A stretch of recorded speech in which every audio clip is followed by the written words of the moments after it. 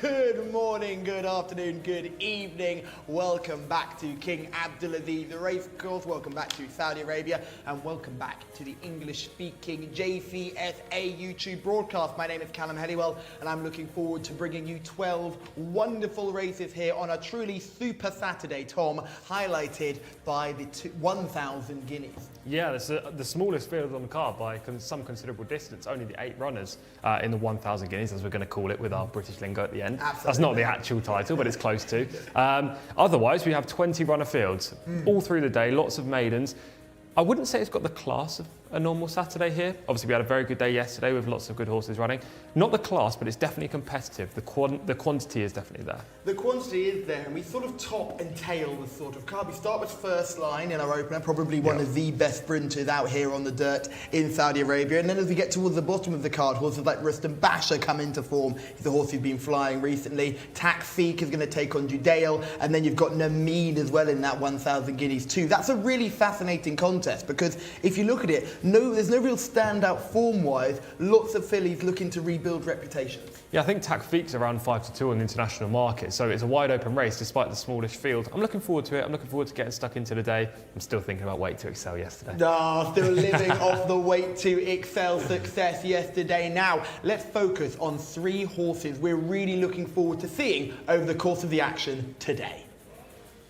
Horse number 1 is First Line. Like we said before, he is one of the top sprinters here in Saudi Arabia, especially on the dirt, and is looking for the 5-timer after 4 very strong successes. He goes in our opener. We follow him up with much later on in the card with Rustam Basha, who was a horse who won the first turf race of the season. He then brought his form back to the dirt, winning last time in an absolute thriller against Sunset and Vine, and we're looking forward to seeing how he gets on in our penultimate contest. And here is Takfik. She's a gorgeous filly who's got a big reputation, but she majorly fluffed her lines last time, and she is on the redemption mission in the 1,000 guineas. Really looking forward to getting all the action underway today, and I can't wait to bring it with you, Tom. I'm really looking forward to it. But we do have one more member of our team who will help find us some winners. It is Mr. John Blance.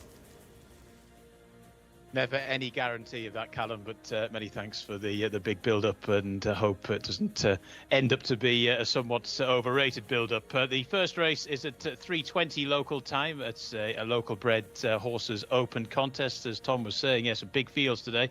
1,200 metres the trip for that first contest. Got a local-bred fillies maiden at 3:45, then an Arabian horses open race at 4:10. That's over the 2,000 metres. 0 to 80 handicap at 4:35, then another Arabian horses race at 5 o'clock over the 1,400. Bit of a maiden race there at 5:25 over the mile. Then a couple of local bred horses maiden races as well. They're both over the 9 furlongs, the 1,800 metres. That takes us through until 6:20 local time. Got a fillies open at 6:50, and then we got the Public Security Department Cup, the mind boggles, at 7:20. Then we've got the Jcsa Cup at 7:50. This is where the big races come in. And then that race the guys were referencing, the BUCA, the Buka 1000 Championship. Looking forward to that. Right, this is our first race on the card. It's underway shortly. There's a bumper field here. 1 non-runner, so one of the reserves does take its chance. Jcsa is horse number 1 in the hands of Adel Al-Faredi. 2 is Al Hashoraya, Camilo Ospina. 3 is Hoot Al Khorain, Fahed Al Faredi. Horse number 4 is Wizam Al Shajar, Mohammed Al Shamari. Horse number 5 is Talik, Tariq Al Mansour. Number 6 is Marut Abdullah Alofi. 7 is Muhammad Mohammed Al Daham. Horse number 8 is Laj Al Fati in the hands of Luis Morales. Moving on to horse number 9, that's Malawa. That's the man of Turkey, Alofi. Number 10 is First Line, Alexis Moreno. Number 11 is Yam Taz, the man of Eddie Castro. Horse number 12 is Parze, Fawas Wanas. Number 13 is Tarabot, Mohammed Al Nasser. Horse number 14 is Mortajay, Mohammed Saeed. Number 15 is Al Bashet, Khaled Al Mimoni. Horse number 16 is Saab, Rayan Al Tuesh. Number 17 is a non-runner. Number 18 is Najam Al Wasil, Abdullah Al Fayrouz. And horse number 19 does run. This is great news. Obayat Al Mohammedia. Ayan Al Tarizi is going to be riding. Let's hope that one doesn't get involved in a driving finish a little bit later on. Anyway, they're in the parade ring. The sun is shining. Let's back to Callum and Tom, who will take us through the runners. Thank you, John. Yes, it's looking forward to a good opening contest here. The full 18 runners go to post with number 19, Bayat Al Muhammadia, getting involved and coming from stall 17. So the reserve probably gutted. They've been stuck with a really wide draw. For sure. It's a matter of luck when you're a reserve to see which horse comes out because you go automatically in that gate. It's a good race. Let's get into a few of the horses. Wisham Al Shajar we're looking at right now. Let's talk about this one. Yeah, he's generally struggled this season. He was defeated in 0 to 70 company over this trip, so shouldn't be able to match these. Salik, number 5. Seemingly runs every week. This is the 22nd start of the campaign. Successful in a non-winners of 3 last time under Tariq Al Mansour, who retains the ride. Number 6 is Mahrout. This is a light campaign for this horse in contrast to Thalik, horse 5. Beaten a fairway last time. I think the trip's too short today. Morma is horse number 7. First run for 12 months for this horse, 2 wins from the 15 starts so far. Yeah, probably going to find it tough in this contest. Lajal Tati is one who's got a big chance here. That's horse number 8, this Dashing Grey. Brings winning form into the race after a victory in a Fillies Open last time up. Comes from off the speed, so we'll need a bit of a pace collapse. That hasn't happened in our first race at all so far this week. No, the pace is usually holding up. Melawa is horse number 9. Yeah, just finds this level too tough. Rated 77, has plenty to find on figures. Horse number 10 is First Line, the one that we're all really looking forward to seeing here. Can he continue his rapid winning streak? Definitely the horse to beat in the race, 4 to 7 on the international market, so very well fancied to win. Extremely speedy, won his last 4, including a cup race last time. This is arguably easier. He could win 5 straight, but that's a very tough feat on these shores. Alex Moreno will go straight to the front if you're on the international favourite. Yes, and that jockey is a jockey in fine form as well. Had a 4-timer yesterday and a double the day before that, so he is cooking on gas. Yamtaz, horse number 11. Third on turf when last seen in January, was beaten a fairway in open company prior to that. Again, I think there are stronger horses in here, First Line, the horse we just covered being one of them. Fazay is horse number 12. Very prolific throughout his career, but he's a 9-year-old now. He hasn't won for 2 years. He's probably a bit regressive. Yeah, so he's probably going to find this tough, but he's a gorgeous individual. Tarabot is horse number 13. Finished second in a similar race 2 starts back. 12th in the Japan Cup last time up, but that's a Group 3 and over 1,600 metres. Back to better conditions, but has some work to do on the ratings. Mortajay is horse number 14. 5th in the Ministry of Media Cup over further, but the previous form suggests he's lacking the speed for this distance.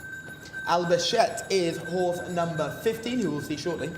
Twice a winner this season. Another horse in here that's probably better suited to longer trips. Yeah, probably. She looks quite light as well, but certainly not really jumping off the page for me. Saab is horse number 16. Hasn't won since a maiden success 2 years ago. Record of just 1 from 18 against far more prolific types today. Clearly just having a little bit of a fright with the camera there, but I'm glad everyone is okay. We're seeing horse number 18, Najim Al Wasil here. Outclassed in this race, only rated 81. There are horses rated in the hundreds. And finally, we've got horse number 19, Bayat Al Muhammadia. Finished 11th in a 0 to 80 handicap last time, not good enough to win. Shamila is in the parade ring. Good afternoon, everybody. Thank you for joining us live on YouTube. As always, it's Saturday, and I'm here to give you my first paddock selection of the day, which is horse number 10 at First Line. Probably a little bit of a easy choice in this race. First on his last 4 starts, very hard to beat him. I did try to look at the other horses who were looking better in the parade ring. However, I think that First Line is just the best looking horse in the lineup. Alex Moreno is having a very good weekend so far as well, and hoping to continue his winning streak. He's just getting legged up there onto First Line now. Really nice looking horse, and I think it would be criminal if I chose anybody but First Line in this first race of the day. However, my second best looking horse in this race is definitely horse number 3, Hoot Al Karain. He was 5th last time at a meeting, 99, and partnered with Fahad Al Faradi. But I mean, just look at First Line, absolutely stunning. Can't choose any horse but this. And as I was saying, I think that Alex Moreno is going to continue his winning streak today. I cannot wait to see race number 11 when he rides Rustam Basha. Thank you, Shamila. Yes, First Line certainly the one they've all got to beat on paper. Great to see the YouTube chat already getting going. George, as per usual, first in, last out. I like George. He's always involved there. He's keen on First Line here as well. He's thinking that as a horse, it could be featured in an accumulator, part of many separate bets he's going to make today, and hopefully First Line gets him off to a good start. Bit tricky midway through the card though, so multiples could be under pressure. Yeah, the middle races, I think from around race 3 all the way to race 9 are very difficult to find winners. I mean, there are a few. But it's what we do. Yeah, it's what we do. It's what we do. The reason why it's difficult to find winners, big fields, largely maidens of horses you don't know are capable of winning, or even horses what that the we've level seen they a are. lot of as well. Exactly. Sometimes the horse is very exposed and Exactly. still haven't managed to get their head in front. However, we have overcome races like this in the past. I remember back to Taif, and there were some meetings where it was pretty bleak in terms of quality, but we managed to get a few winners. So hopefully it's the same case today. I know plenty of people will be on first line in this first race. You know, What he's can we obvious. take him on with though? What can take him on? 4 to 7 seems awfully short. Yeah, well, a horse we haven't actually mentioned yet. We went through basically the whole field. The cameraman kept up with us. It was a beautiful start, I have to say. But Hardest working team in the business, I tell you. but unfortunately, we started on number 4, so we missed the top 3 in the race card. And actually, horse number 1, Jcsa, I think it's very interesting in this race. A lot bigger price in the international market, if that's what you're looking at. Yes, last time up was disappointing, finishing 16th, but that was in the Ministry of Media Cup. There is first line, looking lovely going down to post. Hopefully we'll have a look at him in winning action sooner rather than later as he makes his way down. Quick line, Alex Moreno, who's the man in flying form Yeah, right now. 4 winners yesterday, 2 winners on Thursday. He's absolutely flying of late, and first line will give him a good chance today. This is first line, up the inside. We're just jumping all over each other here. I'm just going to say this is going to help him because he's a horse that likes to be on the speed, and in a race where he's drawn in the middle, he could just burn these off early. Yeah, he could do. He's probably going to burst out and get to the rail. There is some speed inside, but probably not enough to live with first line. Every race he runs, and he seems to be able to get across. This was a nice contest as well. I think the runner-up's Craft in Silk. The third place finisher is a horse trained by Lucas Gaitan called Basul, who's been a little bit disappointing, but was talented earlier. Well, looked talented earlier in the campaign. Let's move on to Jcsa, because this is the horse I was talking about. We'll watch a piece of footage of him, but I'll go through his form as we watch it. Look out for those silks right there when we watch the footage. Finished 16th in the Ministry of Media Cup last time, which isn't what we're seeing here.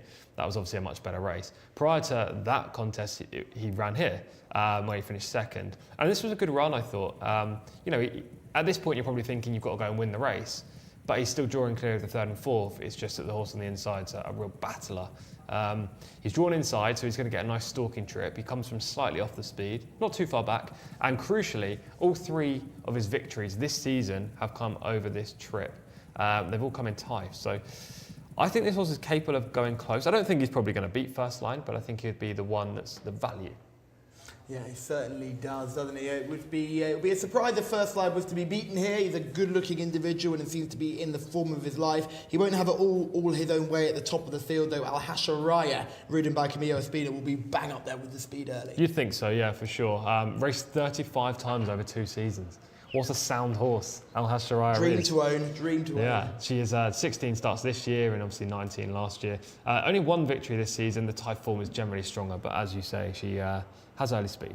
Hoot Al Karaim with a positive for Shamila, horse number 3. Yeah, and another horse with good early season Taif form with wins over 1,200 metres, which must stand this colt in good stead. But since he's come here, I know he won back at meeting 80, but since then he's been a touch disappointing. Only 17th last time, not one that would... 5th last time, sorry, not one that I would really be keen on. Though it's worth saying when 5th last time, the winner of that race was Al Jamani, who subsequently came out and won on Saudi Cup weekend. So the form was given a boost. I just prefer Gaith Al Gaith's other runner in stall 1. Yes, I think it's going to be hard for Hoot Al Karaim to get involved in this race. He tends to use, he's almost in shape like he wants 1,300 metres really as his ideal trip. He'll be coming home late and will be strong, but we'll find this all a bit tough, I think.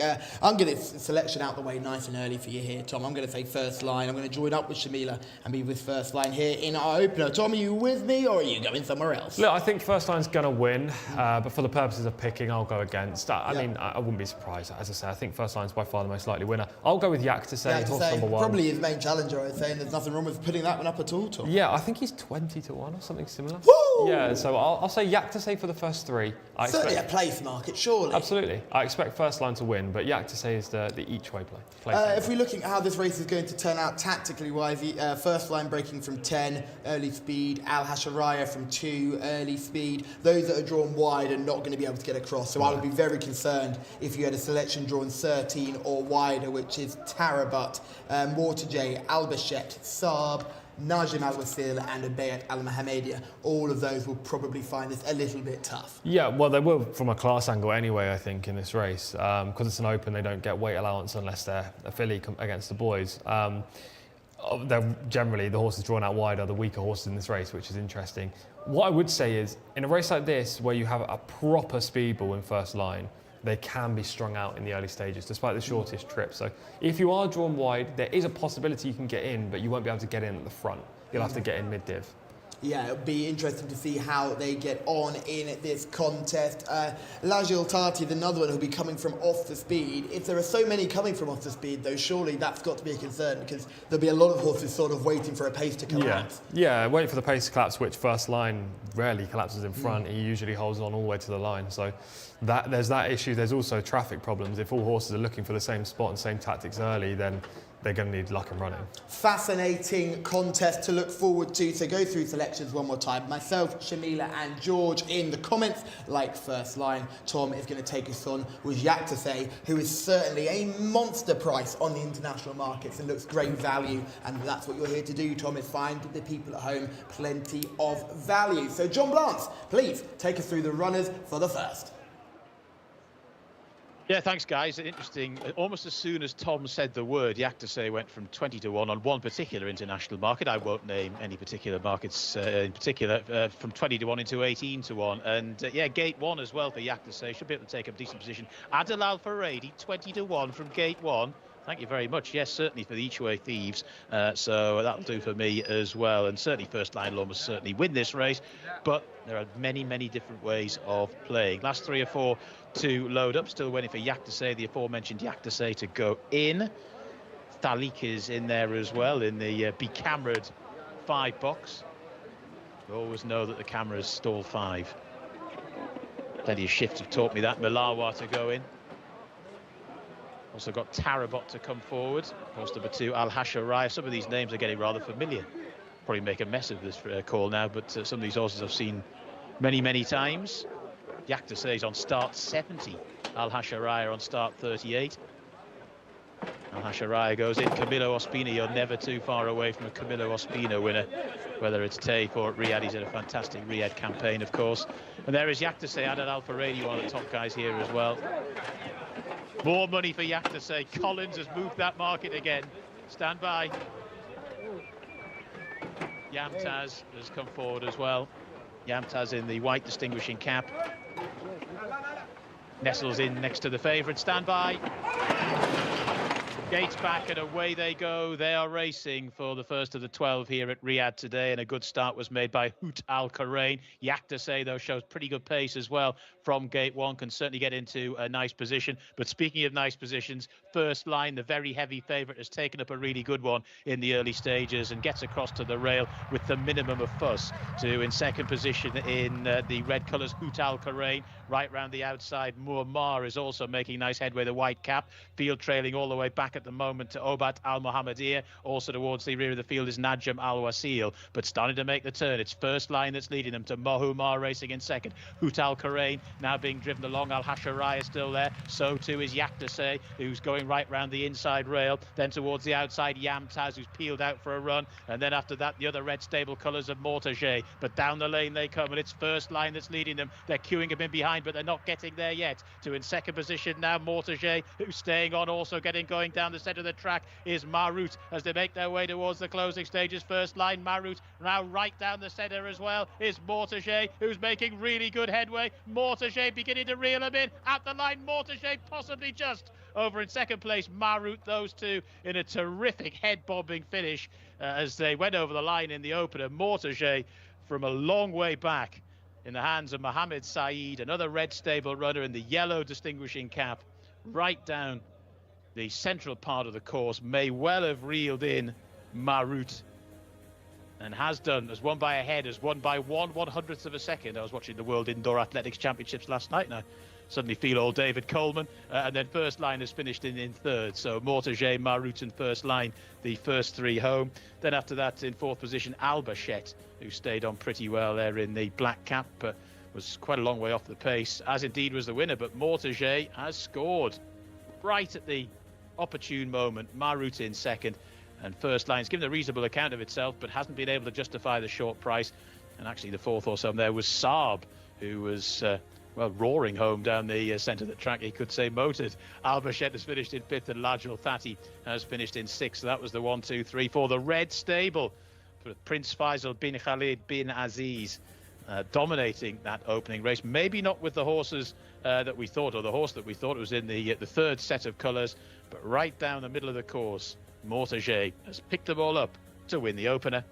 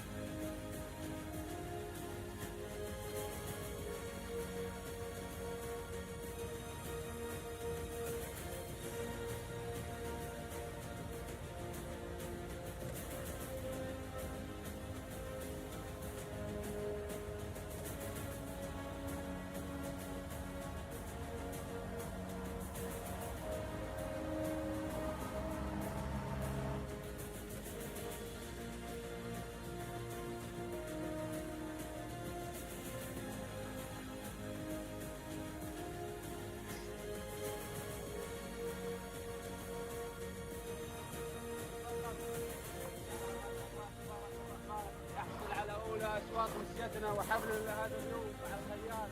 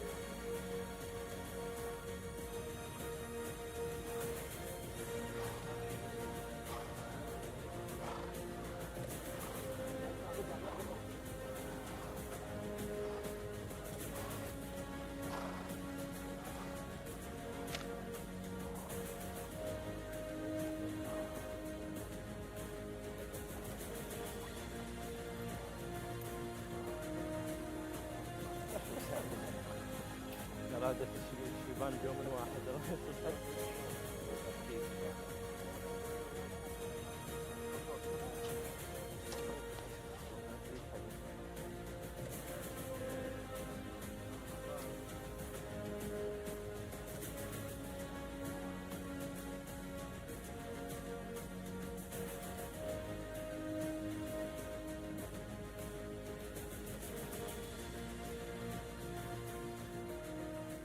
Mohammed Saeed, guys, Mortaget to victory, wide and late in our opening contest, and that is winner number 4 for the season for Mohammed. So congratulations to the Yemeni rider for hitting 4 winners.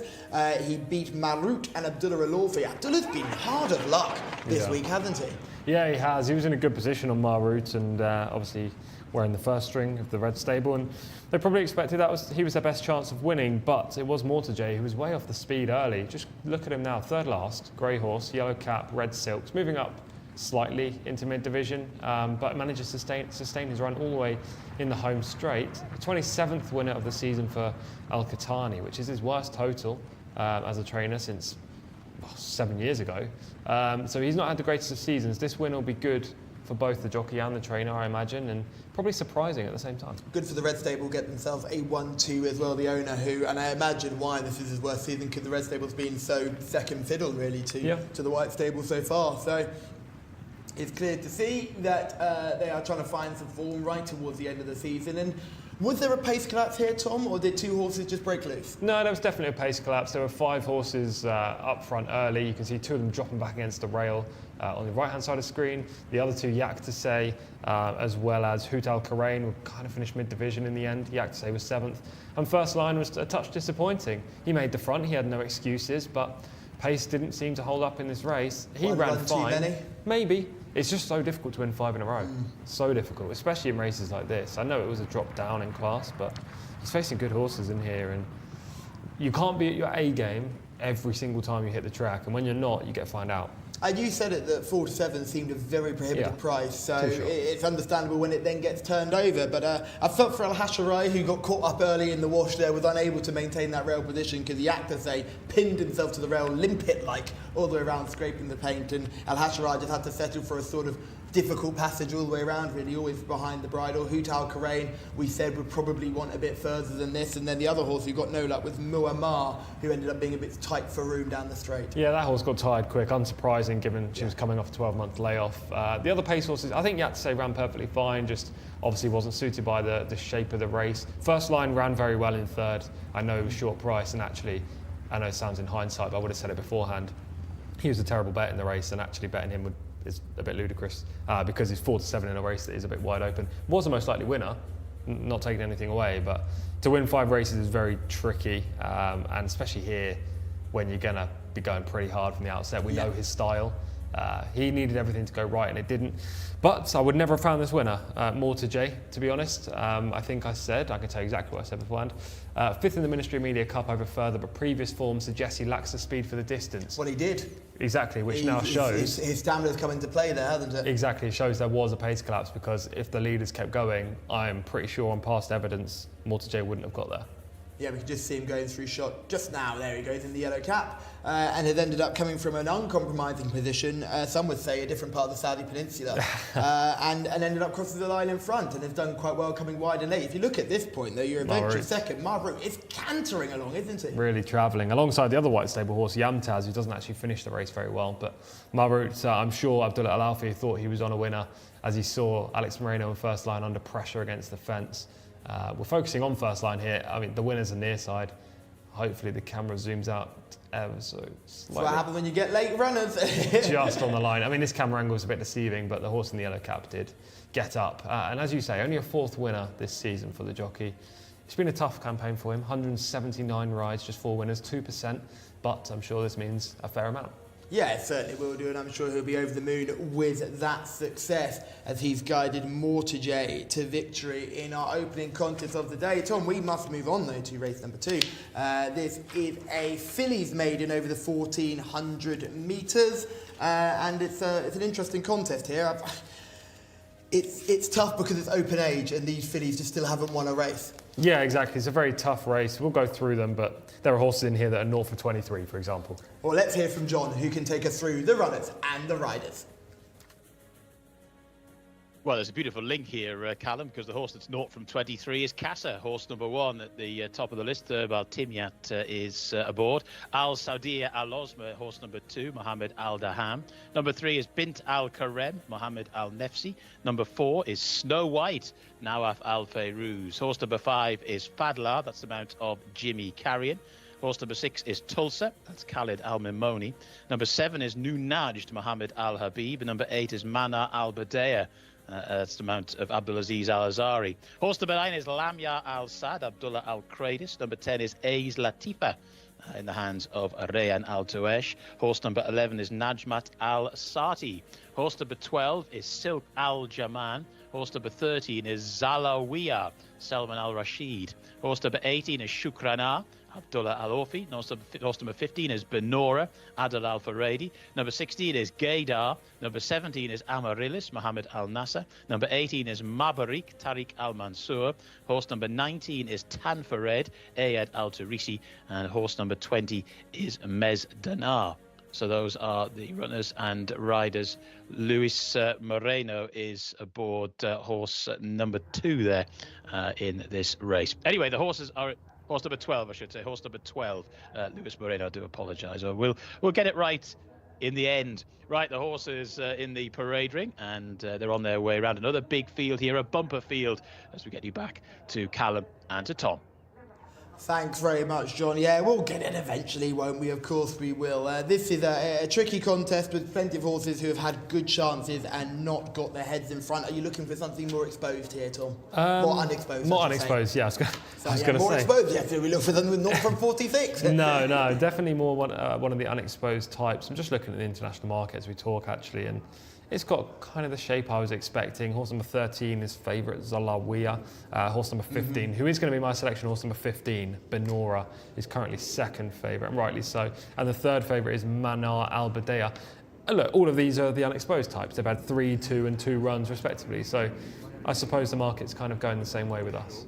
Yeah, I was looking along the same way. I've also put in a positive word for Snow White as well, whose best run came over this trip last season, which is why she's got a more impressive rating than some of the others. Yeah, exactly. The producer just said dwarfs his rivals, which is obviously Snow White. That is shocking. No, I think that's very good. That's one of his better ones. That is shocking, which really sets the standard, really. Wow. That really sets the standard overall. You said it, not me. Actually, I'm still trying to hold on for a job here. That's a good point. Let's talk about some of those horses that you mentioned on your shortlist to start with straight away, because there's a couple of these here who would need an awful lot to go right for them. Manar Al-Badea is horse number 8. Hasn't been seen since the Taif season, but both of her runs at Taif were quite positive, I thought. Yeah, quickly before I talk about her, nice looking horses too, by Bobby's Kitten. And showed nothing on the track, I just thought we should point out a nice looking individual. Horse number 8, yes, lightly raced, represents Leading Connections, Red Stable, and Al-Qatani looking for an early double today. Steps up from the 1200 metres, which probably will help, but hasn't been seen since September, meeting 46. It's a long time ago. Exactly, and that was my concern there, but certainly looked to be going in the right direction when was running back then, but the absence is a concern. Zalawiya, horse number 13, second on the favourite on the international markets. What would be the reason why? I guess the third place finish on the penultimate outing back at meeting 92. That came in January. Definitely one of the best pieces of form on show here, which kind of tells you the level of this maiden. Definitely could win this with improvement, but I didn't like the fact that this filly took a step backwards last time. She was in the championship of the racecourses, though. She was. It was a decent enough contest for her. She's still only rated 64. Yeah. Handicap and nose, don't they? They usually do. And Benora, the horse I hadn't really shortlisted, but explain why you're a big fan. Adele back in the saddle again. You're just the leader of the Adele fan club in races like this, I feel like you have to, because he has the first choice. It's not just Adele, obviously. The fact that this horse last time finished very well into 4th. On debut, finished 16th, showed very little. There's no stepping forward though, isn't it? Yeah, but I like that. That's the main thing. The main angle is the big step forward from first to second run. And actually on debut ran over a lot further than this. I think it was 1,800 metres. So the drop down to 1,400 was clearly in her favour. She's going to be staying on late, Benora, which is why I like her in this race, because pace generally this week hasn't held up. We've had some front runners dictate, but generally the closers have come out on top. Shamila is in the parade ring. Tricky contest this, Shamila. Who's caught your eye? Very tricky contest on and off paper. However, I've whittled it down to just one paddock selection, and it's this filly right here coming up beside me. Horse number 8, Manar Al-Badea, I should say. The Red Stables have already had a winner in our first contest of the day, so they're looking to keep the faith and keep the ball rolling with this beautiful filly here by Frozen Power for the Prince Faisal bin Khalid stables.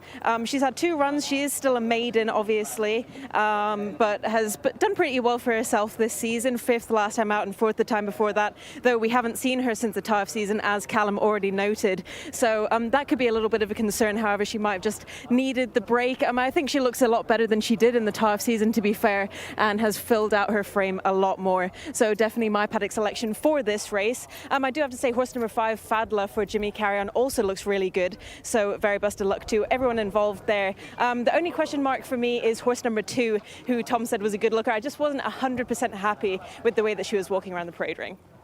Thank you, Shamila. That's why we've got you down there. We can only see what we see on the screen, but I think you're down there in the thick of the action, and you're more often right than you are wrong. So we should always keep you in mind when making your selections. Everyone at home should always remember to keep Shamila's choices in mind. When she gives them a negative, they do tend to run badly. Yeah, for sure. We can only see on the monitor, as you say.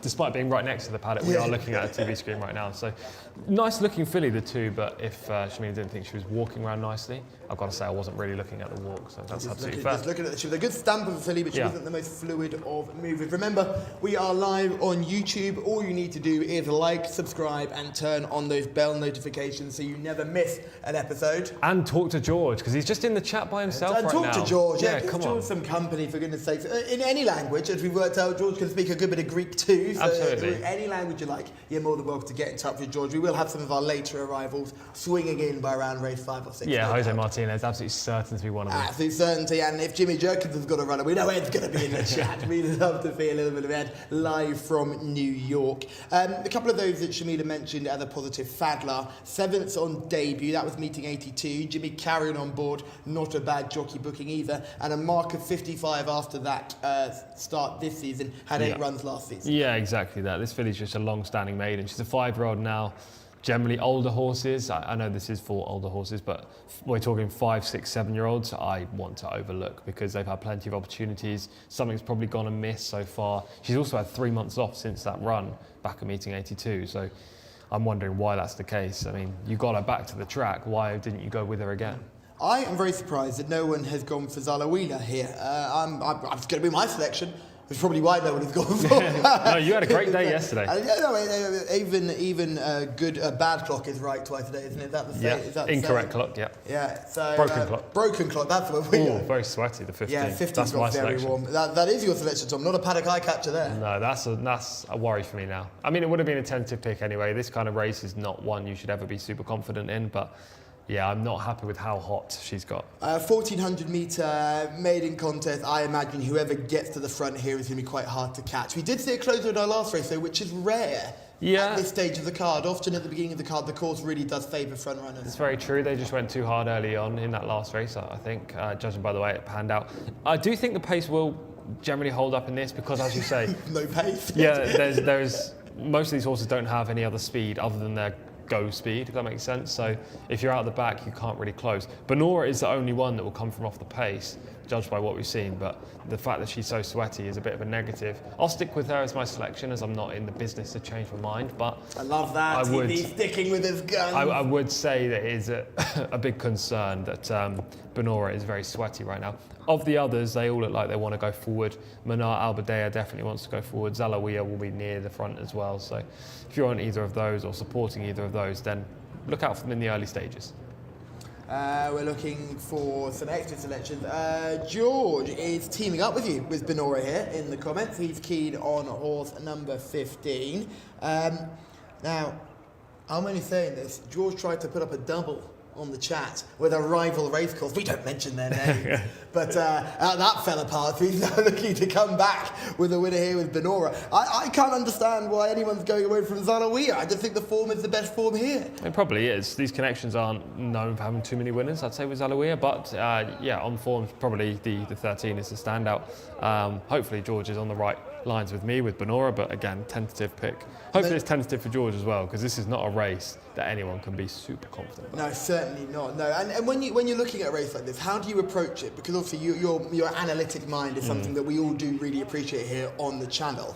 How would you approach a contest like this? I basically try to cross off the horses that haven't shown enough form in a lot of starts. So for example, horse number 1, Jcsa, 7-year-old, 23 starts, recently 12th and 16th in similar maidens. That's an instant no. I wouldn't even watch replays for that horse because it's just highly unlikely she's going to play a part.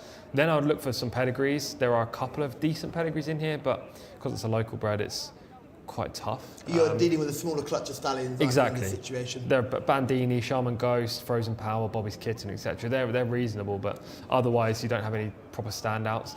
And then I would look at ratings and watch some replays of the horses that quite clearly got options of winning this race. Zalawiya was the first horse I watched. I was disappointed last time, but it was a classier race, as you said. Benora, I was more visually taken by the performance last time, but comes from off the speed. And then the other horse, the red stable horse, Manar Albadea. I watched the replay, but then you've got to factor in the layoff. I think layoffs aren't talked about enough because in the UK you can do it all the time. You can come back off 3 months and it'll be fine. Here, I know it's more than 3 months with the 8 here, but coming from Taif to Riyadh is not only the layoff, but you've got a completely different track. It's a different surface completely. I remember Jimmy Jerkins explaining it really well, and he said Taif is cuppy. You've really got to work to get home in Taif, and some horses thrive in that, and some horses really struggle when they get to a much quicker surface, like we have here in Riyadh. Have you seen one horse, apart from Hala and maybe Al Motahad, have you seen a single horse perform as well here that performed really well at Taif? I think the top class horses can bring their form over. They can, I think sure. Those that perform in the middle struggle. Horse 21 is a runner in this race, by the way. I don't think we covered that. Horse number 20, Mez Danar, is scratched. 21, Zabi Al Sadawi gets into this race.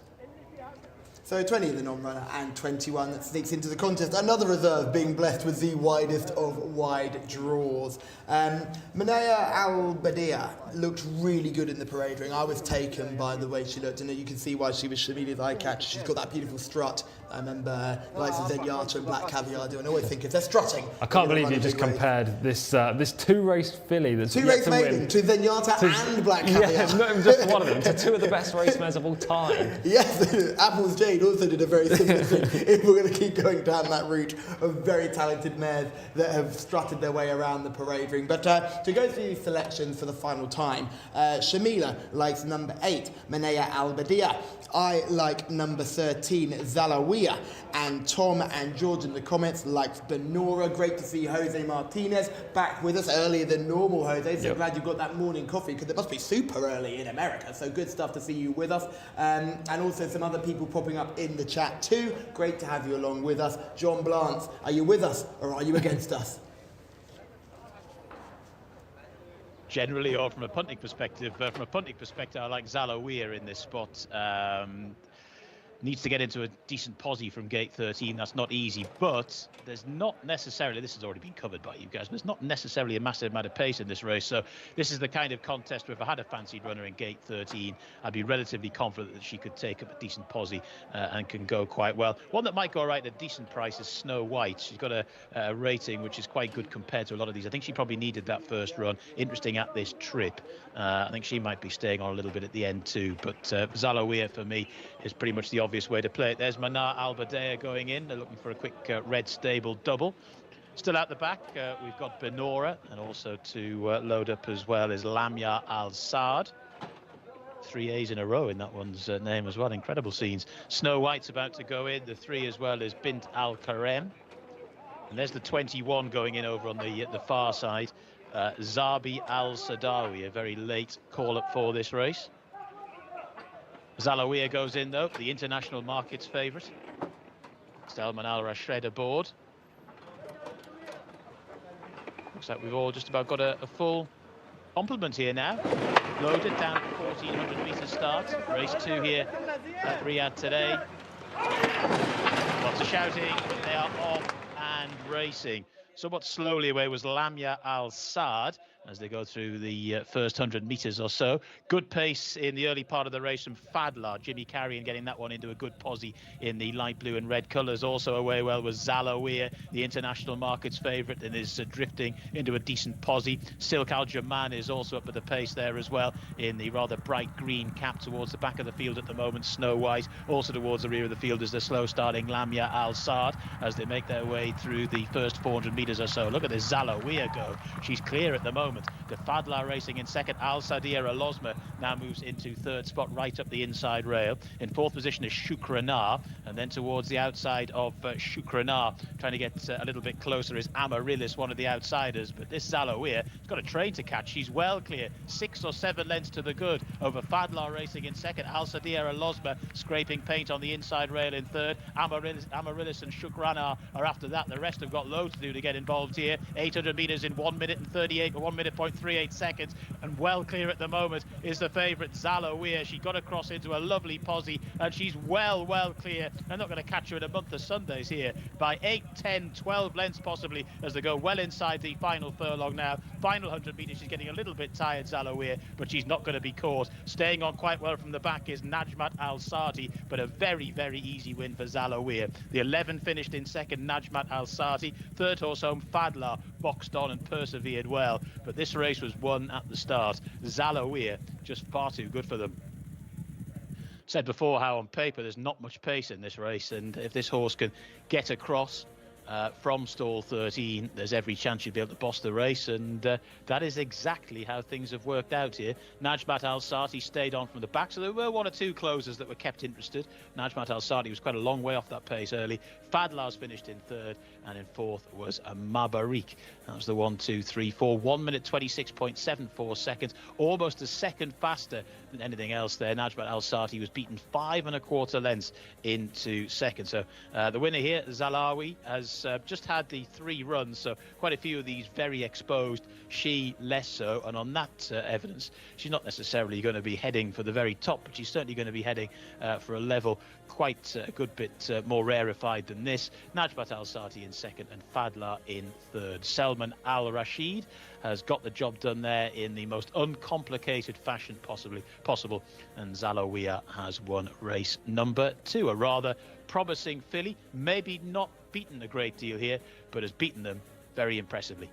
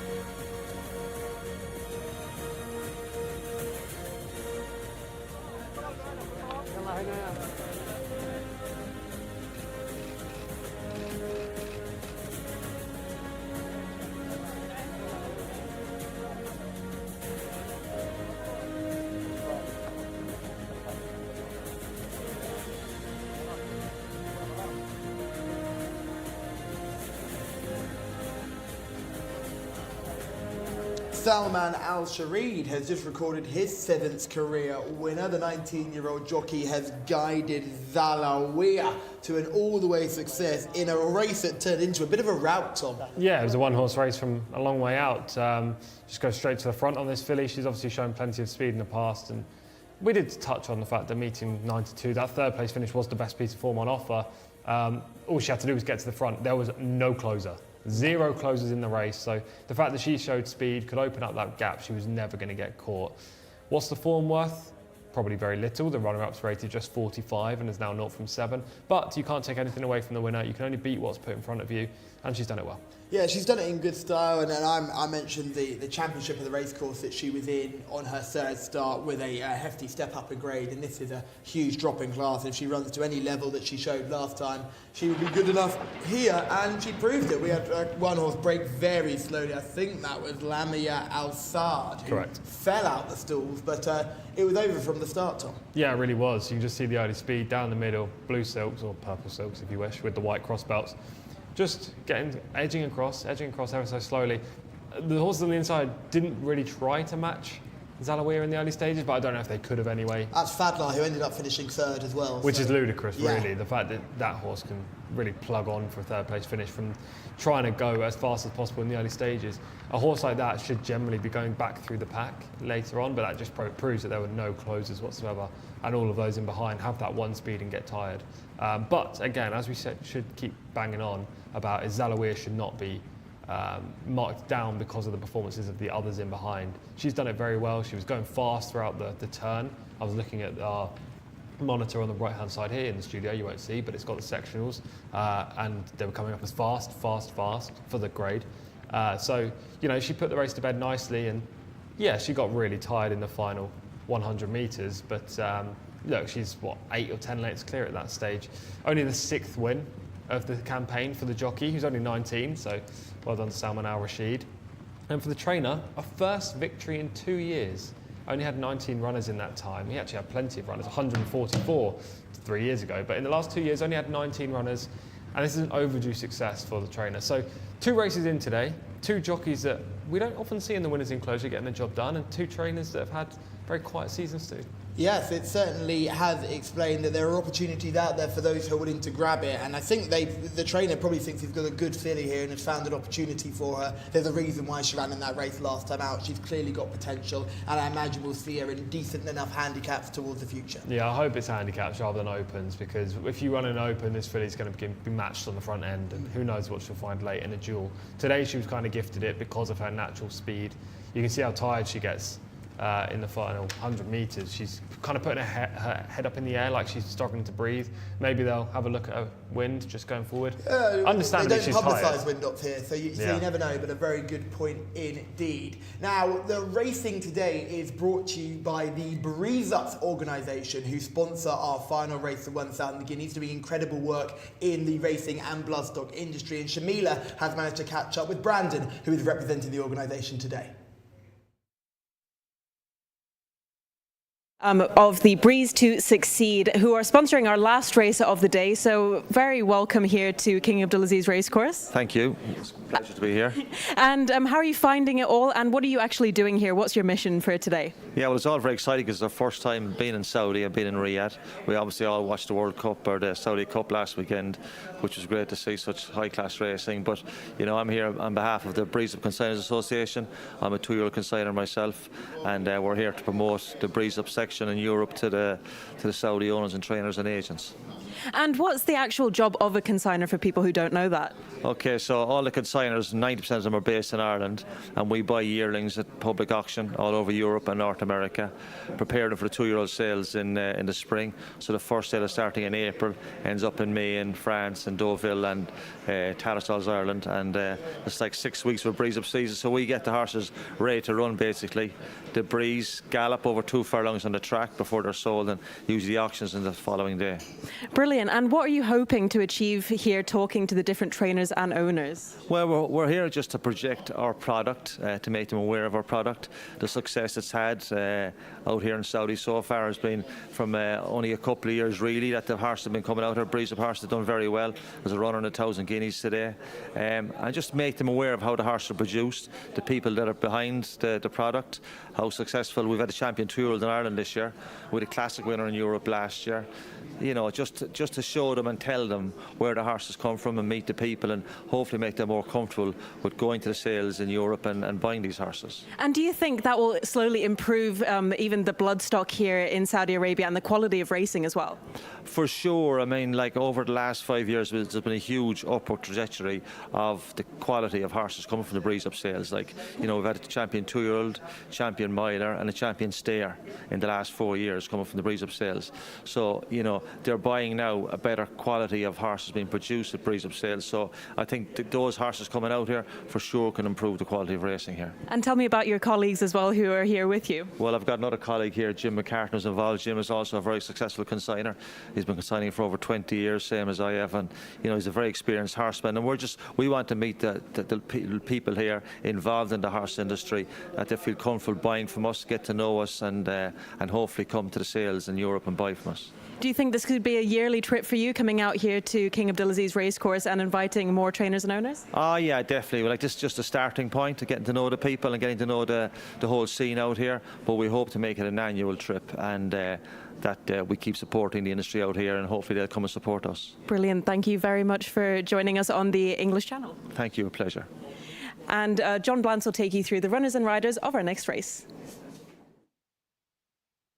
Always a pleasure, Shamila. Thank you very much. Yeah, this is the third on the card. It's an Arabian horses race, one of 2 Arab races today.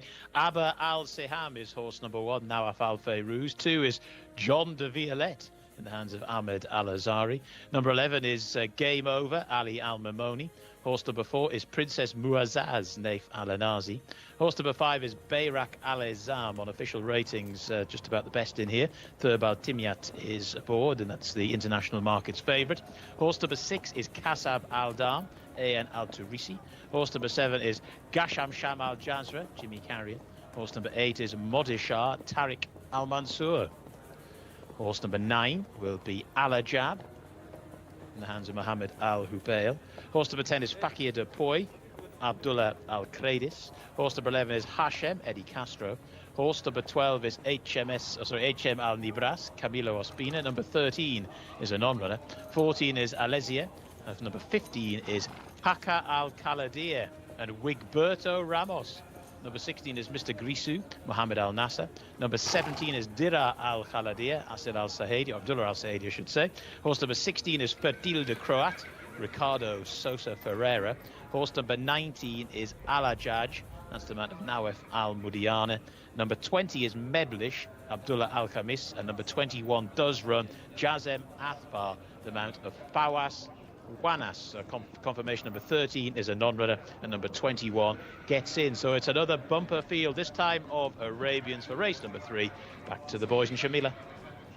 Thank you, John. Yes, a cracking contest this for the purebred Arabians and form that we've seen shown throughout this week. So I think we can start with horse number 1, Aber Al-Saham, who has a very weird running style. He's very upright, doesn't often make it easy for himself, but if there's a pace collapse here, like we saw in the first race, this horse will be thriving. Yeah, he came from way off the speed to power cleared late in a maiden over this course and distance. Won't be near the front early, will probably be last in the early stages. This draw's not ideal, that being said, because he's going to have to negotiate his way from the inside to the outside, but he's an interesting runner. Bayrak Al-Hazam is horse number 5 in this contest, certainly the international favourite, and makes a lot of sense the reason why. I was really impressed with his win last time. The horse who beat him on his previous start was a winner yesterday. It all seems to make sense. Yeah, you stole my analysis, how dare you? Yeah, this is my probably most confident selection on the whole card today, and it's an Arabian race. Bayrak Al-Hizam, highest rated horse in the race, came from off the speed to finish behind Jcsa, the horse you were alluding to, that won yesterday. He really boosted the form yesterday. It was a much better race than this that Jcsa won. And then last time, Bayrak Al-Hizam stepped down in distance and won a cup contest over 1600, being strong late in the day. This looks like a fantastic opportunity to win again. Stepping back up to 2000 will suit.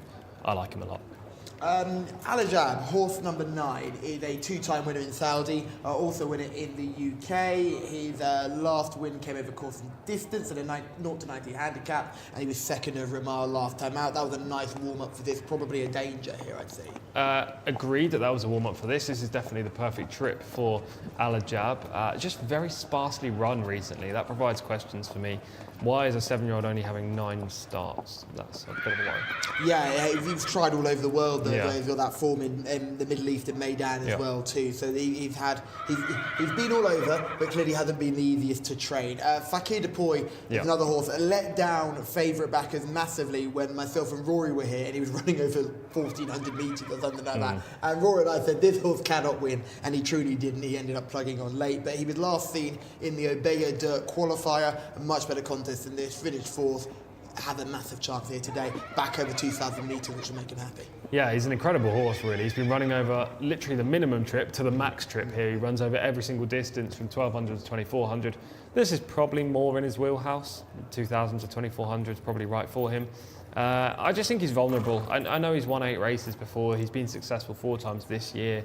But against a horse like Bayrak Al-Hazam, who is more unexposed but has shown a high level of form, I think a 9-year-old like Fakir de Poy is vulnerable from a win perspective. That being said, he's definitely a top 3 candidate. Mr. Grizu is a owner mate of Bayrak Al-Hazam. They're not trained by the same trainer, but seems to be going the right way. I thought he was an interesting candidate, horse number 16. Yeah, French winner, this horse, which is arguably unsurprising considering his sire, Mr. Ginu, was French. Oh, very good French accent there, my friend. Thank you.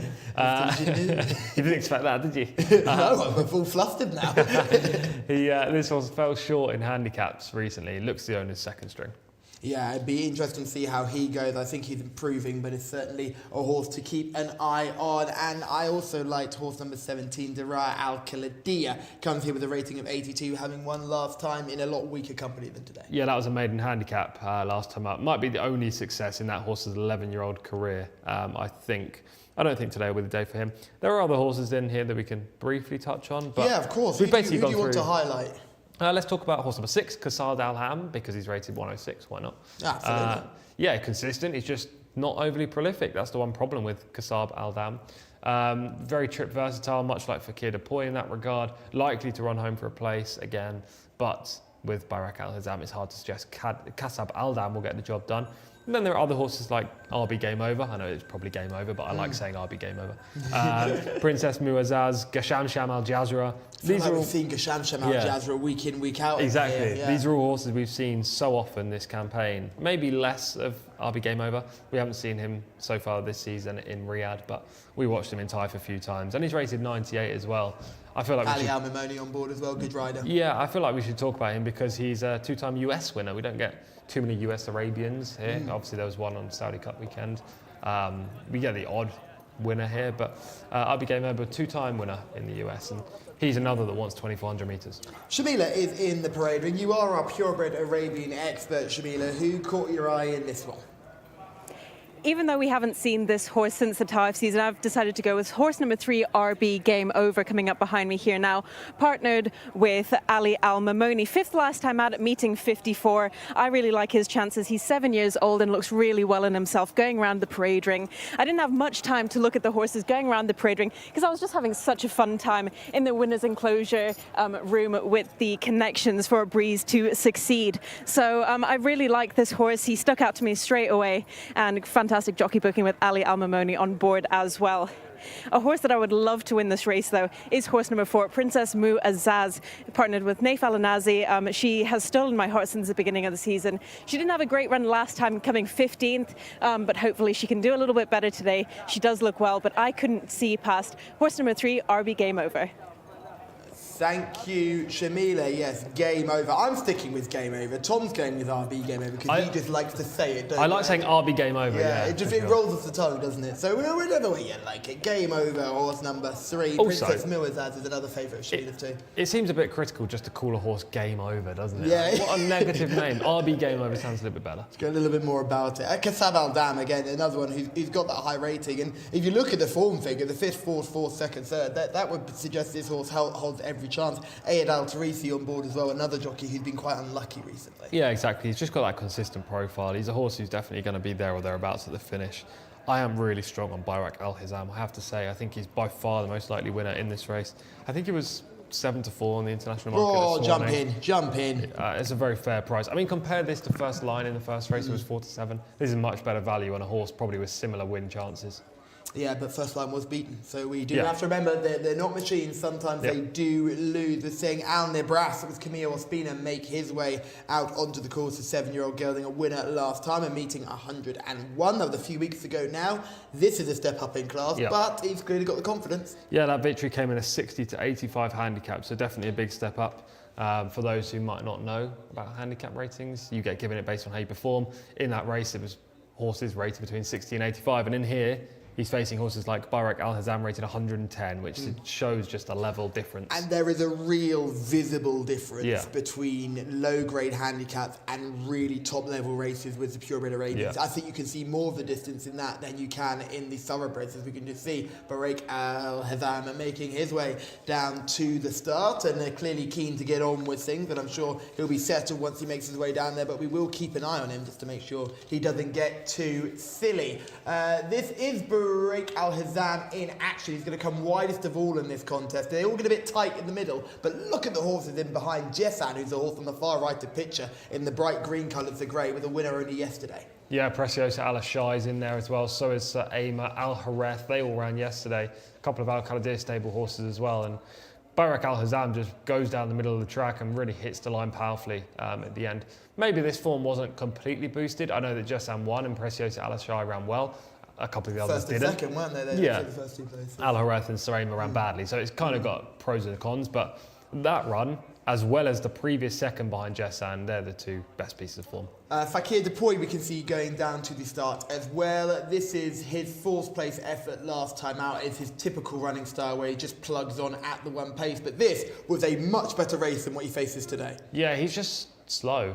He's really slow. The issue is with him, he doesn't have the change of gear, and as you can see, if you've got horses that are quicker up front, we see Durgam Athbar on the outside, winning this race under Alex Moreno. Hamdani Khalid Al-Khalidiyah on the inside. Both of those two horses are in the 110s, so, you know, they're talented. They were running in the Obeya. They were. Big horses. They were. Good animals. But Bayrak Al-Hazam in this race is rated 110 and probably could have run in the Obeya as well. That's the issue. Fakir Depoy was beaten a long way. Yeah, exactly. And we mentioned before, collateral form doesn't mean anything. As we see both horses that we've highlighted sizing each other up here at the beginning of the race as they make their way down to the start for our third contest of the day. This race is over 2,000 metres. It's a long way home for these horses. Is there anything that you're going to suggest tactics-wise in this? Is it going to be go to the front or hold back? We know Bayrak Al-Hazam doesn't like to make all. I would say Bayrak Al-Hazam will be out the back or mid. So will Fakir Depoy. Suddenly you're thinking, who is going to make the running here? I will revise what I say there. Bayrak Al-Hazam will be mid-division. Fakir Depoy will be out the back. The pace, I don't really care where it comes from, if I'm being honest. I know that's not your question, but in my opinion, with my selection being Bayrak Al-Hazam, I don't think there's any horse in here that can go fast and then maintain their position and hold off the closers. I think the closers are going to come through and win this race because of the distance, because it's an Arabian horse contest, and also because there's such disparity between those with the high ratings, Bayrak Al-Hazam, Kasab Al-Dam, Fakir Depoy, and the rest of the field who just look overmatched in this field, that I think that the three main players are going to be first, second and third. And that being said, I think Bayrak Al-Hazam is out by himself at the top. Is there a chance that something sort of sneaks into a good position because they've been more prominently ridden and they sort of, we know the course is supposedly suiting front runners at this time? Yeah, maybe. I will counteract that by saying if this was a thoroughbred race, completely yes. Arabian race, I don't think so. I think position is less important in Arabian races because it's about ability and whether they want to win or not. There's a lot more to think about rather than... Look at Jcsa as well, and this is the other thing about taking a really short price. We saw Jcsa win well last time out. We saw him throwing an absolute stinker before, and we saw the footage of that, where he was also a short price. So suddenly, they do have the habit of just sticking in one bad run that can be just unexplained. And if you're willing to take the 74, good for you, and take it, I would, because I think it's a good value price. But don't be surprised if this horse runs no race at all. Yeah, I mean, it's eminently possible with Arabian, so that happens. There are 2 or 3 exceptions, like Asfan Al-Khalidiyah, Tilal Al-Khalidiyah, albeit that horse did get beaten earlier in this year by Vizier, I think it was. So even the best of the best get beaten Arabian horses, apart from Asfan, who was the best in the world, in my opinion. But with these slightly lower grade horses, absolutely, they can run a bad race. I hope it's not today for Bayrak Al-Hazam because this is the perfect opportunity, but we've seen it before. So there's never really a bomb-proof Arabian when it comes to betting, aside from Asfan Al-Khalidiyah, in my opinion. Yeah, what a horse he is. What a horse he is. Joey Martinez is in the chat. I enjoy watching you guys. We'll be seeing you over there pretty soon. Well, you have to wait till TIFE to see us, Joey, because we will be heading back home after today, and there will be 2 far better presenters and analysts coming to take over for the last 2 weeks of the season. Shamila will be staying here. I think she'll be very relieved to see the back of you and I. I think we annoyed her into getting rid of us at this point. Rory must have paid you to say all that. I'm sure he has. No, it'll be good to have Rory back here as well. One of a real talented form analyst as well, just like yourself, Tom. So we're very lucky to have the both of you finding plenty of winners throughout the day. But they are starting to load here, so let's talk about selections. Bayrak Al-Hazam will be the selection of you and myself. Shamila likes game over, and John Blanche can take us through this contest. Thank you very much. Yeah, I'm a Bayrak Al-Hazam man as well. Obviously on ratings, not the obvious best. There are 1 or 2 others that are rated in the hundreds here, or the high 90s. But in terms of the fact that this horse comes into the race in good form, it's got a nice draw as well. I think we'll get into a pretty good position just off the speeder on mid-div, as Tom was saying. I think it'll be difficult to hold out. Speaking of names we like, Tom likes his RB game over. I'm a big fan of Gasham Sham Al Jazra. What a belter that will be in the closing stages if that one is involved. And there's actually on the international market, it's only an 8-to-1 chance. So there's a chance that he could be there or thereabouts, old Gasham Sham. Anyway, this is Abdullah Al-Siham to come forward. next to go in is RB Game Over. I'm going to go with RB Game Over. It could be either, but essentially, you know which horse I'm talking about. Jean de Violette to come forward. Again, they're going in so quickly. It's an absolute, so refreshing to see this in Saudi. Al Nibras to go in as well. Mr. Grisou. Horse number 19 is Al Ajaj. 2 to go. Fertile de Croat. And also Princess Muazzaz. Princess Muazzaz is in. All present and correct. Never seen 20 horses loaded as quickly as that. Stand by. Gates back and away they go. They are racing. A rather tardy start there from one of them. Looks like Mr. Grisou as they make their way through the early part of the contest. In fact, the slow starter was Hashem, but the leader in the early stage is showing really good pace. Is Game Over. RB Game Over, the leader. In second position, Jean de Violette. So those two with inside draws are both trying to take good use of them at the moment. Also prominent is Al Nibras in the black jacket, and then towards the outside, trying to get into a more prominent position is Dira Al Khaladia. Also there is Mr. Grisou, who's now in mid-division. Gasham Sham Al Jazra is getting into a nice posse as well. The 7 horse towards the rear of the field at the moment. Hashem, and also towards the back is Fertile de Croat. So they're making their way through the first 400 metres or so. And the lead is with RB Game Over. RB Game Over, the leader. In second position, Jean de Violette. HM Al Nibras is racing in third. Then towards the outside, Mr. Grisou is in fourth position. Getting a little bit closer now, Gasham Sham Al Jazra. Looking for Bayrak Al Izam. That was quite a long way back in the run at the moment. Got quite a few of these to pass the jolly old favourite. Might be able to do so, but quite a stiff task from there. So they make their way towards the end of the back straight, and it's RB Game Over. Jean de Violette has now been passed by Al Nibras. Mr. Grisou is towards the outside. Just picking them off a little bit now is Gasham Sham Al Jabra, who's getting that little bit closer. Princess Muazzaz is also getting into a good posse as well, but RB Game Over is still well clear here as they make this long sweeping turn to Al Nibras in second. Mr. Grisou is now being driven along. Then Gasham Sham Al Azbra is trying to get a little bit closer, but it's RB Game Over by 6 or 7 lengths to Al Nibras, who's racing in second. Then in third position, Gasham Sham Al Jazra as they make the swing for home. And then Kasab Aldam is one that's coming into it from the back. Favourite still got loads to do here as they make their way towards the final furlong. Getting a little bit tired out in front. RB Game Over. Kasab Aldam looks the big threat now from the back of the field. The 6, who's absolutely devouring the ground down the centre of the track. RB Game Over. Kasab Aldam, Game Over, is very, very tired. Kasab Aldam is picking him off in the closing stages and racing up towards the line. Game Over. Kasab Aldam has won it. RB Game Over has finished in second. Third or so was Fakir Dupoy, who's plodded on there for the bronze medal. And Hashem, from a different part of the Arabian Peninsula, has finished in fourth. Kasab Aldam, Ayan Al Turisi, has come from off the back of the speed there. You could see a spectacular curling up in the closing stages there. Capitulation from Game Over, who showed really good early pace, but couldn't quite sustain it to the line. Not always finding extra gears, some of these Arabian horses. Obviously plenty of gears to show that early speed. Game Over, but in the end was a very, very tired Arabian horse, and Kasab Aldam has picked him up in the closing stages. RB Game Over in second. Fakir Dupoy, Tom was saying this horse is pretty one pace, but that one pace has been enough to nick third, and the fourth horse home was Hashem. Gasham Sham Al Jazra has finished in fifth, and Bayrak Al Izam, somewhat disappointing international markets favourite there, was a long way out of his ground, but has stayed on okay to finish in sixth, but was just too far back in the early stages of that race. Kasab Aldam has now won 4 from 20 in all, had been in pretty consistent form coming into this. Not a consistent winner, but a consistent performer, has had things set up for him nicely here, and has scored in race number 3.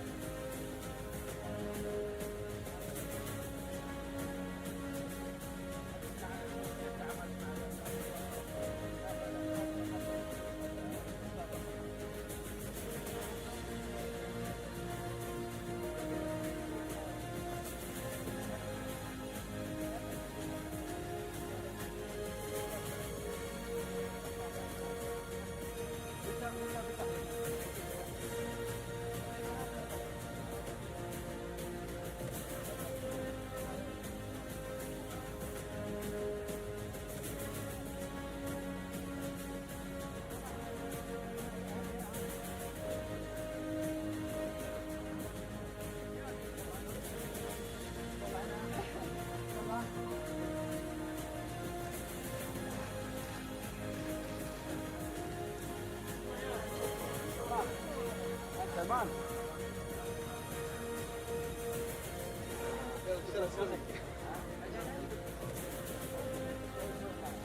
Ayad Al Tarisi has landed race 3 aboard Kasab Al Dam, which gives George in the comments a winner. Congratulations, George. Well done to you, that man. Kasab Al Dam. We said it before, Tom. It's a race for all the horses who were prominent in the market, wanted to come from off the speed. Yeah. Could something just make hold and run away from them? And Game Over nearly did, despite the fact he wanted no part of winning that race. Well, I knew he was going to curl up. That's the thing. I knew all these pace horses didn't want to run the distance at the speed that they were going to go. So the angle was there. Game Over actually ran really well, though. Oh, he did. First time up in Riyadh. Look, I don't trust him as far as I could throw him. He puts his head up in the air. You can see now. Far right, he doesn't want to win. Far right of your shot, he's barely galloping out. His head is right up in the air. He has a look in a minute to his right, and he was always vulnerable to a closer. I thought that closer was, well, I was pretty confident the closer was going to be Barek Al-Hizam. Didn't love the ride on that one. We'll talk about him more when we see the full race replay. But one of the 3 horses that, we basically narrowed it down to 3 horses. Kasab Al-Dam ended up winning. Fakir the Boy, who was 3rd, and Barek Al-Hizam, who was a bit disappointing in 6th. I think we shortlisted the right horses, but let's watch Barek Al-Hizam from the start. Breaks actually in front to the grey towards the bottom, and is now 2nd last. Look at the horse who fell out the stalls, though, Hesham. Yeah. He finishes 4th. Yeah, he does. We followed Hesham. Literally, the 4th place horse fell out the gate and still finished miles in front of where we were. Tom, explain what happens to the international favourite here. Yeah, Barek Al-Hizam 2nd last. You can just see the black cap. The cap actually fell off the jockey Thurb Altimiat. So he's got a black cap, not a red cap. Grey horse at the bottom of your screen, white silks, about to move into 3rd last. Now, I like the move at this point of the race. He's just passed Abba Al-Saham, who's another who wants to come from off the pace. Absolutely, yeah. That move allows him to grab the rail. And right now, he is tracking the eventual winner, Kasab Al-Dam, who's in the green, just in front, 2 lengths in front at this stage. Fakir the Boy's there, just ahead of them as well. Precisely. So from this point onwards, Barek Al-Hizam should follow through Kasab Al-Dam. I don't know if we're going to be taking the drone shot throughout. I think we'll take the drone shot the whole way. I think we will get a lovely drone shot all the way around. We're looking at the grey horse, bottom right of your screen. That was the international favourite. Keep an eye on the horse with the jockey wearing green silks in front, around 2 to 3 lengths in front. That's the horse he should target. Now, Hesham's just gone for that gap there, and this is where Thurb just has to go under pressure. He's asked to get there because Hesham was going to pressure him on the outside. And he really quickens up, and now he's within a length of the eventual winner, up the inside. Now, there's a horse coming back in his face, and now he follows directly where the winner is. But look, he goes 4 wide, 5 wide, and going around the turn, if you're losing so much ground... He goes even wider. He's not done yet. Look, wait for it. Here we go. He's going to go 6 wide off the turn. And look, Kasab Al-Dam finds that split right up the inside, just 2 off the rail, saves so much ground. Meanwhile, the international favourite, Barek Al-Hizam, has not only lost 2 lengths in the manoeuvre, he's lost so much energy by going right rather than forwards. Momentum is always key with these purebred Arabians as well. Momentum has gone. All of his energy's gone. By this point, he's empty. Meanwhile, Kasab Al-Dam saved all the ground, didn't have to push up through any gaps, and is full. And he was able to run down Game Over, while Barek Al-Hizam was struggling because he was just ridden very inefficiently. And look at Game Over here in front. He's nearly, despite him not wanting to win at all, has nearly ended up falling in to win this race. Because at the end of the day, everything that was involved in the finish within the back half of the field off a strong pace over 2,000 metres. So they did close, but they didn't close in time. Fakir Depoy's rated in the what? He's rated 109, Fakir Depoy. He couldn't get anywhere near Game Over, who's rated 98. He's £10 inferior, technically. Yeah, the issue with Fakir Depoy is that he's so one-paced. He needs 2,400 metres because no matter who's in front, you could have a 50 rated Arabian horse in front. As long as they've got some early speed, he's going to be outpaced in the race. Look, he would obviously run down a 50 rated horse because he stays well. We're talking about the horse in red with the red blinkers on the outside. He eventually stays home for 3rd. He stays well, but he just can't live with horses in the middle part. So a horse like Game Over, who has that speed and can break up a field, gets him in serious trouble. It also gets Kasab Al-Dam in trouble, but he was just given such a good ride today by Ayad Al Tarisi that it made no difference in the end. Yeah, and if you watch it, the jockey aboard Game Over, Ali Al-Mamoni, has nearly ridden them all to sleep and has just been touched off late on Very good performance from our winner and a very good ride. And if you were with the international favourite, you can come up from behind your sofa now. It's over. We go again in the next contest. It was just very disappointing to see that, because we were calling it as we were watching. We were thinking in a fine position, and that's okay. He was clearly had the turn of pace to fill that gap ahead of Hesham. But then to go 6 horses wide around the final bend on a purebred Arabian, you struggle to do that on a thoroughbred. Yeah, this is the major problem. And to be fair, in most jurisdictions, and if John Blance, who is commentating for us today, hopefully he's still listening right now, if he was sat in your chair, like at Sky Sports Racing back home, he would be saying, in Hong Kong, if a jockey did that, they would not be riding in the next race. I promise you that's what he would say. Let's go to John now. Take us through the runners and riders for the next. And is that right? Would the jockey not be riding in the next race after a ride like that? Well, 5 or 6 wide round a bend, yeah, he'd struggle to get out of Happy Valley alive, but there we go. Tom, poor lad, he's worked with me far too often, and he knows all the horrible old cliches and rants and monologues. Right, this is the 4th race on the card. It's a 0-80 handicap. Giwant, Abdullah Al Hussein is horse number 1. 2 is Hadab, Abdullah Al Fayrouz. 3 is Adal, Thurb Al Timyat. 4 is Trancaferro, Luis Morales. 5 is Thekati, Naif Al Anazi. 6 is Norton Thorpe Boy, Mohammed Al Nasser. 7 is Umseya, Mohammed Al Daham. 8 is Mozhil, Rakan Al Ubaid. 9 is Yoshka, Mohammed Saeed. 10 is Gambi Veloci, that's the man of Abdullah Al Ajmi. Number 11 is Mojazal, Tariq Al Mansour. Horse number 12 is Al Muraib, that's the mount of Rayan Al Tuesh. Number 13 is Jack Redcloud, Abdulaziz Al Musa. Number 14 is Hezam, that's the mount of Abdullah Alofi. Number 15, High Accolade, that's Abdullah Al Saidi. Horse number 16 is Bottle Rocket Man, Alexis Moreno rides that one. Horse number 17 is Emirates Knight, Ricardo Sosa Ferreira. Horse number 18 is Prism. Horse number 19 is White Feathers Fall. That's the mount of Ahmed Al-Azari. And horse number 20 is Indemnify, the mount of Asil Al-Sahani. All 20 stand their ground here. No non-runners, no reserves required. The horses are in the parade ring. The sun continues to shine here in Riyadh. And we can get back to the boys in the studio.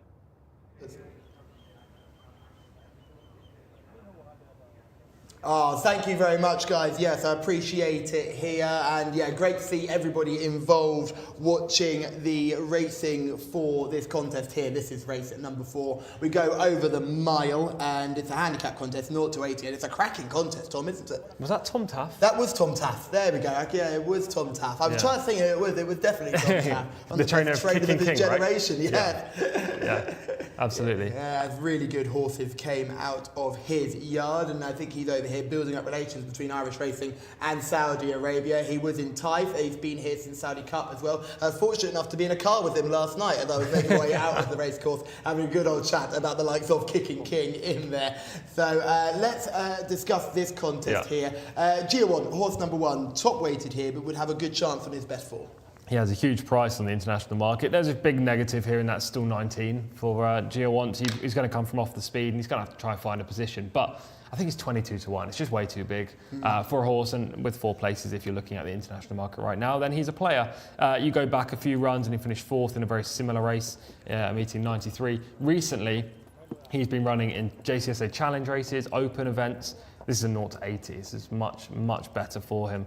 I don't love the jockey booking. I think he's had better riders in the past, but we'll see how he gets on. Hopefully he stays on well. Yeah, Abdullah Al Hussein doing the steering today. Hadaba is horse number 2. He's been in great form recently, finishing a close second over course and distance in open company on penultimate start, and I saw he was an even closer third over 1,400 metres last time out in a race where Groom cantered all over the field. It was a very good performance from the winner, but he caught the eye in third. Yeah, he has a chance of rectifying a couple of recent placed efforts. He's got a very good option of winning this race, and he should be one of many horses on your shortlist. Shamila is in the parade ring. Good race here, Shamila. It's a handicap. There's plenty of horses with plenty of good form. Who caught your eye on looks? I didn't have to look too far for my fourth paddock selection of the day. It's horse number 2, Hadib, rated 80 for Abdullah Al Manif, trained by Abdullah Al Manif and ridden by Abdullah Al Fayrouz. Third last time out at meeting, 97. A really nicely well put together horse. So he is a 4-year-old colt by McCracken. Really nice looker. I absolutely loved him going around here. I think he looks primed and perfect for this race. And of course, I would love a winner for Abdullah Al Manif. I think he is a fantastic trainer. He hasn't had much luck during the Riyadh season, but he has some really nice horses on his hands, so very best of luck to him with that one. I also liked horse number 13, Red Jack Red Cloud even, and horse number 19 as well, White Feathers Fall. I was going to choose White Feathers Fall as my paddock selection. He was definitely up there, but I switched last minute to horse number 2, jumping out of stall number 6. Okay. Thanks, Shamida. Yes, Hadaba is your paddock pick, and you can understand why it looked really good in the prelims. Who do you like in this one, Tom? There's plenty that would make a shortlist. I'm going to put G1 up as my selection, one of the 2 horses we've talked about so far. Yeah, I don't think he's probably the most likely winner, but I think he'll run home well and hopefully get in the first 4. Let's talk about a couple of the others though. Ardal, horse number 3, is interesting on the back of what I would describe as a pretty disappointing run, but it was in a 2400 metre cup race. This is a 1600 metre 0 to 80 handicap, so completely different contest. I think he'll be suited by the switching conditions. He's got wins over 1400, 1600 and 2000 metres as well, so he's very versatile with trip. Moz Hill, horse number 8, was one that caught my eye. 4 of his last 5 runs have been in championship or cup races. So this is a big drop in class. You'd just be slightly concerned about the run last time out, which there were less excuses for. Yeah, I think I'm more concerned about the fact he hasn't won for 3 years. That is a big worry. I would do it as well, that would be a concern. That is a big worry for me. We've skipped over a few. I'm just going to give you a brief line rather than probably going into detail. Horse number 4 is interesting, Trancafero. Not because I think he's got a good chance of winning, but because he was a 5-time winner in Argentina. Oh, there you go. We haven't seen too many Argentinian winners over here, and he's actually Uruguayan bred. An interesting horse. Norton Thought Boy as well, because he was prolific in the UK. Again, not prolific over here so far, but just horses to mention because of interesting factors. Yeah, and Sekati is going to get the weight advantage as well because she's got the female weight advantage there. She's been out of form after showing some promise earlier on in the Riyadh season, but it's all gone downhill from her. Messiah with another positive for Shamila. Yoshka, horse number 9, worth a mention. Yeah, plenty of winnable opportunities this season for this horse, and just... In fact, still be my selection this one. Really? Just struggles to get the head in front. It's my one concern. He's had chances. But look at the form of his last race. Al-Jamani, winner on Saudi Cup weekend. Escando, who ran a mighty race to finish second yesterday. I just think the form, the last 2 races he's bumped into Al-Jamani in both times. Finished 3rd on penultimate start and 6th last time out. He came from a mile back to finish 6th last time out. I imagine he'll be more up there with the pace this time. He will be the selection of Callum Helliwell for this one. I wish you the best of luck. However, he's 1 from 17. That's what puts me off. Concern. It's a big concern. Yoshka, number 9, is going to be where I'm going. Gambe Veloci is a horse who's had the 3 starts in Saudi Arabia so far. His 2 wins came overseas. Any clearer on that one's chances today? The 2 wins came in Ireland. Just doesn't seem to love the dirt track here. It will take time to adjust. Some of them, I think the horses that come from Europe, I often give them a year. Some of them are, for Palermo, the pure prime example, Sail on Silverbird, both horses who adjusted very quickly, but most horses I'm willing to give a season. Yeah, potentially. It is so tough. Mojazal is another horse we'll be looking at here. This is horse number 11, jumping out of stall 13, with a run of consistent performances have now been met by a less consistent effort. Yeah, he's just 1 from 24, been on a losing drought of 2 years and 16 races now. So I don't like him. I also don't like horse number 12, Al Muraib. Well bred, but hasn't done much this season. Yeah, you'd imagine he'd want turf, wouldn't you, the Bari out of Lava Flow. Jack Red Cloud is one that certainly has to be on a shortlist. Yeah, another ex-Irish runner in here, 0 from 2 in Saudi Arabia, but a good run when 2nd last time up. Yeah, Hadba is the one we're going to focus on initially. Let's see that horse in action. Adel Al Farouz on board today.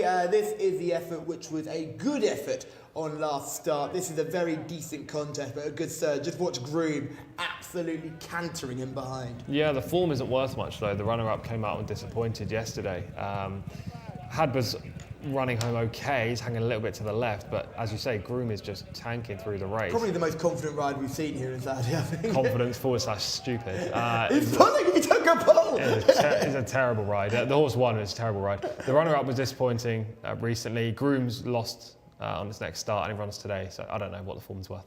Yeah, and the next horse we're looking at is Jack Red Cloud. This is the second place effort last time out. Look at the horse that won. Is that good thing by Justify Milwaukee, who boosted the form yesterday? That must be a big boost. Yeah, for sure. Milwaukee did boost the form, but it was on turf, so I don't know how much of a boost. But nevertheless, he's a very good animal anyway. Horse on the inside is Paradise Row, who won prior to this race. Human Maker's right on the outside, back in the pack in the blue and white. So there are some nice horses in here. Gia Want's actually in behind as well. It is a good performance, probably one of the horses to beat. Yeah, certainly would make any shortlist.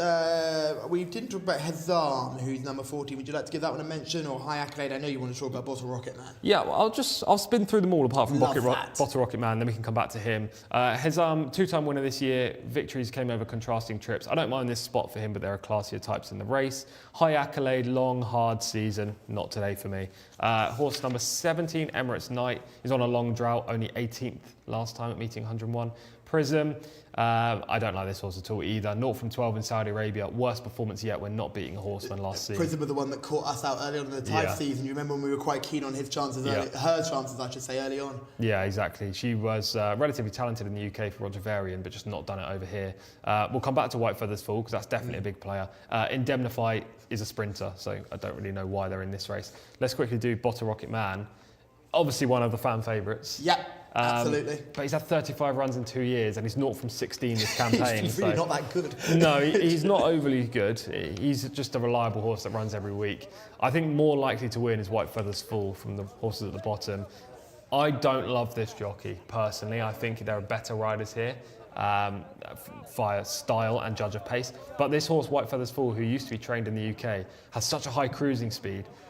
I would hazard a guess that as we watch them turn for home, he'll be on the bridle moving into contention, and then in the straight he won't get up in front. He won't be positively ridden though, will he? He tends to do his work from off the pace. He's just off the speed and will end up coming wide. And in a race like this where it looks wildly competitive, they could be 5-6 wide going into that final bend, which won't help. No, exactly. And White Feathers Fall will tank, I promise you, will tank into the race, will be on the bridle, but just doesn't find much under pressure, and this jockey's not the strongest, so that combination doesn't work. Okay, so let's go through selections, as they've already started the rapid loading process here at King Abdulaziz Racecourse. Giavont is a selection of Tom, big each-way player. Hadaba is a selection of Shamila, looks stunning in the parade ring, and Yoshka, who's been behind some good horses recently, is going to be the selection for myself. Going to see if anybody else is looking in the selections, and I've not seen any other YouTube comments. Come on, guys, get your selections in nice and early. John Blance, who do you like here?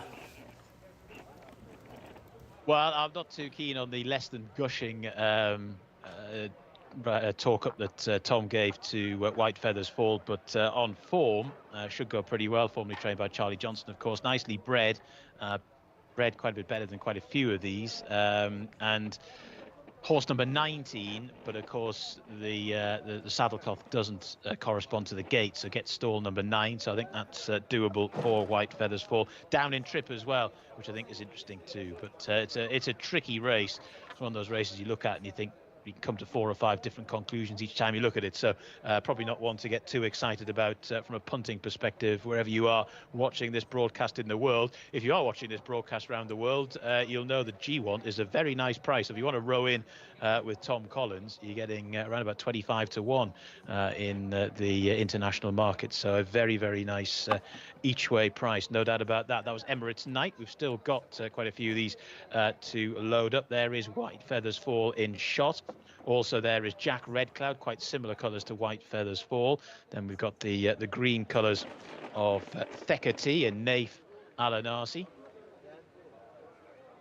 So they are going to be putting them in. One that's slightly away from the rest of them is the 8, Moz Hill. So we've got Yoshka to load as well. Yoshka, of course, for Mohammed Saeed, who's already ridden the winner today, looking for that double. Got about half the field in. And the no non-runners here, so they all stand their ground. There is Yoshka. The aforementioned Mohammed Saeed doing the steering. Yoshka, horse 9 into gate 10. Prism to go in. 10 to move forward, which is Gambe Veloci. This is White Feathers Fall.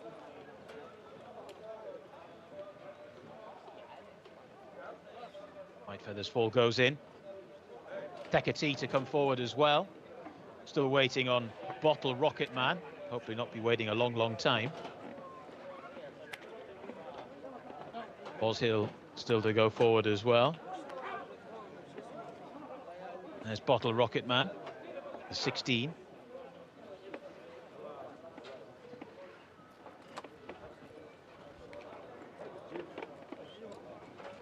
Bottle Rocket Man into stall 2. Horse number 8, Moshill into stall 1, Rakan Al Obeid. Can he take advantage of that advantageous gate? Sheepskin, moustache and sideburns for that one. Moshill, 25 to 1 when I last looked at the international markets. Got the old blindfold on now as well. Take a turn. The massed ranks of the stall handlers waiting behind. They're going to try it with just, I think, a few reinforcements have now been called for. Moshill not playing ball. Doesn't happen very often, this, but they're going to, maybe the blindfold has spooked this horse and is all rather self-defeating. So, going to go in minus the jockey, Rakan Al Obeid. Our overhead drone giving us a lovely shot there. Get a great shot of the start as well. Can't fault the coverage. Team work very, very hard behind the scenes. Patience wearing a bit thin with Moshill. Backing away. I think they're going to go without Moshill. Don't quote me on it, but it doesn't look good for the horse going in stall 1, number 8. Getting further and further away from where he needs to be. Are they going to give it one more try? It was edging a little bit closer, but they're over time here already.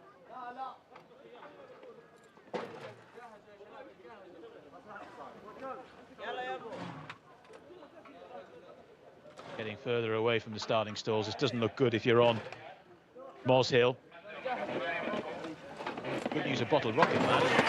Got the de facto 1 post. They're off and racing for race number 4, and Bottle Rocket Man got a pretty good start. So too did Hadab in the early stages. One that was very slowly away. It was Gambe Veloci. That one is very, very detached, but is now making a beeline for the rail to try and save some ground in this 1600-meter contest. So Bottle Rocket Man is prominent. Also up with the early pace in the green colours is Morjazal, the 11. Another one that's prominent as well is Emirates Knight, trying to get across from a wide position as they go through the first 2 furlongs there in 25.58 seconds. Morjazal prominent to Emirates Knight. Bottle Rocket Man is there as well. So too Hadab. Yoshka not too far away for Mohammed Saeed, looking for a double on the card. Another one that's trying to poke through now is the grey High Accolade. Right up the inside rail is Norton Thorpe Boy, who's got a reasonable position if good enough. But as they start to make the turn, it's Morjazal that leads them at the moment to Bottle Rocket Man, who's racing in second. Jack Red Cloud, the green colours of the white cap, the yellow headgear, is now making headway around the outside. So it's Morjazal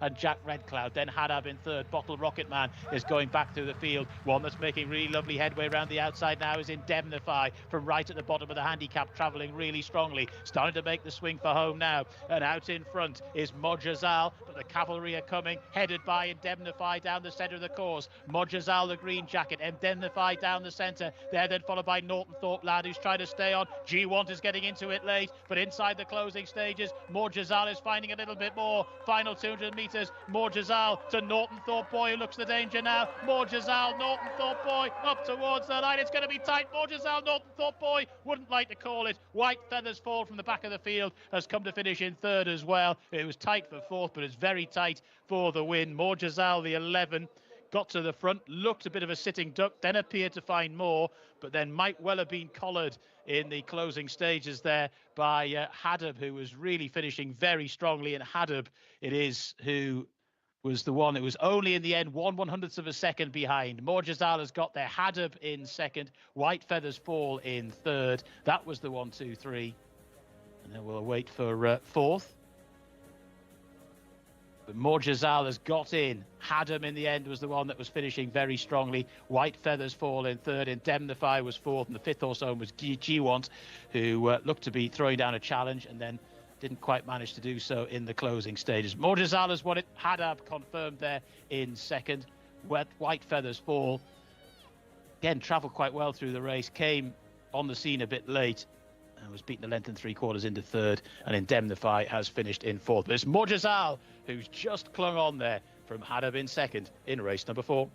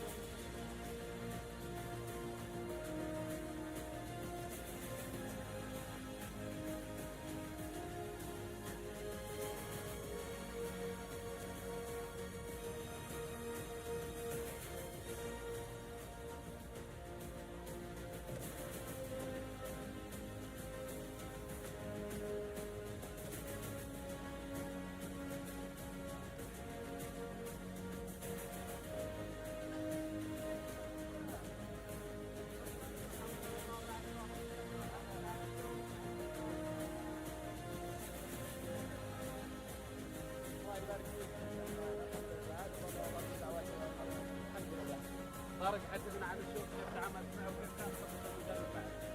والله المدرب قال له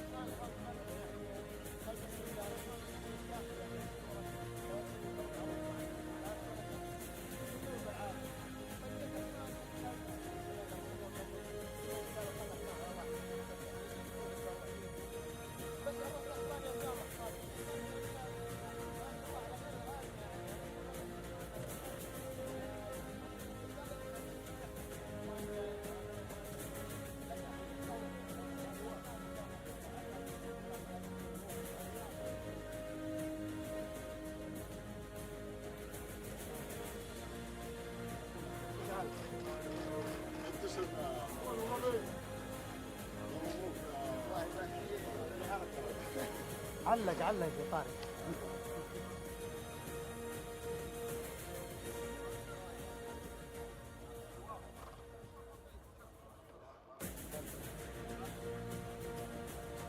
Tariq Al Mansour, the young jockey that you should all be on the right side of, the precocious talent, has guided Jcsa to victory in race number 4. Haddam was just denied in a thrilling finish, and White Feathers Fall did exactly what you said he'd do. Cruised up into there and just got going a bit too late. Yeah, I think that was the only thing I said would happen that actually did happen in the race.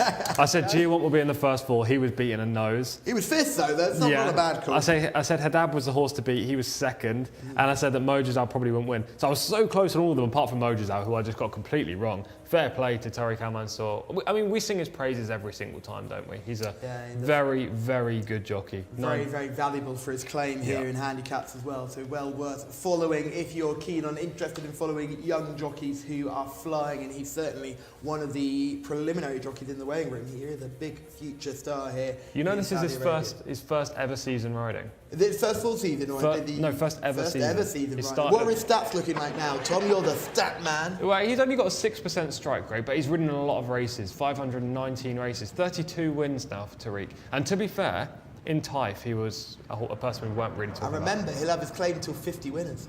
Yeah. That's the other thing that's crucial. So you've still got plenty of time to work with that. You'll get it all through the Taif season, and I imagine they'll try and look after him a little bit until Riyadh. Well, it depends. It depends if they're like the UK in that sense. There's no big handicap that you save them for. And the handicaps tend to be so closely fought though, because of the lack of racing opportunities, that his claim could be immensely valuable. It could be. My counteract would be, I don't think trainers here really care. I think they just put him up because he's so good. They don't really care about it. But yeah, it was a good ride. Look, he got straight towards the front, didn't he, from the outset? It actually paid to be on the pace in this race. It really did. The pace was holding up on this occasion. He was challenged by Jack Red Cloud for a long way, and Bottle Rocket Man was down the rail. But there are plenty of disappointments in behind. I think, especially my selection, Jcsa. I don't think we ever saw in the entire race. No. Just ended up well out the tail of the field. You can see White Feathers fall there in the luminous green and blue colours, and the blue tanks into the race. Really getting into the race Always. style. But he does the same thing. He's thing. just got a very high cruising speed and nothing else. Exactly that. Today he was actually ridden a little bit more patiently, so he had something in the straight which allowed him to get up to third. Unfortunately, passing my very big price each way selection, Gia1 in the black and red, who just gets done in a photo by Indemnify, who's going backwards at this stage, the sprinter that doesn't stay the trip. Is kind of a bunch finish. Look at that drone shot right now. How many horses we got? We've got 15 horses in shot, separated by 5 lengths. It's a real tight finish, and one that the handicapper will be proud of. Yeah, good job for the ratings. I mean, if you're actually looking at the ratings in this race, only £2 separated all 20. So we should have expected a finish like that, and we got it. So the handicapper's done a good job. Most of these horses are therefore in the grip of the handicapper, you'd say. Yes. They're probably rated correctly, and it actually just paid to be given the best ride, which was Tariq Al Mansour and this leader. Is that a bit of a form boost for Groom, who we'll see later on in the card today? The fact that Haddad finished second here, he seems to be a very consistent performer at the moment. Potentially, I don't know what to make of Groom. I'm so thrown by him, because whenever I like him, he loses, and whenever I don't, he wins. Yeah, he's very a funny inconsistent. one to follow. He sometimes will throw in a stinker, but they're not so bad, they're too bad to be true. They sometimes just look like he's been found out. I remember we were in Taif, and it was midway through the season. It was that day, and I know people at home don't care about this, but it was that day where it really badly rained, and we had to move from our outside position. Yes, I remember it well. King Rise was beaten in the first. Yeah, and we know our racing. And Groom won that day, and he looked like an absolute monster because he kicked up the inside. Did he beat first line on that occasion? Potentially. Probably, because they used to run into each other quite a bit. But that day, I thought Groom was going to be a really good horse this season. And yeah, he's won a few races, but he's been so in and out, it's just hard to judge. So whether this is actually a form boost for him with the runner-up, who has form closely tied in with Groom, finishing second here, I don't know. Maybe is the answer. Maybe, we just don't know. Sakati broke well on the Nath. Got a good run of things early, but was never able to get involved. Northern Thought Boy did his usual, he runs well for a while and then fades out tamely. But they were all on top of each other at the finish. They were. A lot of these will be banging into each other time after time after time. Yeah, so exactly. Looking forward to seeing how they progress in the future. I honestly think the most talented horse in the race is White Feathers Full. It's just he's not. I think he needs a different rider, if I'm being honest. He's a hard horse to win with, so you need a very good, talented rider to get the job done. I'm not trying to say it in a disrespectful way. I just think he's a very tricky horse. You need a top level rider, Yeah. and people are at different levels, and I think it's perfectly okay to mention that. Yeah, and he's the horse. He's the horse with the most natural talent. You could see that he was the only closer in the race that made a big run late on. He's the horse that's got the highest cruising speed. And the pace didn't collapse, so you can't say the pace collapsed because the horse had led every step of the way when he won. Exactly. He just needs to be basically nursed into the race and given a 100% efficient ride, because otherwise he won't win. He's a tricky horse to win with, but if I'm taking any horse out of this race, it would be White Feathers Full, and hope that he gets either a very nice winnable spot and not a super competitive handicap like this, or there is a bit of a jockey change. Morjazal is now rated 79 before this contest, will now be out of 0 to 80 company, you can imagine. Yeah, definitely. It's going to be very hard to win with going forward, I imagine. Yeah, only 1 from 24 coming into today, so... 2 from 25 now. 2 from 25, but will be rated probably 84, 85, and will struggle up in grade. Hadba will also go up from a mark of 80, probably to 82. So, yeah, I think both of those horses will probably be avoided next time. It's time to move on to race number 5, and we can find John Blance taking us through the runners and riders. Thank you very much, Callum. Yeah, we've got another Arabian race coming here. And horse number 1 is Abu Lubda, the mount of Nawaf Al-Fayruz. 2 is Ajaj Al-Bari, Ayad Al-Tarisi. Horse number 3 is Arab Oniza. That's the mount of Mohammed Al-Daham. Horse number 4 is Fake. That's the mount of Abdul Ella Al-Hussein. Number 5 is Salafar, Eddie Castro. Number 6 is Mubashirat Al-Hassin, Abdullah Al-Khamis. Horse number 7 is Shahed Gouda. That's the man of Abdullah Al-Rashed. And horse number 8 is Murjan Ramadan, Durb Al-Timyat. Number 9 is coming very shortly. Hanuf Al-Shahab. That is the mount of Jcsa Al-Shamari. Horse number 10 is Dave Haisi, Khalid Al-Mimoni. Horse number 11 is Saytara, Naif Al-Anazi. Horse number 12 is Ghazwa Al-Mutazar. That's the man of Rakan Al-Abeid. Number 13 is Laith Al-Shuhil, the very strongly or very short priced and strong international markets favourite in the hands of Camilo Ospina. Horse number 14 is Kazwa Al-Kanon, Alexis Moreno. And horse number 15 is Asil Gouda, for that man Tariq Al-Mansour. So 15 runners and riders for our second Arabian race of the day. We're over the 1,400 metres, and they're in the parade ring now. Thank you, John. Yes, they are in the parade ring, and it is a tricky contest here, Tom. Now, I think the key thing to mention is there's some form here that doesn't appear on the race cards. Yeah. And it's crucial that those at home understand what that form is. Yeah, two horses, Mubashirat Al-Hissin and number 6. Shahed Gouda. Both of these horses, I think, if my memory serves me correctly, and I did try to look this up, but I couldn't find it because it's not on the Fruzia website. Both of these horses, I believe, won at the Arabian, I can't even remember what the festival was called, but The I was Arabian here. Racing Festival, it was, Yeah, wasn't it? Yeah. it was a 2-day or 3-day Arabian Racing Festival full of unknown horses on the whole, and they How did you both get won. on that week? How many winners did you find? Well, the Thursday was almost impossible because I didn't even have a race card, which is a struggle. The Friday and the Saturday was easier, actually, and that's actually a good link. Shahed Gouda was my first winner of that festival because he was ridden by Adel Al-Faridi, and I used that as an angle. There you go. So he runs here. So those two horses, you won't see any actual form figures apart from one wins next to their name, and I tell think you they're what, unbeaten. 6 looks lovely in the parade ring, I must admit. Just seeing go around now, got the yellow nose band on and yellow bandages too. Just looks like a real nice individual walking around the parade ring. We'll see him just a second on the screens now. Here's horse number 5, Salafa, who was third last time out. Eddie Castro rides today. Yeah, I was third on the debut. That came in an open race over further. Good run, definitely a player, but was behind horse number 13, Laith Al-Shuail. Here is number 6, and this is what I mentioned, just a really good-looking individual, Mutbashirat Al-Hassan. Will certainly be my selection in this race, saying it nice and early. I have no idea what the form's worth, if I'm being honest, but at least this horse is a winner and rated 80. Horse number 7, Shahid Gouda, another one you saw earlier on. Yeah, I was really impressed with this horse on debut when I selected him. That's the only reason I remember. Adele took him straight to the front. He was super professional, and he just dictated and won. Didn't see another horse. Adele's not on today. That would be a little worry for me. I actually saw these first few races and thought, is Adele not riding? Is he banned? Because he's not in any of them. The panic in your eyes. Well, he wasn't in any of the first 5 races, but he is riding later on. So he's obviously decided he's not He's willing got to other race. plans. Yeah. It's a Sunday. He's taking his time. Yeah. Horse number 8 and 9, Merjan Ramadan, 8th. We've seen him before. 9th making debut, Hanuf Al Sahib. It's also not a Sunday, just to interrupt. It's It's a definitely Saturday. Oh my goodness, I'm losing my mind here. Horse number 8, yeah, was 10th on debut. I'm just readily overlooking that horse. Horse number 9, Hanuf Al Shahab. Connections are just far from the most prolific. I looked at the stats and they don't read well.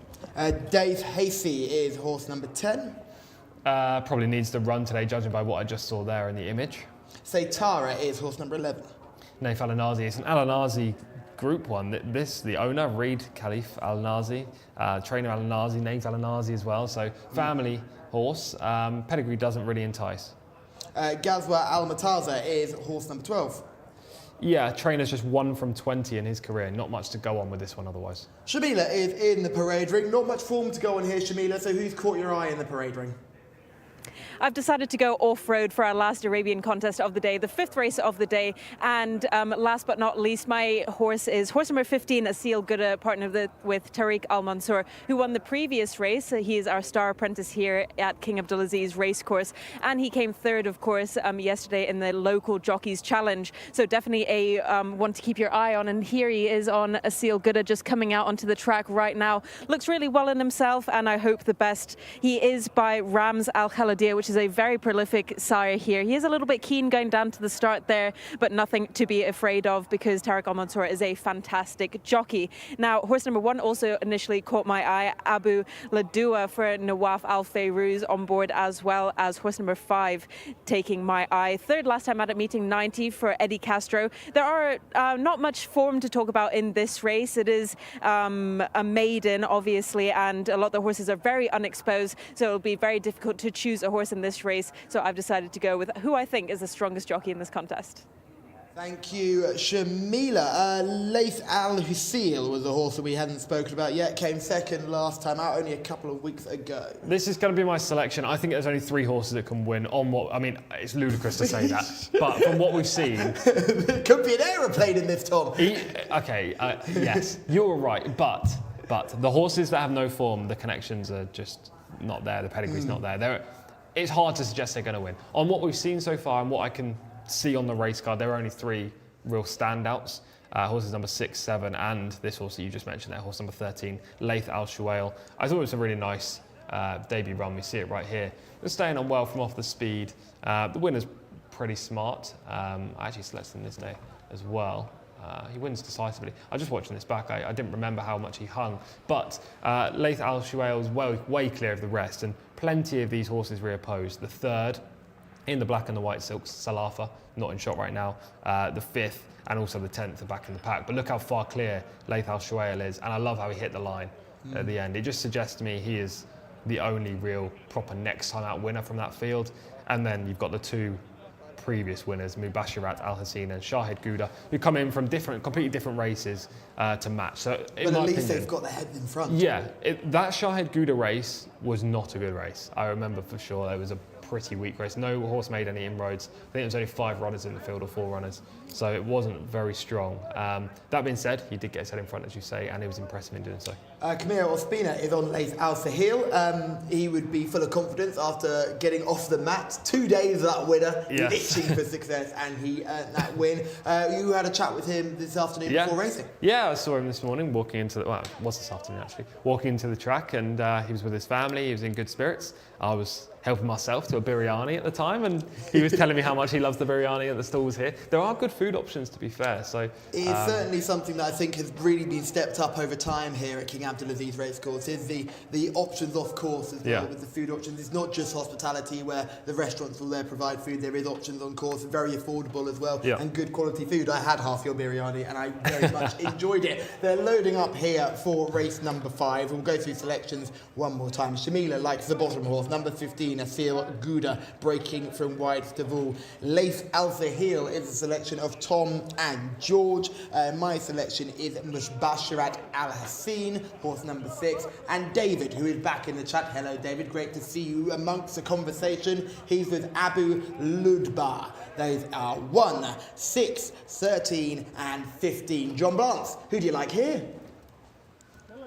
Yeah, going to go with the jolly old favourite here on the international markets, Laith Al Shuail. Obviously got some upside to him, and it was a very promising run, meeting number 90. So we've got a small handful still to put in. Shahed Gouda, Abdullah Al Rashed is aboard that one. This is horse number 2, Ajaj Al Bari, Ayad Al Turisi is aboard. That one going in, still waiting for the 13 as well, Laith Al Shuail. So will this Laith Al Shuail be the last one in?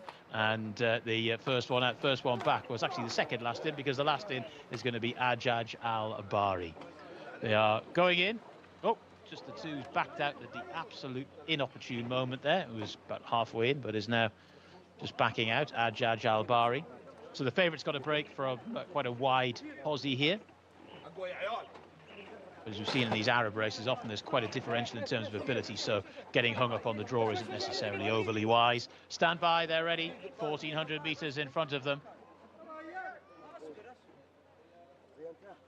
Team happy behind the gate. And they're off and racing. Favourite Laith Al Shuail got a pretty good start. The white sleeves there towards the left as we look at them, as they make their way through the early stages. One that's broken the line is Mubashirat Al Hassin in the white and black colours. Salafar is also prominent there. Horse number 5, Eddie Castro, getting into a pretty prominent position aboard that one as well. Dave Heisey is also prominent as well. The 10 in the hands of Khalid Al Mamoni. Towards the wide outside, Asil Gouda is in danger of taking this turn rather wide. Then we have Ghazwa Al Mutaza. One that's just got a rather awkward run in transit there was the favourite, Laith Al Shuail, just been nudged back through the field. Not absolutely ideal position for that one. Shahed Gouda is now making a little bit of headway as well. But it's Salafar and Mubashirat Al Hassin. These two, Mubashirat Al Hassin in the white jacket, Salafar, the black colours, the grey horse towards the rail. These two, followed then by Dave Haisi, who's racing there in third position as they make the turn for home. Shahed Gouda is there as well, and Fake is now making headway too in the grey and red red colours as they start to make the swing for home. Right round the outside now, making good headway is Dave Haisi, and it's Dave Haisi now that goes on to Mubashirat Al Hassin, who's been prominent throughout. Now staying on is Shahed Gouda, who's got a bit to do from there. It's Dave Haisi who leads by about 3 lengths to Shahed Gouda in second. Dave Haisi and Shahed Gouda, followed then by Mubashirat Al Hassin. From the back of the field, Laith Al Suhail is getting going, but it's at a rather torrid trip inside the final 100 metres they go. Dave Haisi still by a couple of lengths. Shahed Gouda just hanging a little bit in the closing stages. Dave Haisi needs the line, gets it. Dave Haisi has beaten into second Shahed Gouda. It was tight for it. I think the favourite Laith Al Shuail may well have got that, but as I say, was knocked around about in the early part of the race. Looked to be in a pretty prominent posse, and then suddenly had been shunted back a good 3 or 4 lengths. Has come home strongly. Definitely one for the Saudi Arabian notebook, but unfortunately not today. Victory though for Dave Haisi. Second was Shahed Gouda. That was the 1-2, a time of 1 minute 36.15 seconds. Shahed Gouda running around a little bit in the closing stages, went for the rail, then eased off it. All that just moving around a bit in the latter stages may not have helped that one's chance. Laith Al Shuail has finished in third, and Fake has finished in fourth. That was the 1, 2, 3, 4 in race number 5. Good finish, but especially good finish if you were aboard the 10. Dave Haisi in the hands of Khalid Al Mimoni.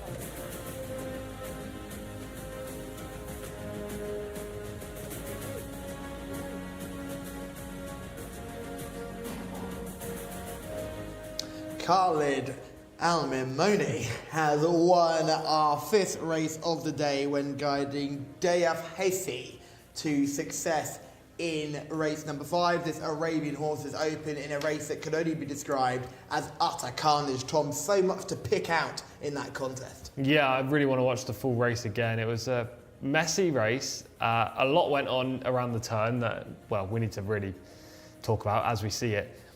Camilo's ride was bad interfered with. Look at him fly up the inside red cap back in third. He needs a longer trip, but probably the most talented in the race. I don't know what happened to the 4, but the jockey put in no effort late on. So let's have a look at this from the start.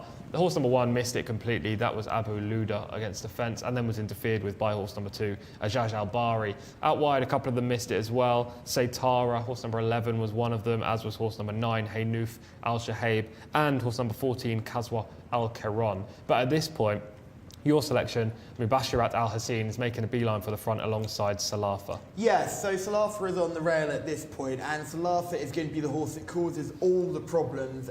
Keep your eye on the grey on the rail. It all gets very tight as they come into the final turn because 3 are trying to go into 1. Right, I've just realised now. So the horse in 5th right now is the number 4. Probably very unlucky in this race. I mean, there is interference, which he then gets, I presume, bumped backwards in a second. Wait for it. You'll see what happens to the grey as they just sort of shoulder charge the poor horse out the way. It's utter carnage as they come around this bend. Right, and now it's all done with the leader at the moment who cuts them up far too quickly. Oh yeah, big interference there for Salafa in the black, as well as Shibal Gouda, and then yeah, we start running into the rail. Interference again for the 4. So there we go, and he hits the rail. The 4 is super unlucky. Yeah. In 4th right now in the grey silks. Watch that horse finish. That is Fake. Fayq, first time starter. Fake is the horse to take out of this race, isn't it? Yeah. For sure. The 3rd and the 4th are the 2 best horses in the race. There is no doubt about it. The 3rd was just way too far back over a trip that probably wasn't suitable and got interfered with early. The 4th was very unlucky in the way the race panned out and has virtually finished on the bridle. The jockey didn't try after the incident. The runner-up was 33 to 1 in the international market, which was ludicrous. The last time out winner? Last time out winner. It doesn't say it on the form figures. Which is probably why it was such a big price, because the traders didn't have a clue. That was ludicrous. If he won, I'd have been gutted because I didn't put him as my selection. But take nothing away from the winner. He's done it well. Here's the point. Here's the moment of contact here. You'll watch the grey on the inside just get squeezed out of things. Then you're seeing the horse in the grey colours. Yeah. He's going to find himself with nowhere to go. And then keep an eye on the current leader and what he does, because he runs into the rail not once but twice. These are some very green, immature horses who have clearly got ability, but not quite the execution just yet. Yeah, I would suggest watching the horse in the grey and the red in 5th the whole way up this home straight, because there's interference there. As the horse in grey, hits the fence, then the horse in grey gets shut out between runners. Then it looks like he's going to make a run. Then he gets stopped on the rail, and he's about to make a run up the rail again, and gets stopped again. And the jockey at this point, Abdullah Al Hussein, pulls out. Once he angles out, there is no effort. You'll see in a second. He's still, I don't know what he's doing. He's still in behind the other horse. I think at this point he's just trying to give the horse a nice enough experience. But he's not though. That's the issue. Once he's pulled him out from underneath, he's not going to then try and ride him to the finish, sure. Because first time starter has had all that, and then Camillo comes in on him at the end as well. Yeah, it's an absolute nightmare passage. Get him in your Saudi notebooks. Horse number 4, Fake. Yeah, Fake and Laith Al Shuail, I reckon, are next time out winners. Yeah, I wouldn't. They'll see Laith Al Shuail over further, we imagine. Oh yeah. For sure. At least 1,600. This horse probably wants 2,000, to be honest. Late last year. Yeah, but Fake, is probably the hard luck story in this contest. Keep an eye out for Miss Barriat Al Hassin as well. That horse will learn from that experience and had all the early speed and certainly looks a type that will probably want 1,200, to be honest. And those sprint Arabian races, there will be an option for him in the future. For sure. This is a race where we're talking about the beaten horses rather than the winner. Fair play to the winner, Dave Hazy. I mean, first time up winning. Khalid Amamoni's done a great job.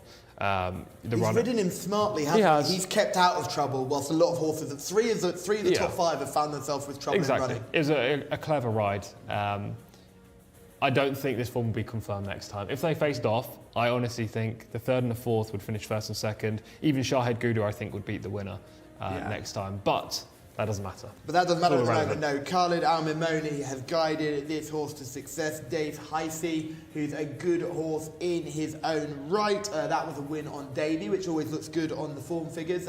It'll be interesting to see where he goes from here. We don't often see horses of the Arabian ilk start at 3, but these ones are. And you can see he probably is professional as you like, gets to the front.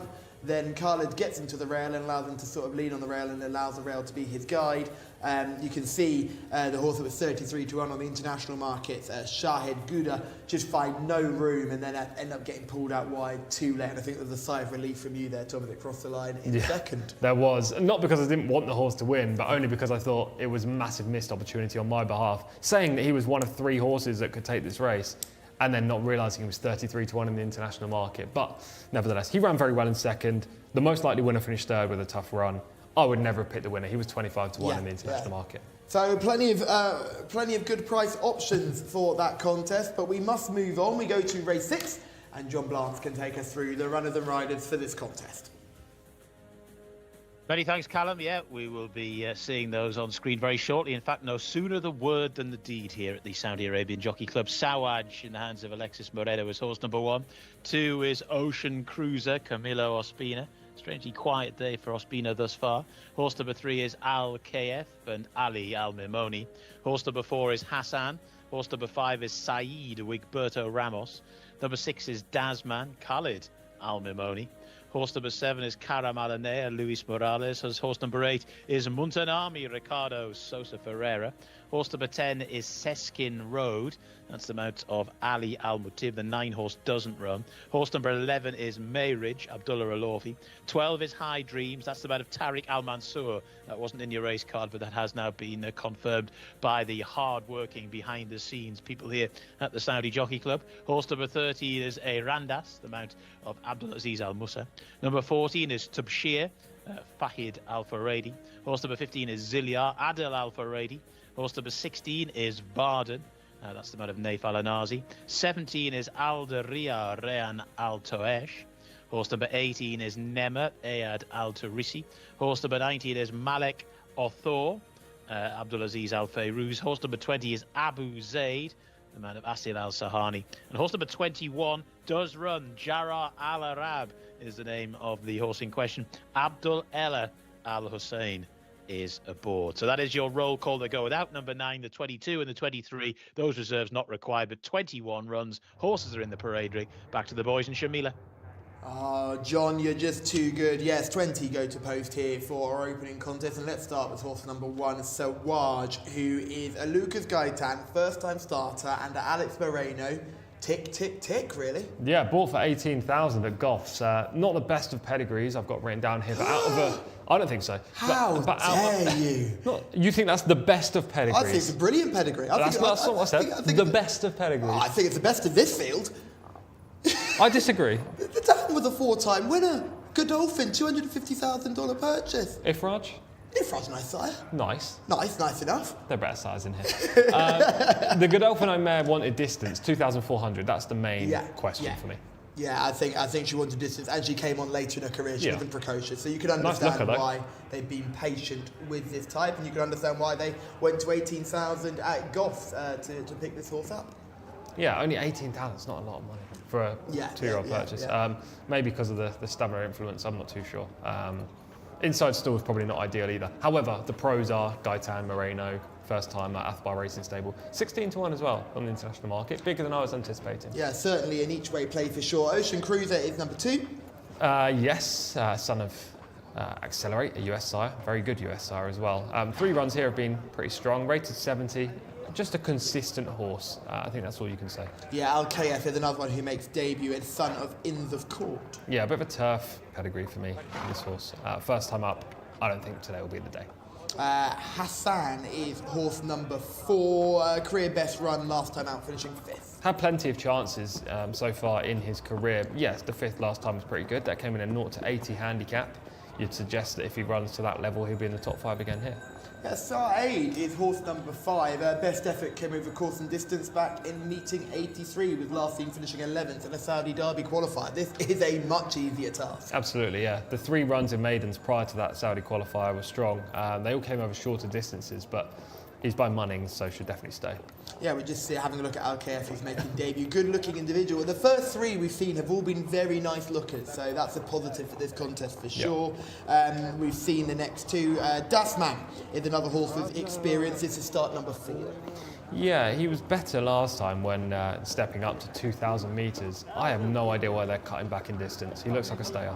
And the type of, I feel at this point of the season, we're just looking for opportunities to win races now, aren't there? There's a lot of horses that are running over insignificant or too far trips. Shamila, you're in the parade ring. I was saying to Tom just now, this race is full of absolute stunning horsepower.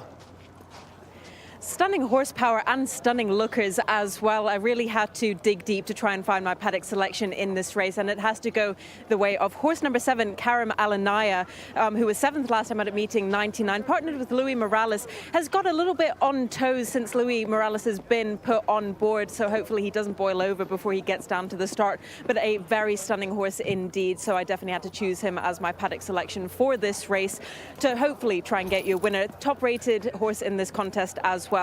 I do have to say that horse number 1 for Lucas Gaitan and Athba stable is also a fantastic looker. It will be a first time starter here in Saudi Arabia by Ifraj, a very nice sire as well, 3 years old, and will hopefully give Alexis Moreno his first winner of the day. I do have to say as well, horse number 15, Ziliar, beautiful, stunning looking horse, as all the FMQ horses are always really well turned out. And Naif Al-Nazi is trying to kill me again. Why is it always Naif? But I will be sticking with horse number 7 as my paddock selection for this race. Oh my goodness, Schmitty, give me a heart attack there. What are we doing? What has gone on there? That was terrifying. Well, we're glad you and the cameraman both got out of the way there. That was all too close for comfort. I'm saying sack the cameraman. Why hasn't he not moved Shamila out of the way? That's ludicrous. We can't be calling for people's jobs. People have families to feed now. Come on now. But that was horse number 16, Varden, who has got a couple of issues. Was really playing up when Nath was getting on board, and now they're trying to get that horse mounted at the start. When I first saw that, my thoughts would be just have a check of that horse's spine, because just the way it reacted when jockey got on board wasn't of a keen, excited to go racing horse. It was a horse in a little bit of pain. So we'll see if they can get Nath mounted back on board when they get onto the course. So that would certainly be a negative for me. Shamila's paddock positive with Karam Alanaya, horse we haven't spoken about yet. Yeah, this is my selection in the race as well, Karam Alanaya. Ran well in cup races recently, now drops into a winnable contest, has form with some very nice horses. Yartafel, Hala, Al-Wakad. If any of those even came into this race, obviously they couldn't qualify now because they were winners and this is a maiden. If any of those ran in here, they would be way superior. Yes, Nath has managed to get aboard Varden, and they are both going down to post successfully. You can see there with the orange disc and black body going down to post 5 now, which is great to see. Clearly was just getting a little bit too excited in the parade ring. Let's focus now on Mutanami, who's got good form in the book. A 3rd on debut, followed by a 2nd place effort. Those were early in the season. Big break, and back with a 9th place effort in meeting 97. Campaigned solely at 1,200 metres, so this is a big jump up in trip. That's my main concern here. Yeah, you'd be hoping that he can enjoy this step up and trip with the run on his back. We've got a son of Blue Point here in the shape of Seskin Road. Yeah, interesting pedigree, isn't it, Blue Point? Would you associate Blue Point's progeny with speed? You absolutely do. Exactly, so 1,600 first up. And gelded. I don't know about this. You got a little bit of a concern there for sure. Mayorage is horse number 11. Yeah, lots of tries. 11 starts, won't be making it 12-time lucky in my opinion. Tariq Al-Mansour, one of the good young jockeys to follow, is riding High Dreams now, son of Caravaggio. What do you make of him as a sire? He's okay. He's not a sire he's a bit like Ifraj, in my opinion. In that category. There's a slander right there. In that category. Well, a Ramdas is by Sunation, who is my stallion to follow here in Saudi Arabia. He's number 13. What do you make of this horse's chances? He hasn't got close in 2 races over further than 1,200 metres so far. The 2 best runs were over the minimum trip. Tibashir is horse number 14, has decent form in the book. The 4th place effort last time out was very good. Yeah, place candidate today with even a minor step forward. Looks one of the 3 or 4 most likely. We've got Ziliar, who's horse number 15 for FMQ, has been banging on the door recently, 3rd or 4th in each of his 4 starts, and I thought he was squeezed out of things last time. Yeah, this is another horse with winning claims, definite place claims in this race. Adel Al-Faradi rides for the FMQs, which is a good booking. He's going to finish in the top 3 or 4, as his form figure suggests and rating suggests. Varden is horse number 16. That was one we just saw causing havoc in the parade ring. I don't love the pedigree. I didn't love the actor either. Aldaraya is horse number 17. I prefer the pedigree for this one by Exaggerator, but was beaten over 40 lengths last time out. Rayan Al-Taraish on board. Namir is a horse who is so close to my heart. He's bred by a good friend of mine, and the dam has produced plenty of winners, but Namir has done nothing in 4 starts. Just hasn't shaped like a future winner. Let's have a look at some of these in action. Karim Alanaya is the first one we'll look at, and you mentioned this horse has just the best form in this contest. Yeah, absolutely. We get to pick up the footage right now of Karim Alanaya in the 2nd string of the Alanayas. It stays on well from the back of the pack. This is a good race though. As of all the races this horse has been contesting, Look how strong he is late. I think that's the key here. Over this 1600 metre trip, you really need to get the distance. As I say, he's bumped into some nice types. In this race were none of the types I listed, Yartafel, Hala and Alwakad, but this is still a reasonable race, and I like how he hit the line. I think this is a race, that's a performance around the mark of 80. If he can run to that again, he'll probably win. Be hard to beat. Tabashir is the next one we'll have a look at. This is the fourth place effort. I thought he got really squeezed in this race, and Alwakad, who won, is a good horse. Yeah, exactly. The issue is that Karaman and I got closer to Alwakad than Tabashir did here. Nevertheless, Tabashir's run pretty well, and as I say, a minor step forward, we'll see this horse come out on top. Jabale ahead of him as well. It looks like very strong form. Just look how weakly he hits the line. That's my one issue. Yeah, the horse is certainly a very different way of finishing his race than we saw before. A few more to look at. Malik Osor looks stunning in the parade ring. That's horse number 19, drawn wide. Yeah, drawn very wide in this race. That's got to be a concern. Finished 8th on debut. It was an all right run. You loved the look of this horse, but he was very massive eye catcher in the parade. Yeah, just on forms, hard to fancy. Abu Zaid and Jara Al Arab are the other two to notice. Abu Zaid, I don't love the US pedigree on this one, and the draw's obviously pretty tough for a first-time starter. Jara Al Arab gets into stall 9, which is okay, but it's probably better suited to turf, being by No Nay Never. Yes, although No Nay Never... They do go on that. Very American pedigree. Probably better suited by turf. He's very much along the lines of Sioux Nation in that one, where I think his son Scat Daddy, if I'm correct on that one. Sioux Nation, I can't remember. But yeah, so the horses are already going forward, so we need to get some selections in. I know you and Shamila are both big fans of Karam Alanaya. I'm not going with you, but I also don't really know where to go, and my heart keeps saying Malik Osor, so I'm going to go for a big swing on horse number 19, who I just could not take my eye off in the parade ring. We'll probably do very little here, but I'm looking forward to seeing how he goes. So horse number 19 for myself, horse number 7 for Tom and Shamila. Let's check you guys in the YouTube comments. Still waiting for your selections, guys, on YouTube. So we'll go to John Blance, who can give us his tip for this race. Well, if you're looking for a high level of originality here, you're not going to get it, because I'm going to go with Karam Alanaya as well. I mean, a horse, saying before you get to know them quite well, having done this job now for quite some time. And Karam Alanaya, yet to win, obviously, in 7 starts, wouldn't be running in a maiden if he had. But under these circumstances, I think is more than capable of getting the job done. If not today, a race of this nature is well within this horse's compass at some point. So for me, Karam Alanaya should be getting the job done. They are putting them in there. In shot is Dazman, who's at the 3 runs. Khalid Al Mamoni is riding. Still to load, we got the 18, that's Nemer, who's one of the outsiders. There's horse number 5 in shot, Saeed Wigberto Ramos. Sheepskin noseband on for Saeed. It's horse number 5. Now we've got the 14 there. Tabshir, Fahed Al Furedi aboard that one. That's not without a chance, actually. A couple of 4th place finishes thus far. So we're dealing with horses that still might have the potential to improve a little bit. And maybe you could argue Karam Alanaya is becoming more of a known quantity. Karam Alanaya to go in now. Ziliar still to come in as well. Definitely an interesting runner in this spot. Al Kayef, Ali Al Mamoni, debutant by Inns of Court. The 14 is Tabshir still to go in. The 2 still to load up is Ocean Cruiser. The 5, Saeed. The 3 to move forward as well, Al Kayef. Now going in is Al Kayef. Saeed to move forward, and also Ocean Cruiser.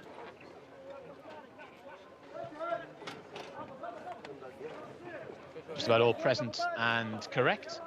Stand by. 1,500 metres in the trip, and away they go. They are racing over this mile.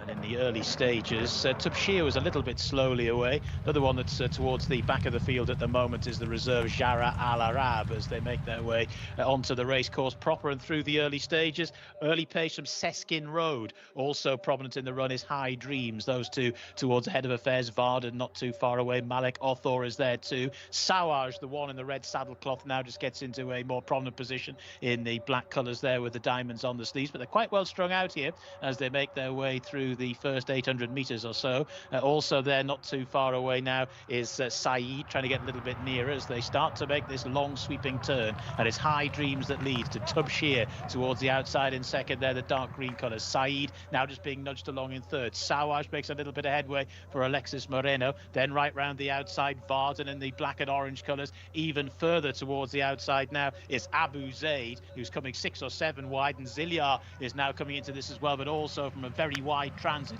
as they make the swing for home. Tubshir the leader for Fahed Al Paredi to have driven along Varden, who races in second. Sawaj is still making headway, trying to thread the eye of the needle there up the rail. Down towards the closing 300 metres they come. Over on the far side, Tubshir. Here comes Sawaj, still very much in there. Pitching though is Varden. It's Sawaj who's hit the front though for Alexis Moreno. Errant now is Varden, who's hanging across the track. Sawaj the far side, Varden down the centre. Staying on really strongly is Karem Alanea, but as they race inside the closing stages, Sawaj is trying to hang on. Sawaj gets in.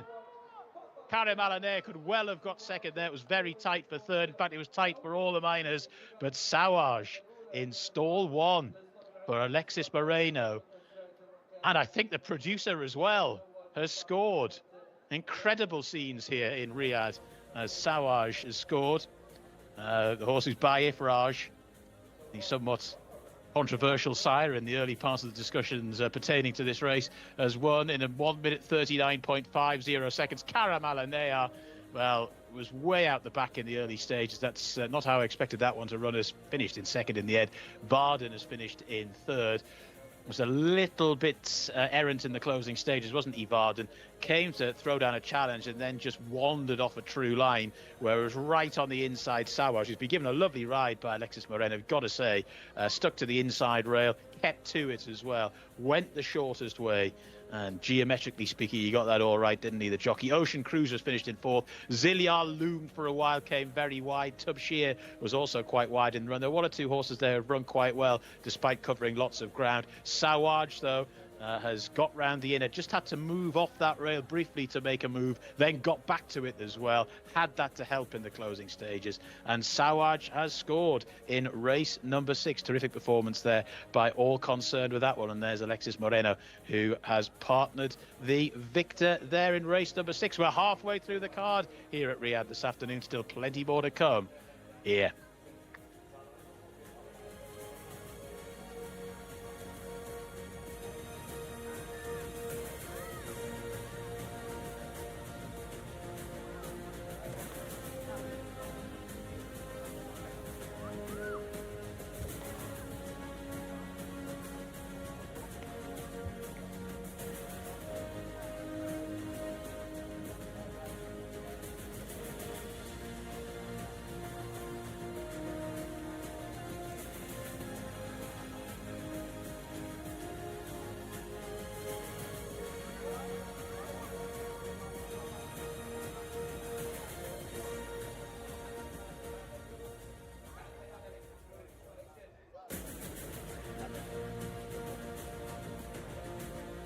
مبروك to Hamir Abdulaziz bin Ahmed Abdulaziz, Advar Racing, to Mona, and especially to Lucas, to our team.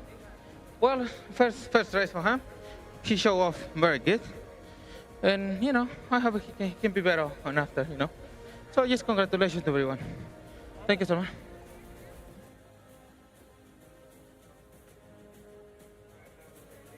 Sixth race of the day goes the way of horse number 1, Sawaj, trained by Lucas Gaitan and ridden by Alexis Moreno. This is Alex's 8th win of the weekend, so very well done to him. He's been on a great running streak here this weekend, and as we said yesterday, once he gets the ball rolling, he usually tends to keep it rolling with these rides them very confidently, and you could see that it was a very confident ride on board Sawaj. He is a 3-year-old gelding by Ifraj. I did point him out in the parade ring for being a looker, and he is indeed. This race is a maiden over 1,600 meters with 50,000 Saudi riyals. So I'd say everybody involved with the Athba stables will be delighted with that result, and Lucas and Alex were both keen on this horse yesterday when we were speaking to them as well. So it's 2 wins of the weekend for Athba stables. Alex has just finished weighing in for that race there, and we can get a quick word with him. Congratulations, Alex. This is your 8th win of the weekend. Whoa, I'm just happy to know that, you know. Were you keeping count, or is it just me keeping count for you? No, I just keep winning races, that's all. And what did you think about Sawaj in that race over that distance? Well, I was afraid from the start, you know. He was first time out. But he showed off well today, you know. And did you ride him confidently throughout the start? Did you think he had a chance before the race? I mean, there were a lot of really nice horses in there. Yeah, really. I know he have a chance, but, you know, I just was afraid from the number one. But he doing so great, you know. And would you say that when you're riding winners, you ride more confidently? Like this weekend, you're pretty much unstoppable. Well, you know, when you ride a good horses, you have to be confident, you know. Well done, Alex. Thank you very much.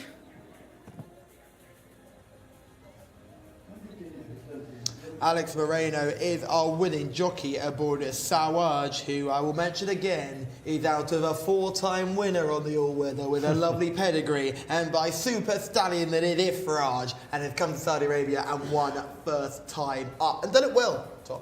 Yeah, done it very well. Looked beaten, I think, on the turn, but then rallied.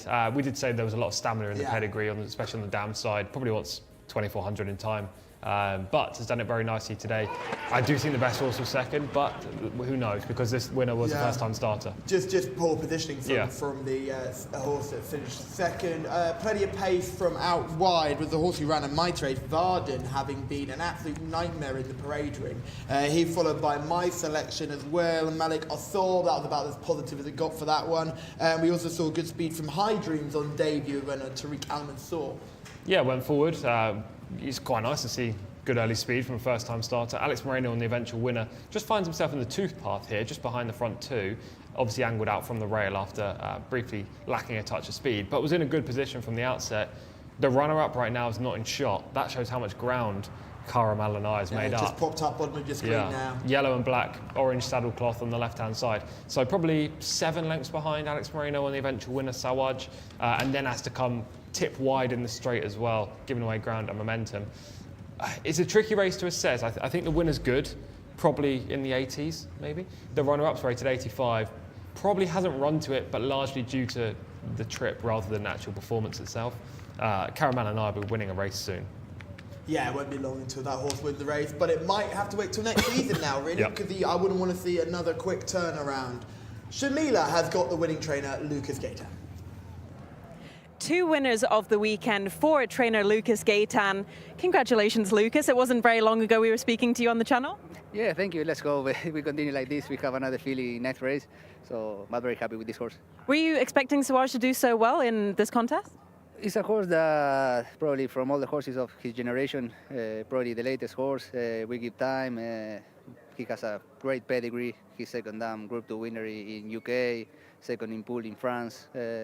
We give time and he was improving. We wait for the end of season and he was doing very well in the mornings. Were you worried about stall number 1? Alex said he was a little bit worried about that, but he got him out nicely. Yeah, probably yes. But in the mornings he was breaking great from the gate. Some nice horses that been running with our good horses like Arwakad, Salamarker. But he performed great and I think there's more to come from him. Do you think you'll give him one more run before the end of the season? I think no. Probably the wiser would be to go straight to dive.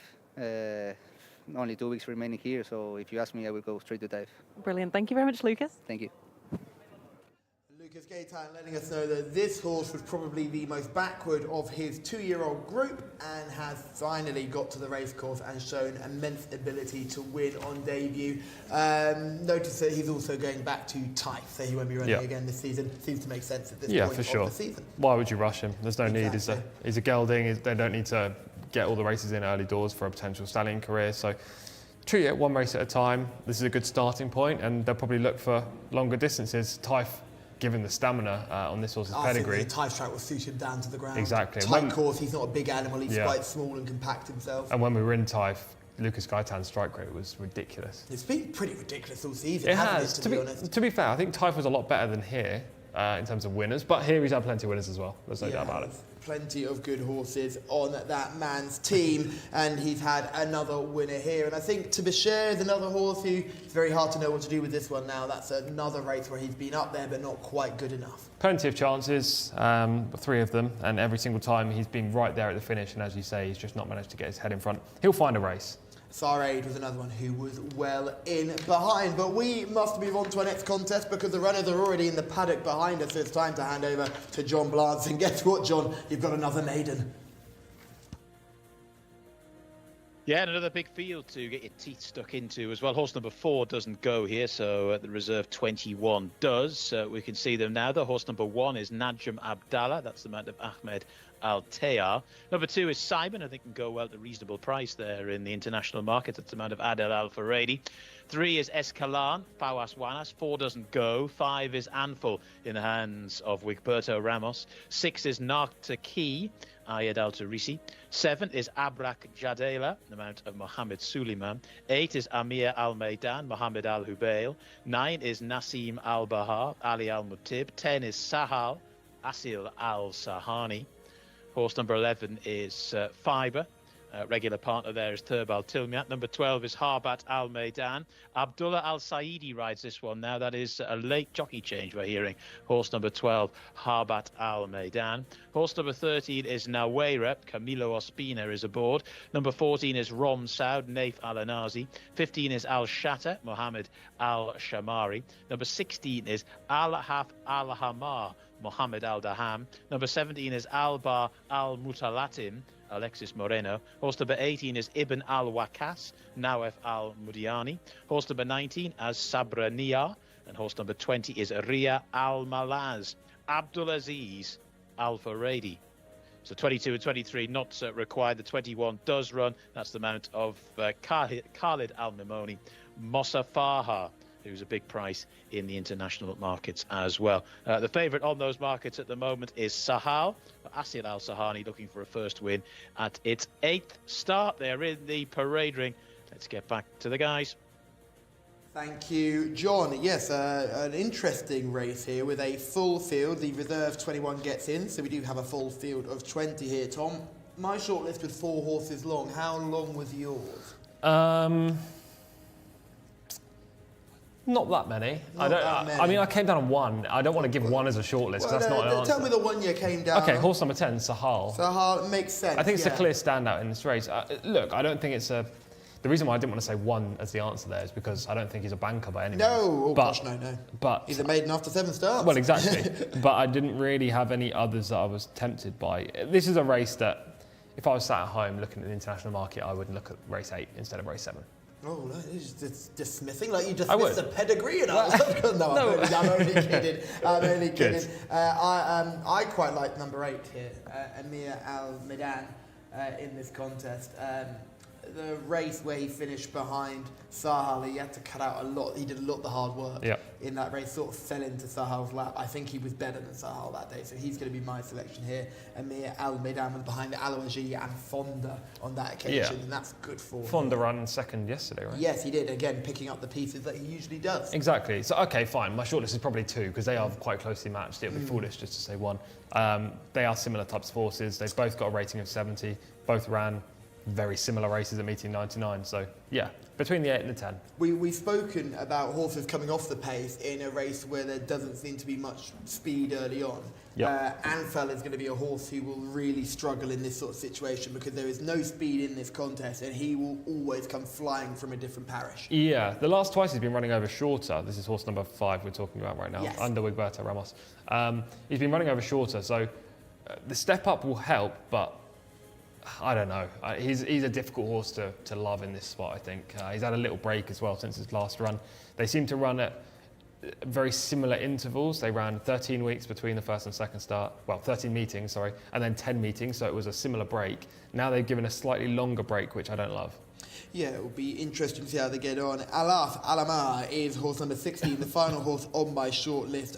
Finished 3rd on the race course, but was promoted to 2nd after a disqualification of the eventual 2nd. He's still got the most exciting profile, I say, out of all of these, very unexposed. Yeah, it was a big step forward when he finished 2nd over the 1600 last time.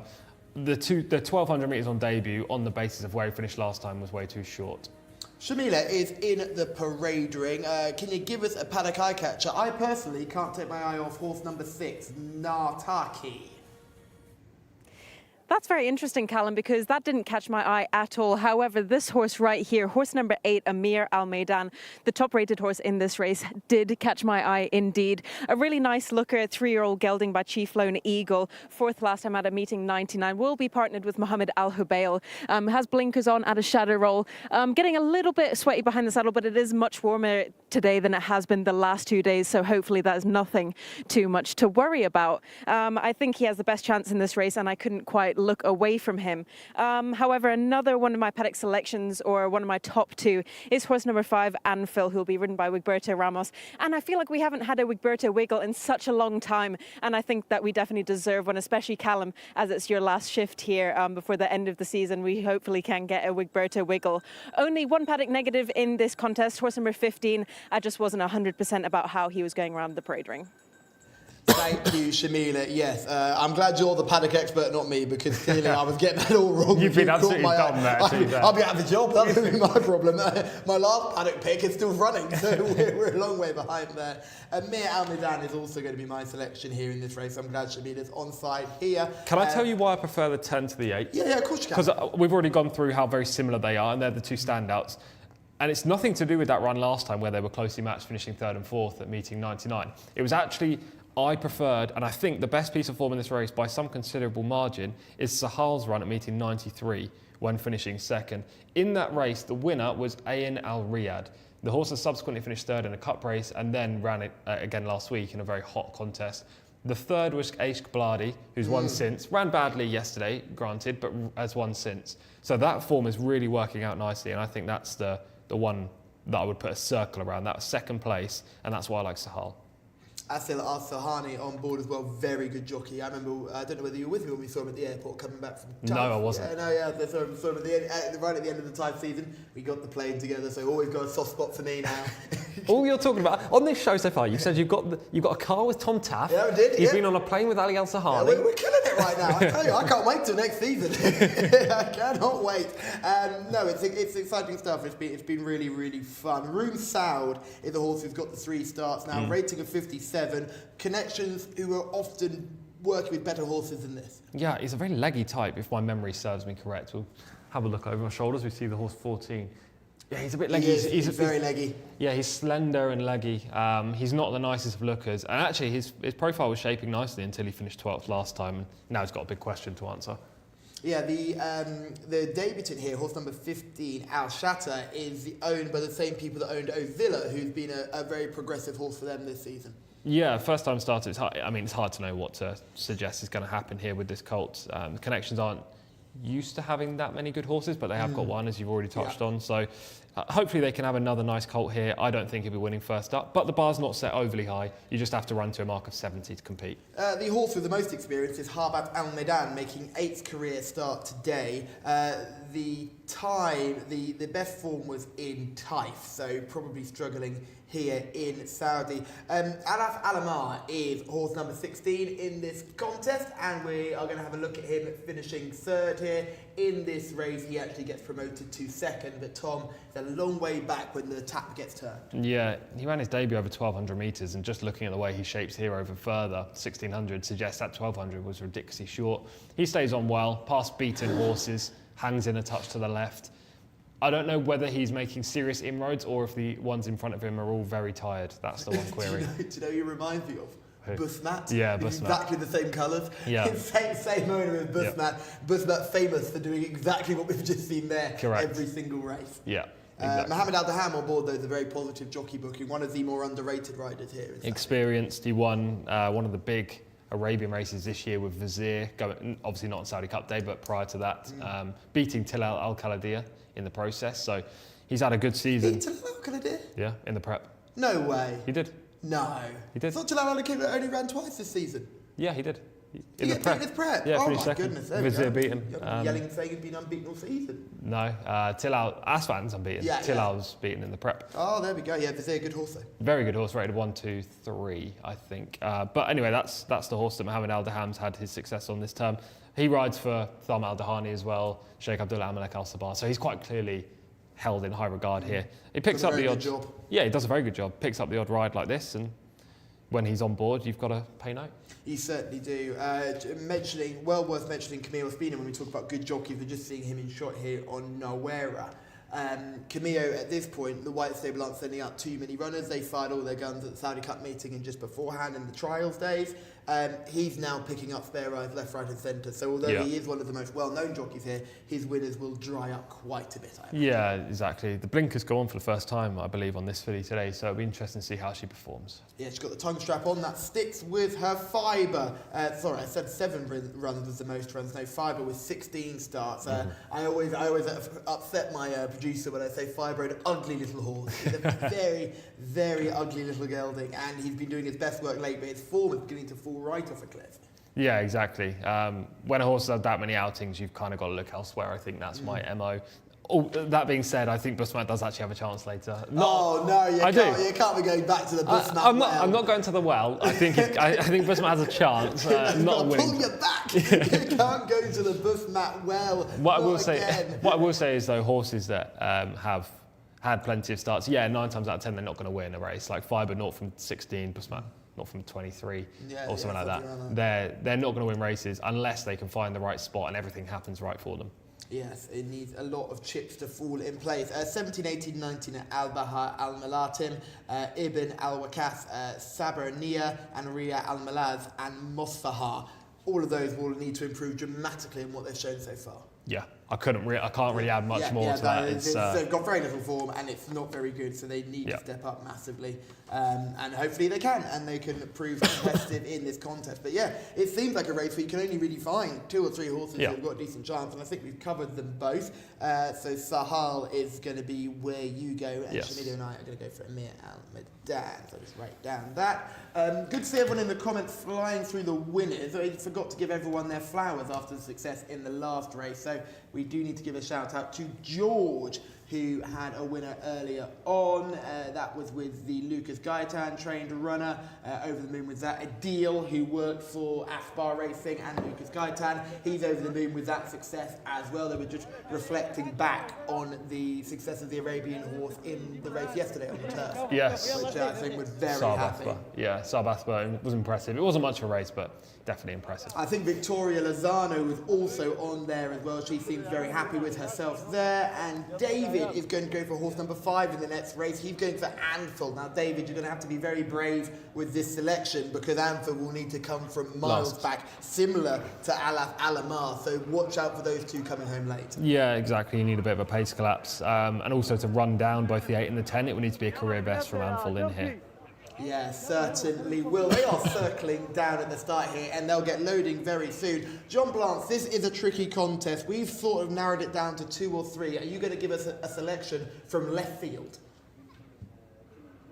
Well, not really. I do quite like Simon, though, horse number 2.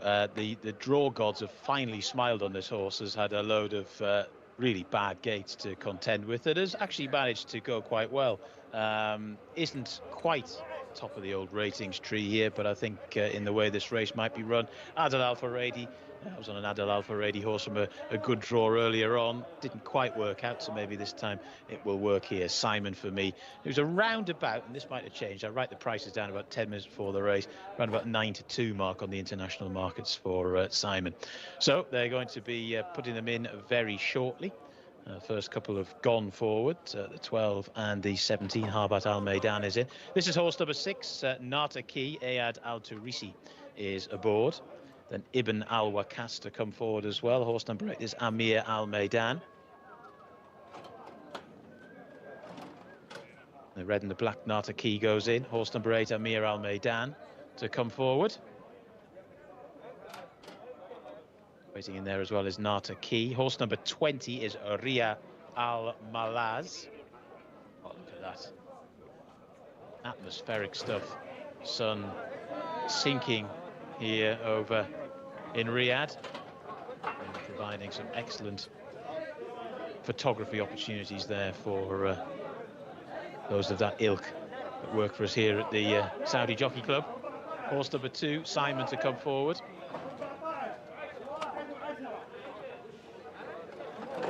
5 runs.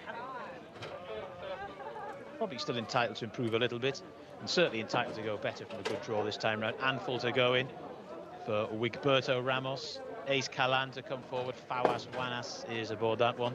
Then Nawera, Camilo Ospina. The 10 still to go in as well. That's Sahal, the jolly old favourite. The 1 is Najm Abdallah. The 21 is Mossa Fahar, Khalid Al Mamoni. Horse number 14 is Rome Saud. So Najm Abdallah goes in. Ready for the 10, the 21 and the 14. 1,800 metres here for this locally bred maiden race.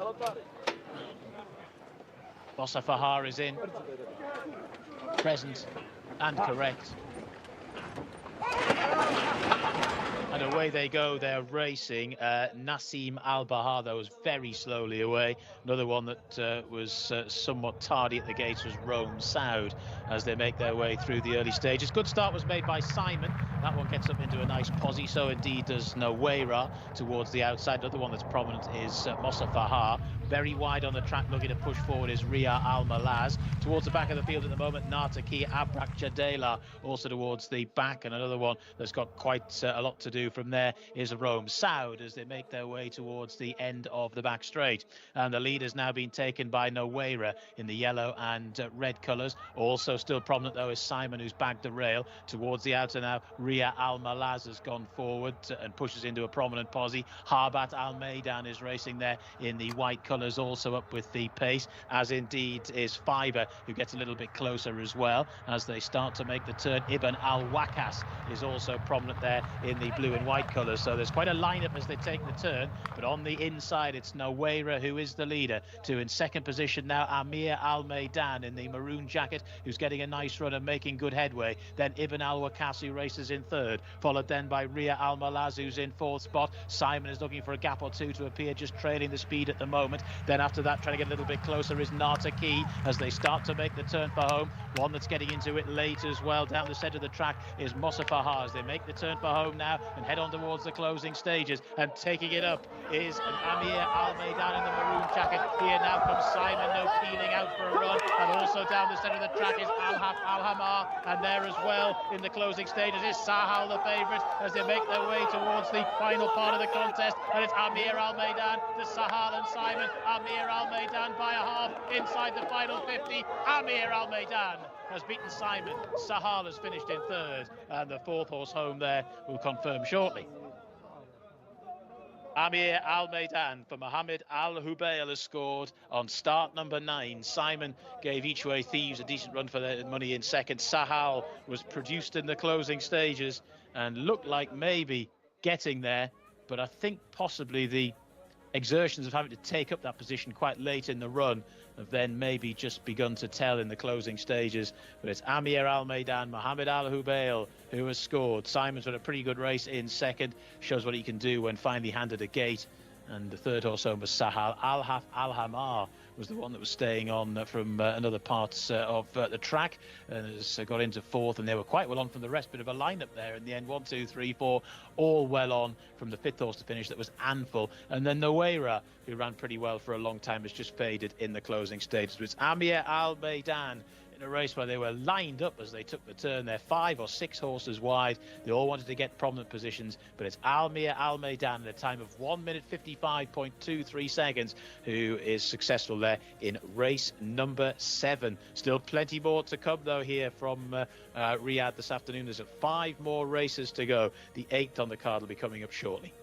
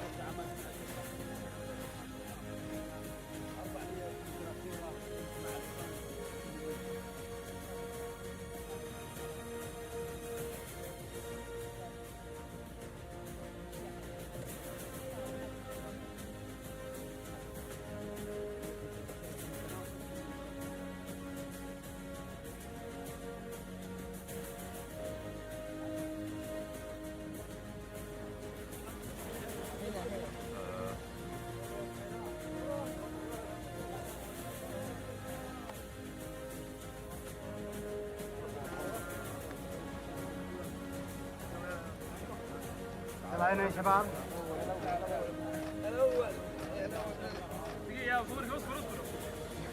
مبروك يا بطل. مبروك لك. مين ده؟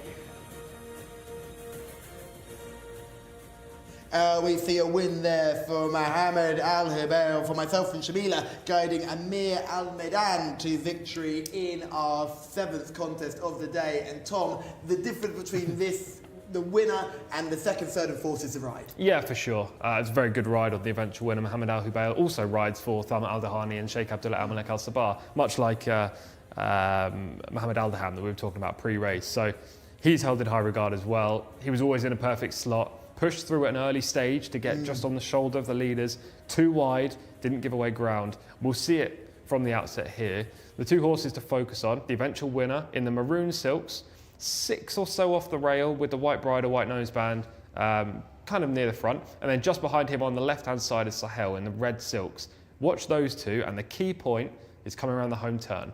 Yeah, it's almost before they get to the home turn, isn't it? Because the eventual winner, Amir Al Medan, if you look at this moment here, he's nowhere near where he ends up. He's going to come just ease across to the rail, but he's going to make a decisive move quite early on down this far side to make sure he's not going to get caught up in the wash. Yeah, exactly that. He's, you'll see now the horse in the yellow moves edges across.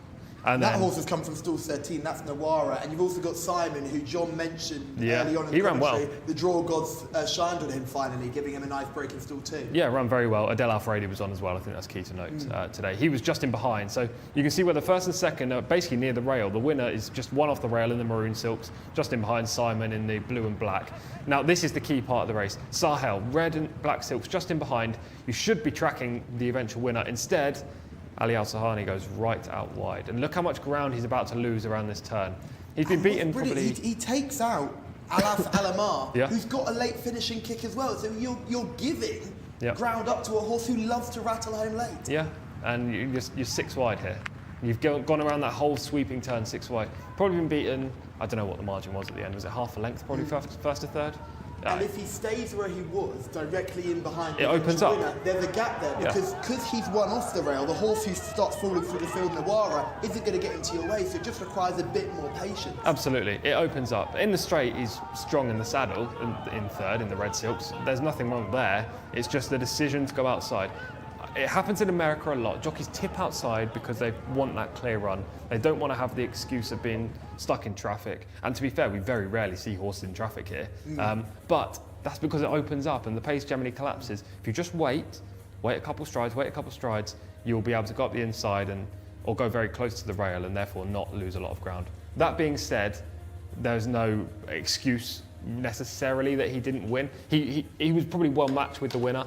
It's just how the rides came about today. What a finish, though. Yeah, great Four finish. in line down the straight, and Mohammed Al Hubail has guided Amir Al Maidan to victory here, shrugging off Simon and Adel Al Faradi, which was an absolute thrilling contest in our 7th race at King Abdulaziz Racecourse. 4 in line, and it was the horse nearest the rail that came out on top. Plenty of more positive rides given to those in behind as well. I thought the 16 was a very nice ride, and probably that was a career best effort for him. But it is good that we've got through that race, because it's time to look at the standings and see where we are crossing the line in the competition for the Jockeys, Trainers and Owners Championship. Let's look at the jockeys first, and the big mover is Alex Moreno, who has got another winner today, which puts him on 80 winners. We said that's a target he'd be looking to hit. Yep. I gave him the rest of the season to hit that target. It took him 3 days. Yeah, he's done very well. He's had a great week, 7 winners so far over the course of 2.5 meetings. He's had a phenomenal season. Obviously, Camino Ospina's won the title by now. He's way clear with a total of 24 more than Adel Al Faradi in second. Alex Moreno's going to be 11 behind Al Faradi after today's winner, so interesting to see how much he can erode into that deficit. I'm just bringing up the tally for Moreno in previous campaigns. He needs 2 more to reach his career best. Well, I'm thinking he'd be a brave man to bet against him getting that career best record now, wouldn't you? He's a man in such good form. Let's look at the Trainers' Championship. It's probably the closest of all the championships, and this is with Ahmed Mahmoud in front with 69 winners, looking for the all-conquering 70. Said Muklak, who's done so well with just purebred Arabian horses, 50 winners for him. We thought he'd be caught. Gates Al Gaze, who's the first trainer not represented by a big, strong owner. He's there on 44, and it just passed Ahmed Al Bada, who's there with 43. Yeah, 2 white stable representatives in there, as well as an Al Khaldir stable in Mutlaq bin Mishrif. Tham Al Dahani's had a great latter stages of the season, had a winner last night in Weight to Excel. Gaith Al Gaith moved up into 3rd place yesterday from 4th. Yeah, though it's a really tight-knit thing at the 3rd to 5th place battle in the Trainers' Championship, and there's plenty of trainers just below 38 winners as well who will look to secure their spot in the top 5. The Owners' Championship is a runaway success.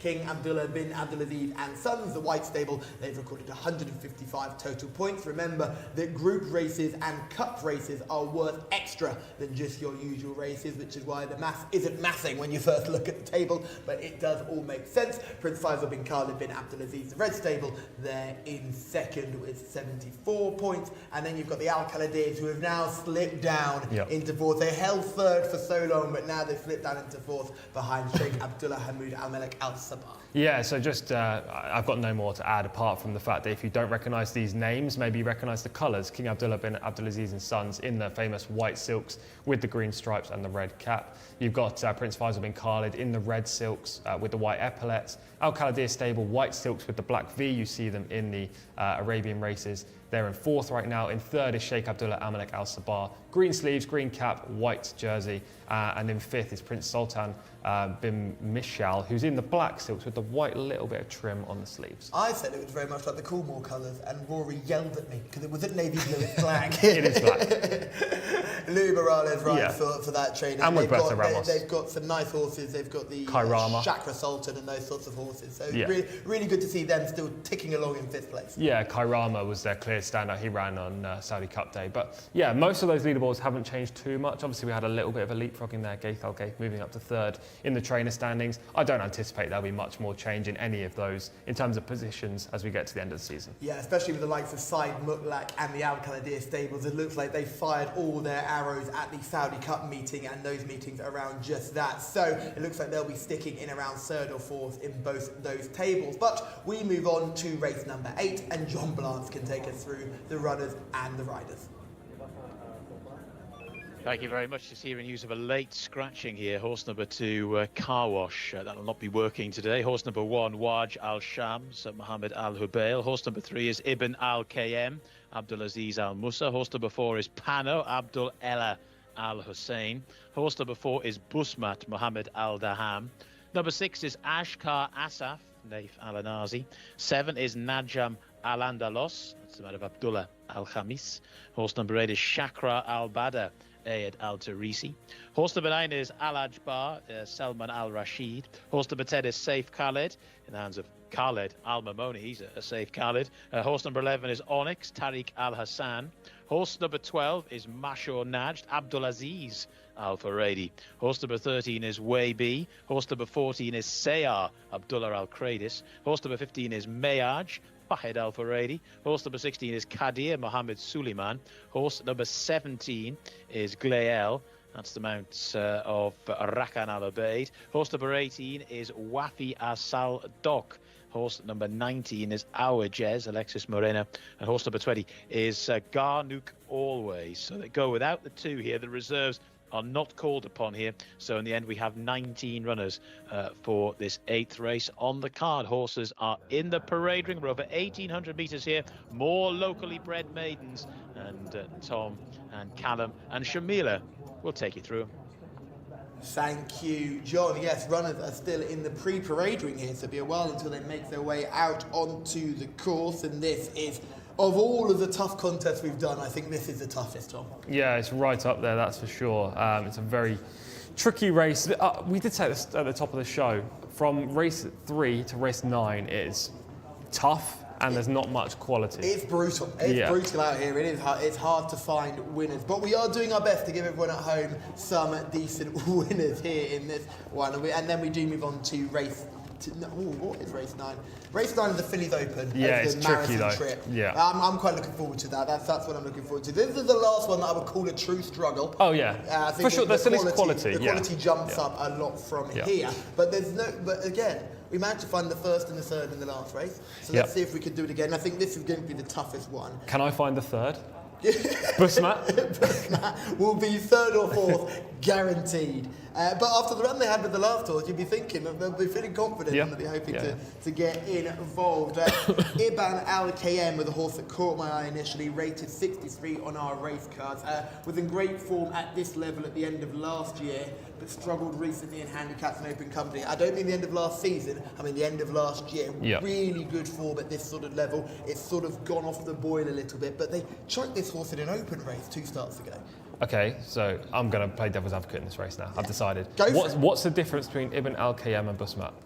The fact that Ibn Al Khayyam has only had 18 opportunities to lose a race, and Busmat's nearing 30. But no, the difference for me is that Ibn Al Khayyam was shaping like he was going to win a race, and they then stepped him up in class because he was doing that, and they thought, we'll look at handicaps and open company and try him in better races, see if he can sort of plunder some late prize money. He was just bullied in those sort of contests. They've said, okay, let's go back to a local bred maiden. This is the lowest class you can get.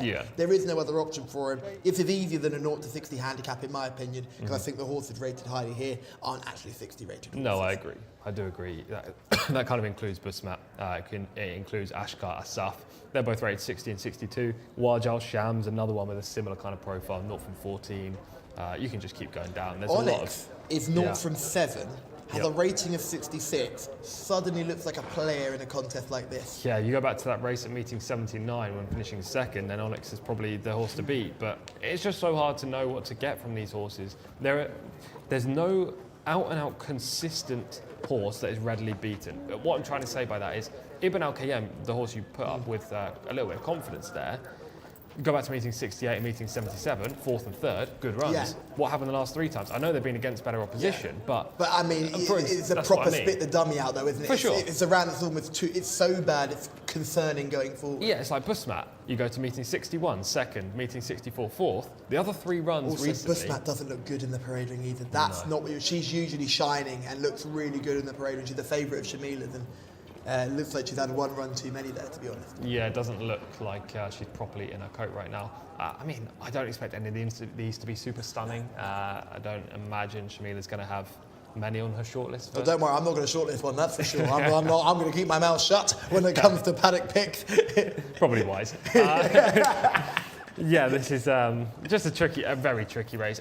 To be honest, I have no strong selection in here, and even going runner by runner, it'd be very hard to say positive things about these in terms of winning today. We can talk about a few though. I'm thinking Awajez, horse number 19, sneaks in right at the bottom here, rated 59, had a 3rd place effort last time. That was in a diabolically poor race, and the way he finished 3rd, he was sort of plugging on at the one pace and shrugging off challenges. He showed a good attitude, but a lack of ability. Yeah, wide draw today. The 3 previous runs weren't there. Alex Moreno's a positive. These owners do well. They have lots Trainers of horses. having a good time of things at the moment. They had a double on the Thursday. There's your positives. The actual form aside from last time is weak, but you only need one good run in a race like this, and if you can repeat it, then you should go very close. Now, I can tell you that Shamila's having trouble finding a winning paddock pick here, because usually she's in our ear very quickly, Yeah, she is. saying she's ready to find a selection, but she's taking her time here, which either means she's really perusing the field or she's desperately struggling to find one. Here is horse number 11, Onyx, the one we spoke about earlier. Looks good in the coat. Yeah, very tall compared to some of these. We've seen a couple of small horses, including horse number 10, Saif Khalid, was very small.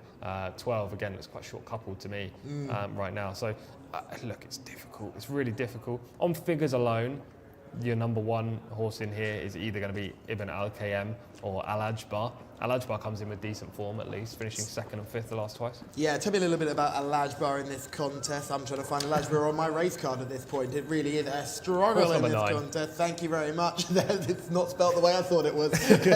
Yeah, he only had the... Suddenly Al-Ajbar's probably going to win this now after all of this. 4 runs, has improved with each start. Yeah. It's clearly at least finished in the money last 2. Yeah. Unexposed. There's less faults about Al-Ajbar than there are about some of these others. Exactly. The downside is that he's a 5-year-old already, and 5-year-olds have probably had plenty of chances. He probably was in training as a 3-year-old and wasn't able to make the track. So he's just super tough to like him, but he has got at least recent form to his name. Shamila is in the parade ring. Took a while for you to come to us there, Shamila. Have you found a winner? God, I hope I found a winner, Callum. This was pretty difficult for me, but it wasn't difficult to find my standout, which is horse number 9, Al-Ajbar, rated 63. Salman Al-Rashid is just getting the leg up onto him there now. He's been pretty well in his last few starts. 5th last time out, meeting 97, and 2nd the time before that. Only 4 runs to his name, so a little bit less exposed than some of the other horses in this race. But it was pretty difficult for me to find a selection for sure. I mean, this is a very tough contest, so if anyone manages to get a winner in this, props to them. Horse number 19 is also a pretty good looker for Alex Moreno, 3rd last time out. The thing for me is just the stall draw number 19. And the negatives for you in this contest, horse number 5, she just doesn't look fantastic today. I wasn't super convinced about how she was going around the parade ring. And horse number 20, the same, but very bold of me to choose a negative with Adel Al-Faradi on board. So Shamila, before you leave us there, you sounded a little bit out of breath just going around the parade ring there. Were you chasing down your paddock positive? Have you had to come running back to set? What's going on? I was trying to chase the horses around. When I see my horse on the other side of the parade ring and I hear stand by, I sprint to the other side as fast as I can. So that would explain it. But it's not as cold as it has been the last few days, so no need for me to do star jumps today. Perfect. No need for you to do the star jumps or stand near the heater. Although we did lose the heater in the parade ring, being replaced by a Longines clock now. But good to see Shamila is still finding plenty of positives in this parade ring. It makes sense for Al-Ajbar, doesn't it, really, as a paddock positive. Looks good enough in the coat and has a very unexposed profile compared to an awful lot of these. Yeah, exactly. It's hard to make strong cases for many. So when a horse at least is looking nice and has reasonable recent runs, then you have to put them right at the top of your list. Where would you be looking for your selection nice and early here? I'm going to say with Onyx here. I thought the run last time out in 0 to 70 company over course and distance was positive enough for me. I think this is a much easier task, and I was quite happy with the way Onyx looked in the parade. To be honest, I don't have a selection in the race, but as a part of the panel, I've kind of got to at least give a positive for one horse. Give a positive mention for something. I'll say horse number 19, Awajez, just because Yeah. of connections and that one last time out effort. Prior to that, there was no real form in the book. I hate the draw, but Alex Moreno, 7 winners in the last 2.5 days. So. Yeah, hate the draw for a horse like him as well. Yeah. Being so far out wide, he's not blessed with pace. 1,800 metre races are tricky. I think a lot of people at home would look at 1,800 metres and go, well, you need more stamina than a mile. Honestly, you don't. Or Alawaji, famously an example earlier in the week, horse who loved 2,000 metres, hated 1,800 because they go a step too fast for the 2,000 metre horses, and they almost go at miler pace. Yeah. And they find themselves having to really find extra gears. So. And 1,800 metres and 2,000 metres generally, if you watch American racing, I know the Martinez, Joey and Jose Martinez will know this. He rides in America, Yeah, so for sure. two current jockeys. Yeah, well, one ex, one current. If over 1,800 and 2,000 in America, that's 2 turns normally. Here, it's 1 turn, long run. Long straight, completely isn't it? different kind of race than 2 turns. So, Yeah, the draw. I mean, with the long run, that allows if you're drawn wide to come across and find your position, gives you plenty of time. But also in a race like this, where they're very limited, very limited in terms of talent, they're all kind of going to be running at the same speed. That's it. Because are you going to be able to get across when everything's going slowly? Yeah, that's the issue. That's why I don't like the draw for him, or anything wide really.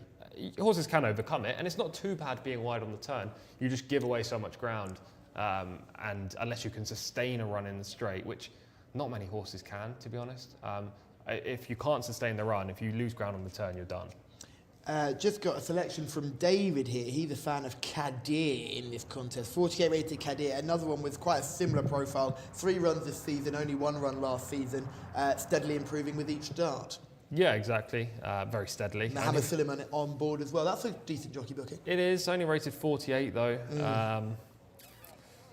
I mean, I'm really struggling for something to say. What have we learned? Let's take it away from the race and just talk about what we've learned from the handicap here. We've been here from the very beginning. I think we're very fortunate to be here from the beginning of the type season. We know a lot of these horses. We've seen Busmat when she had only 17 runs, and now she's all the way up to 28. So we've seen her type. What do you make of the handicapper here? A lot of people suggest, and I've spoken to some trainers and some owners about it, that they put them up very quickly, and it takes them a while to drop down. And I think we were speaking to Keith this afternoon, Keith Otterson, Clark of the course, and he was saying we need to find a calendar of races to suit horses like Busmat and give them an opportunity to get a win on the board, because the maidens are actually proving tougher to win than low-grade handicaps, because there aren't enough low-grade handicaps almost. Exactly that. Yeah, there aren't enough low-grade handicaps right now.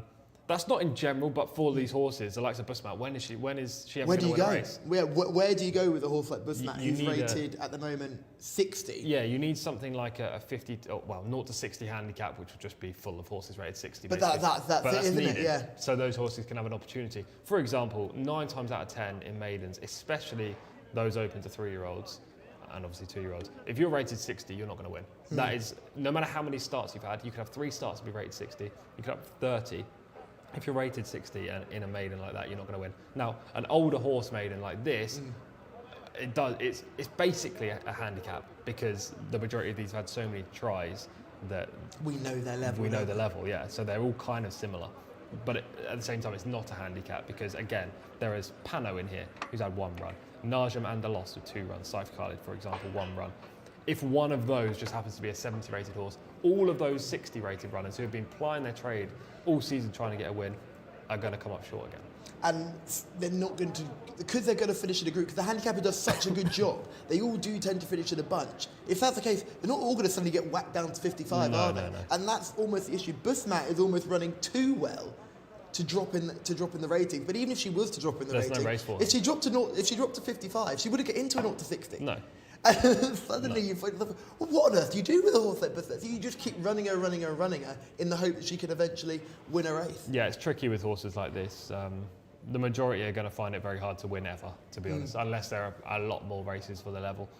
As people who go racing a lot, I don't always want to see the lower grade races, but there has to be them in the programme, because otherwise the lower grade horses are never going to find an option. See, I'm the total opposite. Like, I know. So a lot of people at home would know that I do a lot of my reporting from the lower grade venues and watching lower grade racing, and my big thing is that I've seen owners react to a win of a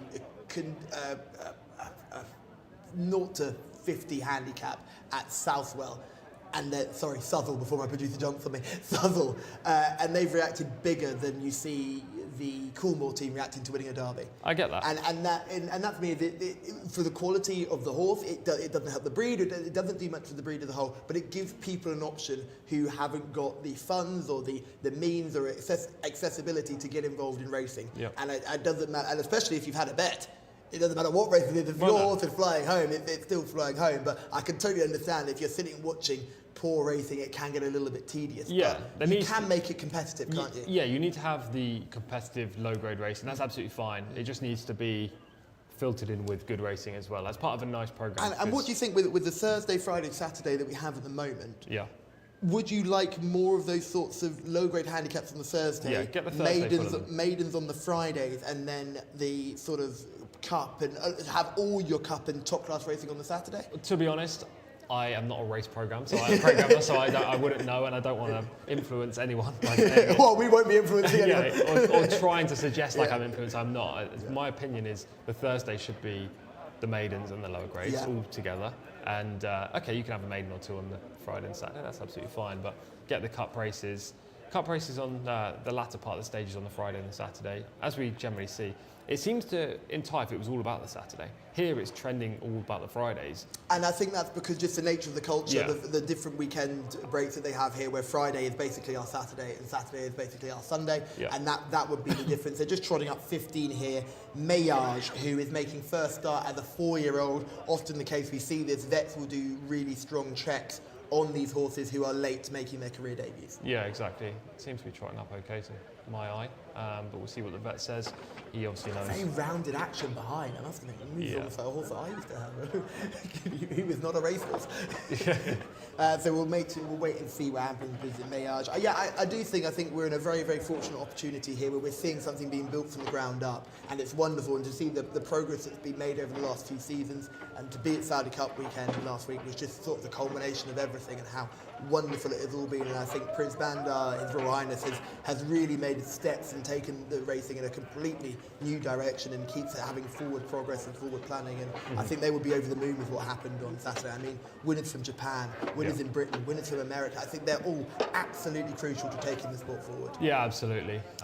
We're just looking at the 15s still. Maybe the vet wasn't happy. Looks like far ahead Alpha Rady's just talking to someone down at the start. I'm going to stick with, very tentative stick with, I have to say. Yeah. Horse number 19, Our Jez. Yeah, we're all going for 3 different selections. So Tom goes with 19, Our Jez. David in the comments like horse number 16. I like horse number 11, Onyx. And Shamila likes horse number 9, Al Ajbar. So best of luck to everyone with your selections as we line up for this tricky contest, race number 8. There as well about the finer points of the scheduling of Saudi racing. Certainly been very enjoyable last few months from my perspective to enjoy the racing here. Horse number 15 has been taken out. 15 has been taken out, Mayaj. So they're going to go with that one, and also number 2. For what it's worth, and it's not a huge amount, I like Ibn Al-Qayyem here, each way at a bit of a price. Not bad rating. Again, similar reasoning to the horse in the previous race. Last 3 gates this horse has drawn 16, 22 and 10. If you actually go back through this horse's record, you can find some good efforts from a low gate, and gets a low gate here this time round. Ibn Al-Qayyem, that's gate number 3, but it's now 2. Off they go, they're racing. They're loaded like lightning there, racing through the early stages of this 1800-metre contest, and a good early speed from Saif Khaled. Also up with the pace is Najam Al-Andalos, another one who's forward in the early stages is Ashkar Asaf. Towards the back of the field at the moment, Waj Al-Shams was very, very slowly away, and also quite slowly away was Ibn Al-Qayyem as they make their way onto the racecourse proper. And one that's getting down from a wideish gate is Al Ajbar, one of the fancies on the international markets to lead. Kadir is now racing in second, the yellow colours, that one also from quite a wide posse. Also up there is Ashkar Asaf racing there in third, the sort of lime green colours with the dark green cap. Then getting a little bit closer is Onyx towards the outside, the very bright orange colours. Then Our Jez from a wide draw is going to be 5 or 6 wide as they take the turn, but is okay in terms of where the pace is. 800 metres in 49.83 seconds. Still towards the rear of the field, Waj Al Shams, and the back marker is Glael, who's a long way off the speed. Starting to make the swing now, and it's Ashkar Asaf, who's now just been tackled and passed by Kadir, who goes round the outside to take it up. Al Ajbar, I should say, racing in second. These two have now just gone on from Ashkar Asaf, who's just beginning to struggle in third. Then Onyx round the outer in fourth, followed then in fifth position by Najam Al-Andalos as they start to make the turn for home now. And setting sail for the wire is Kadir, has gone on by a couple of lengths to Al Ajbar, who's racing in second, can't find a great deal. Ashkar Asaf is battling on quite gamely now in second, moves into second spot from third, from the back of the field, getting into this late, looks like Sayar, but loads to do from there. Inside the final 200 metres they go, and it's Kadir for Mohammed Suleiman, who's clear to in second position the game, Ashkar Asaf, but racing inside the final 50 and up towards the line. Kadir the winner. To in second position Ashkar Asaf. It was tight for third. Finishing very strongly there was Sayer from the back of the field in those green colours. Also in the mix, one or two others, so we'll wait and see as far as the minors are concerned.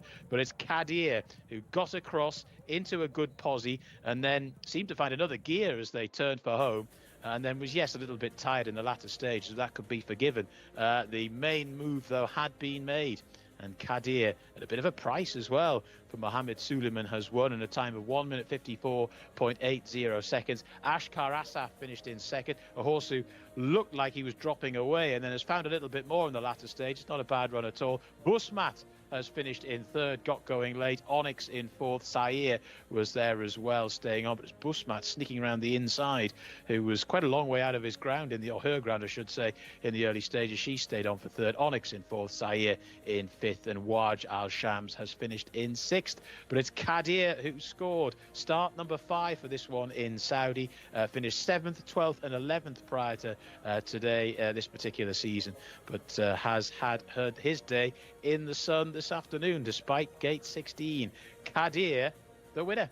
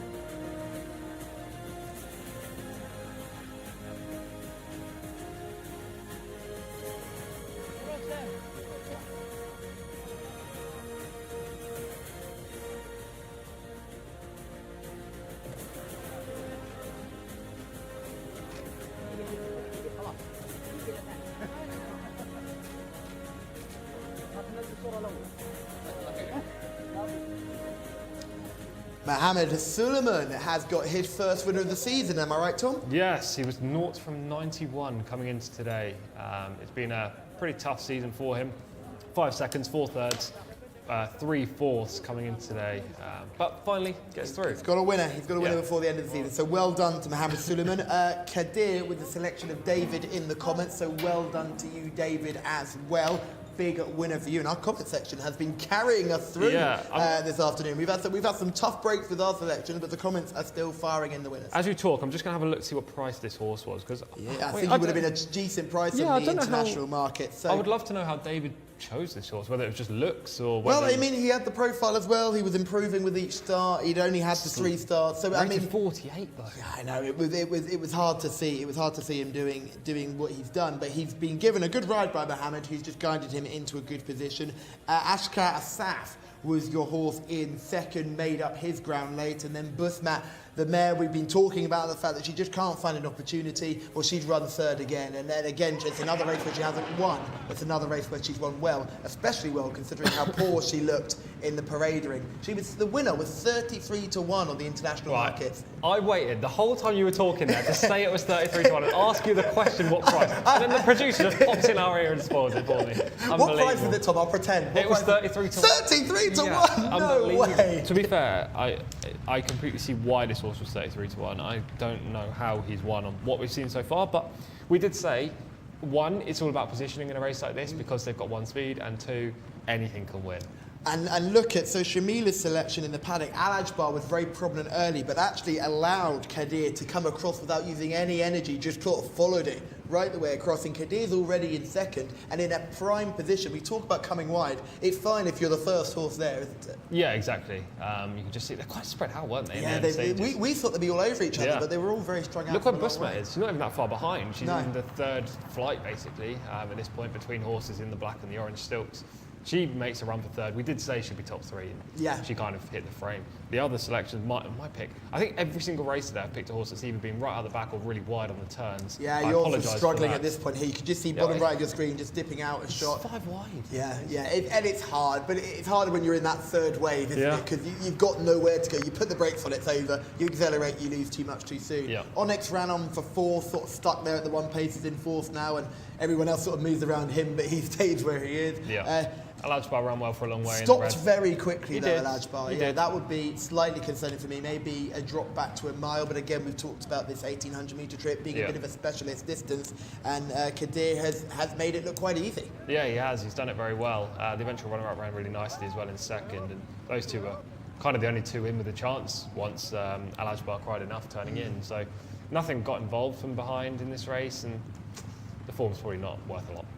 No, it probably isn't. But Kadir suddenly, with a win, is now in this really envious position where he's currently rated 48. If he wins this, you can't throw him up to 60. He's going to be in the... What race is he going to run in? To be honest, I think they're going to throw him up to 60.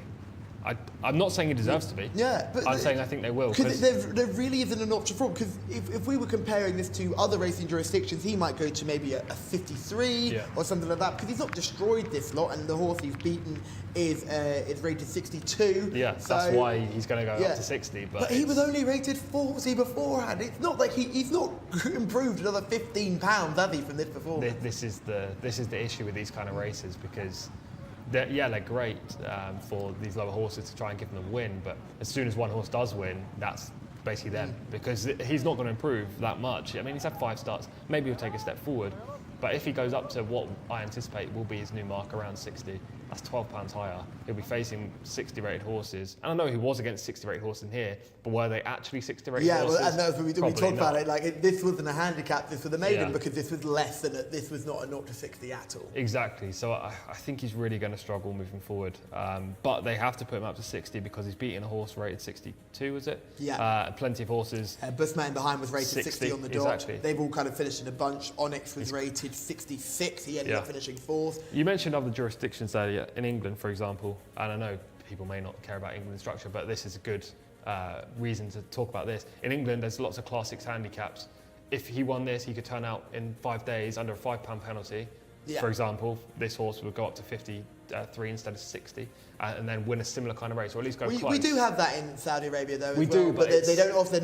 They're not as often. They How don't many come are around the- as often. yeah, where are the 0 to 60 handicaps? Because I Yeah. think we see Nafiel later in the card, and her owner's own, I think, as well. They're always who tried to do it, and it's not as easy as you think it is, No. is it? Because they come in off a very good win. The and horse it's often... we talked about the other day. Hawawaya. Yes, the legend that was Hawawaya. So she did it. Yeah, she did, it. didn't she? And That's how she endeared herself to us. Yeah, in Taif, she was able to win a similar grade race when she'd gone above the barrier, but it was within 7 days. So there is an occasion to do it. I think Taif's the better time to do it. There's more handicaps in Taif, more lower grade racing. But at least for connections, Kadir's got to win on the board, because that was probably their main thought. Is this horse ever going to win a race? Yeah. And well, that's why you keep running them, isn't it? You're Yeah. running them to win, and connections of Busmat must be cursing their luck, because this mare has done nothing wrong. This is true, but Busmat's picked up another 7,500 Riyal. Yeah. You know, as long as she keeps picking up these place money prize checks, then she's delivering. She's earning her keep, isn't she? At the end of the day, Exactly. she's paying for herself, no doubt. She's paid for plenty of feed. It's much better that than a horse finishing last in a race like this, where it's very hard to see them get anywhere near. It's time to move on to race number 9, and it's our marathon contest, 2,400 metres. It's an open for fillies, and it looks like an absolute corker. John Blanche, take us through the runners and riders. Yeah, it does look a good race, doesn't it, Callum? And we can take a look at them now. Shanat Gala is horse number 1. Big price on the international markets. Mohammed Al Nefsi is aboard. Estopel, horse number 2. Tariq Al Mansour. Horse number 3 is Bojink, Naif Al Anazi, another one that's big price. A lot of horses towards the inside here are not very well fancied. Celestial Star, excuse me, is horse number 4, Ahmed Al Azari. Horse number 5 is Ejabatom, Abdullah Al-Orfi. Horse number 6 is Default Protection, who is a short price in the market internationally, 2-1 last time I looked. Abdullah Al-Fayrouz is aboard. Horse number 7 is Daklat Noura for Rayan Al-Tuesh. Horse number 8 is Segar, Mohammed Al-Hubail. Horse number 9 is Capitulation. That one hasn't collapsed in the market. It's 33-1. Mohammed Saeed is aboard. Number 10 is Notation. Third, Al-Timyat. I'll get there in the end. Horse number 11 is Aramar Ayan Al-Turisi, a winner of 5 of its 24 starts and well fancied in the international markets. Horse number 12 is Dreams Unwind as a 33-1 chance. Horse number 13 is the favourite Jumanat Al-Reem. Adel Al-Faradi's aboard, one of the top-rated runner in the field. Olfar is next in the betting. Horse number 14 for Jimmy Carrion. Horse number 15 is a non-runner. And number 16, Dream Biz does go. Asil Al-Sahani is aboard. It is race number 9. It's a fillies open race, and pretty useful of the fairer sex in this particular spot. We can get back to the guys in the studio. Yes, I'm a big fan of this contest. I'm really looking forward to it. A few of these I'm really keen on. And there's plenty of names that we've seen plenty of. I think number 2, Estoppel, rated 80, is a horse to start with. She's been running here, there and everywhere. Yeah, I actually selected this horse. I think I was I here or was I at home? I can't remember anyway, it's irrelevant. But last time up at meeting 101, I think I was here. I put this horse up on the channel as my selection in the race. She was really disappointing. And then I worked out that she probably didn't want the trip. And this 2400 is absolutely in her wheelhouse. Yeah, she will enjoy this 2,400 metre trip. What's interesting, we'll see a lot of horses here who are either trying this for the first time, but there is one horse here in Aramar who I'm massively keen on. Me too. Loves this trip, relishes it. Yeah. This is her distance, and I think now back against the girls, she's got a massive chance. Yeah, well, I'm desperate for a winner today, so I'm glad that you're jumping on because you had a very good day yesterday, and Aramar seems the obvious play in this race. She's by Premium Tap. I believe she used to run with the White Stable, but to be fair, this year she's better than ever, and she was very impressive with a huge late run over 2400 on a penultimate outing.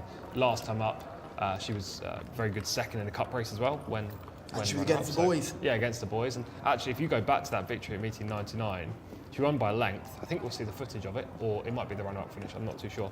But anyway, yeah, we're going to see the second place. Okay, the win. She won by a length. The first two were 11 lengths clear of the rest. That shows how well she stays to 2400. The only concern is that run wasn't too long ago. She worked hard in that race. She did. Can she do the turnaround? We saw it with First Line. These big wins take it out of them eventually. It's true. That is true. My devil's advocate to say yes, she can take the turnaround is that from the victory on meeting 99, she returned 7 days later and finished second in the Cup race. So I know it's a second quick turnaround, but she's already proved that she can go well again off a short layoff. Rory's a massive advocate for fillies having, when they're running well, to keep running them. Yeah. If you get a filly on form, that's where you want to be. It's a very cliche thing to say that, isn't it? Informed fillies are the horses you should stick with. But He's a very cliche man. He's a very cliche man. I can't try to tell him. No. Default Protection, we're about to have a look at horse number 6, is one I'm quite intrigued by coming over this trip. Back now in winnable company, having been given some tough tasks recently. Yeah, rated 87, so it's got to be a major player in this race. 3 wins as well, 4 connections. Khalid Mishrif, bin Shanan, and he purchased a really nice horse for the Saudi Cup that didn't work out in defunded. And the thing with Default Protection is she has won over this trip before. It was in Taif, but she's clearly got the ability to stay at 2,400 metres, and 2-4 in Taif is a tough 2-4. Yeah, there aren't many in this race that want the trip. You've already said that, but I think there's probably 4 that are proper. No, maybe make that 5 that are proper stayers over this 2400. Estoppel, Default Protection, Segea, Aramar, and Jumanat Al-Reem, who we'll talk about in a second. Well, let's talk about Segea, who we're going to look at next. Yeah. We're currently looking at Daklat Noura, who certainly doesn't look bad in the parade ring at all. But let's talk about Segea, who's a gorgeous horse. She was a winner of a 0-75 handicap over 2,000 on her penultimate start. Last seen finishing 5th in the Custodian of the Two Holy Mosques for apprentice jockeys. Yep. That's also over 2,000 metres. I was slightly concerned about that run. She was given a hard race and faded quickly in a race where the speed held up. Yeah, for sure. Lucas Gaetan earlier on, though, in an interview said, looking forward to this horse later on. So I'm interested to see how she performs. She's obviously a leading player in this race. I don't think she's as strong as Aramar in terms of profile, but she's a top 3, top 4 contender for sure. Yeah, we're just having a look at Capitulation, who will find it tough in this company. Jockey's just getting legged up on Capitulation now. Mohammed Saeed is on board. Notation is horse number 10. We see these colours all the time. Serval Timia will be looking to bounce back after having not his best moment in the saddle earlier on in the card. No, this trainer had a 1-2. Was it yesterday or Thursday? Yes. Milwaukee was right up there in winning, finishing second in the race behind a stable companion. So it's been a good week for the connections. Notation can run well, but again, I think there are one or two stronger. So 15 going to post in this contest with the removal of horse number 15. Shamila's had a chance to look at them. We're just seeing Aramar in shot, Shamila. Certainly will have a big chance, but not a particular positive in the paddock. Looked a bit sweaty to me. Not a huge positive in the parade ring, but someone that is a very good positive is horse number 8, which will be my paddock selection in this race. Mohammed Al Hubail has already been legged up onto her, and thankfully they're doing another round so we can catch them before they head out onto the track. Now, Lucas Gaitan has already had a winner today, and in his interview he said that he was quite keen on Siga in this contest. She's rated 92, one of the highest in the race. She's absolutely stunning 6-year-old, and this is not an Athba horse, but it's for Prince Turki bin Abdulaziz, and she's absolutely stunning. Really nice big sort as well, probably one of the biggest fillies in this race, and has a fantastic jockey booking on board with Mohammed Al Hubail as well. She was 5th last time out, a meeting at 96, and I think that she can just pip this and give Lucas Gaitan a double on the day. Another horse that I quite like the look of, horse number 13, Jamanat Al Reem, the highest rated in the race at 97. I like her chances as well. Adel Al-Faredi hasn't had a winner today, surprisingly, so definitely keep your eye on that filly. But I have my fingers crossed for Siga in this contest. Horse number 2, Estoppel, I have a huge soft spot for as well. I hope she runs well. She was only 11th last time out, but I think we can disregard that run, and Tariq Al-Mansour is on board as well. But as for my final selection, I'm going to go with horse number 8. Shamila, yes, horse number 8 for you, Sega, makes sense, good-looking individual as well, and I was just a little bit put off by that run last time, but Lucas Gaitan, when he says, I've got a nice one coming up in the card, it's always well worth following. Before we move on, what's Lucas Gaitan's strike rate this year? Give me a guess. This percentage. Season, Taifan Riyadh, percentage, I'd say he's operating at about 35? 27. 27, oh. Pretty good. That's very good, more than 1 in 4. 22 from 80, very good strike rate. I mean, even if you look through his career, last season he was operating at 25%, this year 27. It's just... But the trick is, look at how few runners he's had. Yeah. He's clearly cherry-picking the best horses for the best races, so it's always well worth following him in any of these contests. Exactly that, yeah. He's the most pinpoint in terms of trainers and targeting horses at races I think we've got over here. And remember, if a horse isn't good enough, he will let it go to another trainer. He's very cutthroat with it. I remember we talked about a horse, I think with Abba earlier, who ran on Thursday. He was a winner earlier in the Thai season, but Lucas said, I've got him to how far I can get him. Someone else can have him for handicaps. That's not where I'm aiming my horses. Segar certainly would have a chance here. We didn't talk about number 13, Jamanat Al Reem, 97 rated, would certainly have a big chance. Yeah, Adel Al-Faredi rides, obviously top rated in this race. Definitely one to be feared. These connections, I just think Mutual Kerosene. Yeah, I know, every time I see the colours. Let's have a look, we're going to jump in, we're going to have a look at Aramar in action here. This was the second last time out over course and distance against the boys in a cup race on the back of a win over this same trip. Look how spread out they are in this field. It just shows how well the horses up front ran in the race, because it was a pretty brutal affair. There was a lot of rain this day, a lot of kickback. Aramar came from behind the pack, wasn't able to run down the eventual winner, but literally fought all the way to the line. You just look at Aramar compared to maybe the 10th place finisher in that huge distance. I think you can mark up the performance, and actually both of her last 2 runs, you could argue they've been career best followed by career best. Yeah, Jiminat Alarim is the horse we're going to post at the moment. This is the performance last time we saw her, 3rd place effort at the back end of December. For me, this didn't blow me away, but this was only it was followed by an even poorer performance where she finished 10th. Yeah, her last couple of runs haven't been great. She doesn't switch lead. She's on the wrong lead. Right leg coming down front there. So she can't make up all that ground late that she needs to. But nevertheless, it's still a pretty good performance in 3rd. Last time was a step down, but today she gets a better jockey booking and in a weaker race. She's a major player.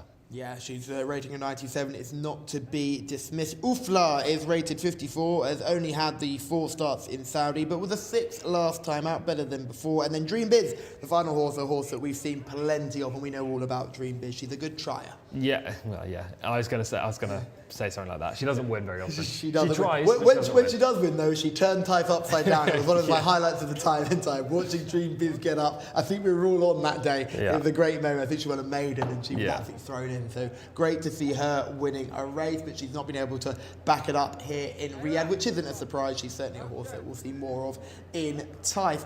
Selections-wise here, Tom, are you going for Estoppel or Aramar? No, I'm going to go with Aramar. Yeah. I do like Estoppel. Like Shamila said, I've got a soft spot for her as well. I think she's well capable of winning a race like this, but I'm not the most loyal of punters or tipsters or analysts, whatever you want to describe. And when Estoppel ran really badly last time, I know there was a bit of an excuse, but it was just too bad for me to think, oh, yeah, she'll win next time. So I'll stick with the form filly in Aramar, team up with you, and hopefully we can have a winner. David is in very good form at the moment. He's teamed up with Dreams Unwind, number 2, the Dan Silly filly. So great to see a Dan Silly hanging around here. They're always lovely to see those.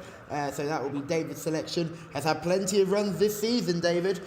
4 wins. They haven't all come here in Saudi Arabia, that's for sure. No, exactly. To be fair, I would be questioning the choice, only rated 70. However, David just put up the 33-1 win at the last race, so we will listen to David. Not going to question anything David says right now. Yeah, just looking at that British form of Dreams Unwind at the moment. Give me 2 seconds. I think. Yeah, all 4 wins came in the UK. Nick Appleby, was it? I might be wrong. She was with Mark Johnston. Mark Johnston. Yes, very similar types. Second to Chauvelin, would you believe it, at November 2021 before she moved over, and she cost Connections 45,000 guineas at the sales. Often, it's very interesting to see the horses that come out of the sales and how long it takes them to get to the track. Yeah. I always think of Palermo and Sail on Silverbird as horses who seem to only be sold a couple of weeks before and were already winning. So it's always good to see that sort of thing, and horses, different profiles. But yes, it would be a big shock for Dreams Unwind to earn her first career victory in Saudi Arabia in this contest. Yeah. But 33-1 winner last time. We can't go against David here. So good luck to you with your selection, and best of luck to everyone else in the comments with their selections. To go through ours one more time. Shamila likes Sega, horse number 8. Myself and Tom like Aramar, horse number 11. And David in the comments likes horse number 12, Dreams Unwind. They're circling down at the start and they're not getting loaded quite yet, so I won't just throw to John. I'll give him a chance. Don't like throwing too early. I'll upset the commentators when I do that. Daklat Noro, haven't mentioned this one. Colours that everyone knows, ran out to race, a jockey that people can be confident with. Yep. Was in good form, a rare sort of poor run last time out, but not too bad. It wasn't too bad, no. Plenty to find on figures, only rated 76. Coming off a short break, maybe they found an issue last time, so they freshened up this filly. Or mare, we should say. It says filly, but obviously a 5-year-old now. Mare, she's 5. Yeah. Riyadh Tuash rode well in the Jockey Championship yesterday, and Al-Qatani, the trainer, had a winner earlier on. Yeah, so certainly Connections worth following. We're just seeing the horse number 4, Celestial Star, getting tack adjusted in the middle of the circle. That's a maiden after 7 starts here in Saudi Arabia, but had form in the UK, but not winning form. Best effort with the second back in meeting 82. Ajaptom is horse number 5. Comes here with a rating of 57. We can wipe out anything sub 70, can't we, in this contest? Absolutely. I feel we can. Even the 70s, in my opinion, I don't think will play a big part in this race. But yeah, a 57 rated horse shouldn't really be in this race, in my opinion. There are probably better spots to find a victory for Trying to Ajaptom. sneak a place here, aren't you? If you They could are. win Yeah, it's good prize money. 9,500 for 4s, 4,750 for 5th, probably a better option than finding yourself in a 0 to 70 handicap where you might be facing some really smart positions. Yeah, potentially. There was $7,500 up earlier for a maiden, so it's kind Yeah, of Saturday racing though, isn't it? The thing is though, like, Ajaptom's not going to be in the first 5. Yeah, so. Ajaptom would need lots of things to go wrong Yeah. to get into the first 5. And I think it's often harder to do it in these longer races. Yeah, Sometimes absolutely. in the sprints you get some hard luck stories. Yeah, you're going to be found out if you're not good enough in a race. Oh, they're already loading. We've been through selections. So John Blance, who do you like in this one? Thanks, guys. I'm going to go with Jumanat Al Reem, the 13 horse. Yeah, it was well beaten last time out, but back into Filly's Open Company. Last time she did run in this company, she was victorious. So I'm hoping that she can score here. We will see there, just about all in, I think. Well, certainly Dream Biz has gone in. The 9 to come forward now is Capitulation. Horse number 13 is the aforementioned Jumanat Al Reem. And we've got horse number 5, Ajbat Hom, to go in, and also the 2 Estopel. 2,400 metres in front of them here, starting in the home straight. They're ready. Gates back, and away they go. They are racing. Very level break. Starter will be happy with that. Celestial Star got away well and wants to take it up in the early stages. Another one that's showing pretty good early speed is Dreams Unwind. That's your leading duo in the early part of the race. Followed then by Segar. The horse from the Gaitan barn taking up a nice posse in the early stages. One that's very wide on the track is Dream Biz from the wide draw. They're then followed by Default Protection up the inside. Horse number 6, one of the leading fancies on the international markets. Also there is Notation in the black and white colours. One that's a long way off the pace at the moment is Boyink. Quite a few of the horses drawn inside here, a bit to find in terms of ability, and that's kind of already playing out as they're well strung out as they make the turn at the bottom of the track. It's Celestial Star that leads in the hands of Ahmed Al-Azari, out in front by a couple of lengths to Dreams Unwind, who sits in second in the hands of Alexis Moreno, who's been in such great form this week. They're then followed in third by Segar, who's got a very nice pitch, followed then on the outside by Dream Biz, who races in fourth. Then Default Protection, followed then by Estopel, who's creeping round the inner. Then Jumanat Al Reem, who's got a posse in mid-division at the moment, followed then by Aramar, who's in the beige and dark blue colours. Alfar is towards the back of the field at the moment, still a long way off the speed is Capitulation, and also Boyink has got plenty to do from there. So they make their way down the far side of the track, and it's Celestial Star, who got a good breakaway, continues to lead, to Dreams Unwind, who sits in second. They're then followed in third by Segar, who's got a lovely poised position, followed then by Dream Biz. Interesting move now from Jumanat Al Reem, who's having to come wide to throw down her challenge, and she's definitely conceding quite a bit of ground. Then Default Protection, who's trying to weave her way through as well. So this race really getting going in earnest now as they make this big sweeping turn, and it's Segar and Dreams Unwind. Segar's now just come through to take Dreams Unwind. Jumanat Al Reem is now being driven along. Estopel improves in fourth spot but is being driven along to do so. Then Default Protection, and then after that towards the outside is Aramar. They're making the swing for home. Segar the leader for the all-conquering Gaitan stable, but here down the centre of the track goes Jumanat Al Reem, who's been hard at work for quite some time, but she now sweeps on by, and she goes on by a couple of lengths. Not much left in the tank for Segar in second. Then Default Protection in third. Trying to stay on from the back is Notation, but inside the final furlong they go. Getting a bit tired out in front, Jumanat Al Reem, but has 3 or 4 lengths in hand. Staying on really well is Capitulation. Jumanat Al Reem to Capitulation, who's come from a long way back, but Jumanat Al Reem has won it. Capitulation finished in second. Notation in third. Jumanat Al Reem, who was dropping in class today, having run in a couple of stakes races, has scored. It was hard at work, Adel Al-Faredi, quite a long way out. Those of us who flagged this one up were maybe getting a little bit less than confident when that was happening. Certainly the Gaitan horse was travelling really well, Segar, as they swung for home, but suddenly that all changed. Segar, the distress flares were being fired off the good ship Segar there, and in the end she's faded, whereas Jumanat Al Reem, with some of that back class, has gone on to score. Capitulation in second, Notation in third, Default Protection has finished in fourth.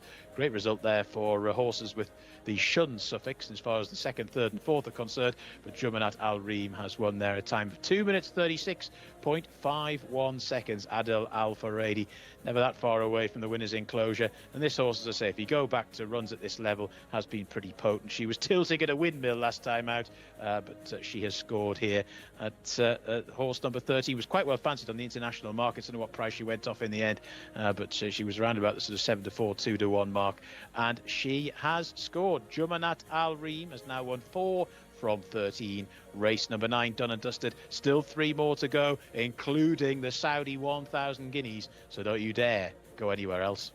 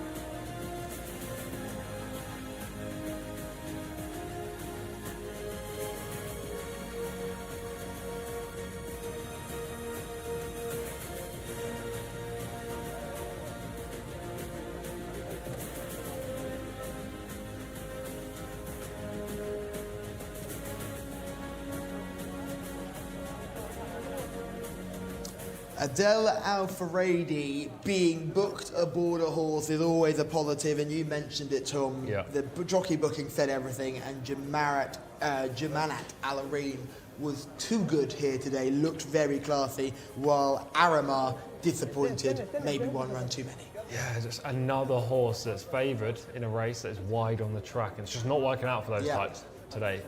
Being wide generally is absolutely fine, but today it's been a big no-go. I've not seen a single sweeping move prove to be successful. But back to the winner, yes, good jockey booking. The leading rider here, in terms of Saudi local, Adel Al-Faradi, second in the Jockey Championship behind Camilo Ospina.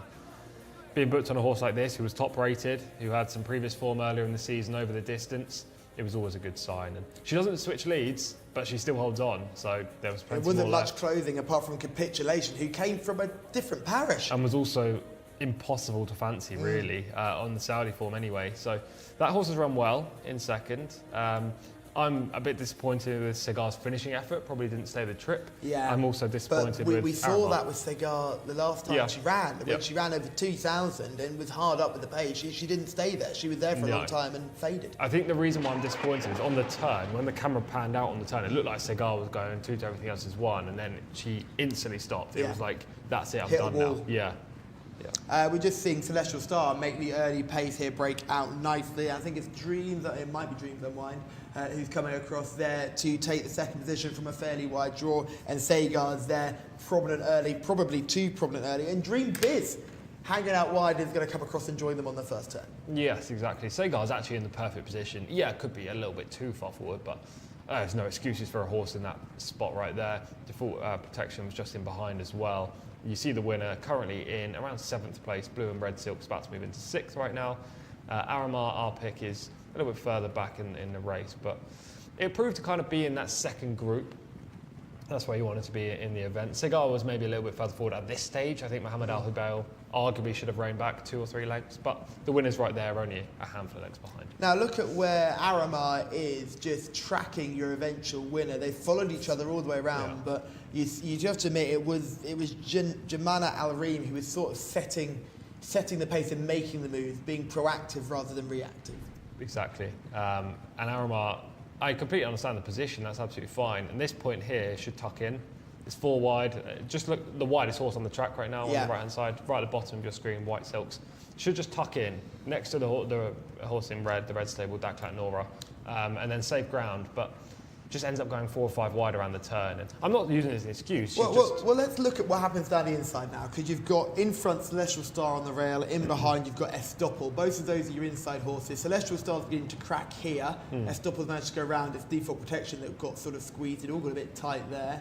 Estoppel's still there, so you would have had to go around Celestial Star, but then you could have got back to the rail there. The rail's still free, and you've got Dreams Unwind, that's still there up front, which will eventually fade. The difference was Adel Al-Faradi asked for a little bit of more energy from Jamana Al-Areem, the eventual winner, just before the turn at the top of the turn, when the other horses on the inside started concertinaing. Therefore, he didn't have to spend the whole turn 4 wide. Asked for a little bit of effort, then moved 3 off the rail. Aramar, because she was 2 lengths back, she then got the repercussions of the bumping and the tiring horses and had to go 5 wide for a bit of the bend. So that's not changed the result. The winner was the best horse in the race today, but that just shows the difference in positioning in the race and how it affects you on the turn. Celestial Star got a dream passage through that everything moved aside for him almost. Yeah. He just wasn't able to get the win. Shamila is in the winner's enclosure with, hopefully, maybe, some winning connections. I am with the winning owner, Ahmed Al Saif, of the 9th race of the evening. Congratulations, sir. How did you find the race? Thank you very much. It was a very good race. She didn't disappoint. We knew she has the capability of winning because she's a champ, in my opinion at least. And she did perfect today. Even though she tried the distance for the first time, but she did great. And there aren't many 2,400 races on the calendar, but if there was, would you keep her at this distance as well? I would truly prefer to take her to 2,000, 1,800, but sometimes the schedule, squeeze you and you don't have an opportunity to participate in the races that you plan in racing in. But we were forced to take this 2,400, knowing that she is capable of doing it. So. And what did you think about Adel Al-Faradi's performance? He's a super super jockey. He's an international jockey. I cannot say anything that criticizes his performance. He's a super jockey. He's one of the best. Along with there's a couple Saudi jockeys. I think they are, if not above, they are in parallel with international jockeys. For instance, Adil Al-Furaydi and Naif Al-Anizi, one of the top jockeys. And you do have Al Wahis in our next race with Luis Morales on board. What do you think of their chances? I hope, Al Wahis is my favorite horse, to be honest, as an owner. I would love him, at least today to perform as expected. So we'll wait and see. I have high expectations, to be honest. And it's nearly the end of the season, but how's the season been so far for you and your stable? It's been good. We had a couple of wins, several placings. So this season, I think it's anyway, as a stable, this is our third year. So comparing, we are doing great. We're on the right path. Brilliant. Thank you so much. And I hope we speak to you after this next race. Yeah, after Al Wahis wins, inshallah. Thank you. John Blance will take you through the runners and riders of race number 10. Thank you very much, Shamila. Yes, we can take a look at those now. Third last race on the card. Murano in the hands of Abdullah Al-Odib is horse number 1. 2 is Fast Start. Ali Al-Mutib rides this one. Oslob is next in the betting. Mohammed Saeed is aboard. Horse number 4 is Beehive. Khalid Al-Mamoni. Horse number 5 is Al Wahis, Luis Morales. Horse number 6 is Star Horse, Asil Al Sahani. Horse number 7 is Satin Snake, Tariq Al Mansour. Horse number 8 is Go Fast Trauland, Abdulaziz Al Musa. Horse number 9 is Ford Maddox Brown. That's the mount. There's a non-runner. 9's a non-runner apparently. Number 10, Bochart, is there next in the list. Number 10 is Cresta de Vega. Horse number 11, that's the man of Ahmed Al-Azari. Horse number 12 is Monasib, Camilo Ospina. Horse number 13 is Uncle, Mohammed Al-Daham.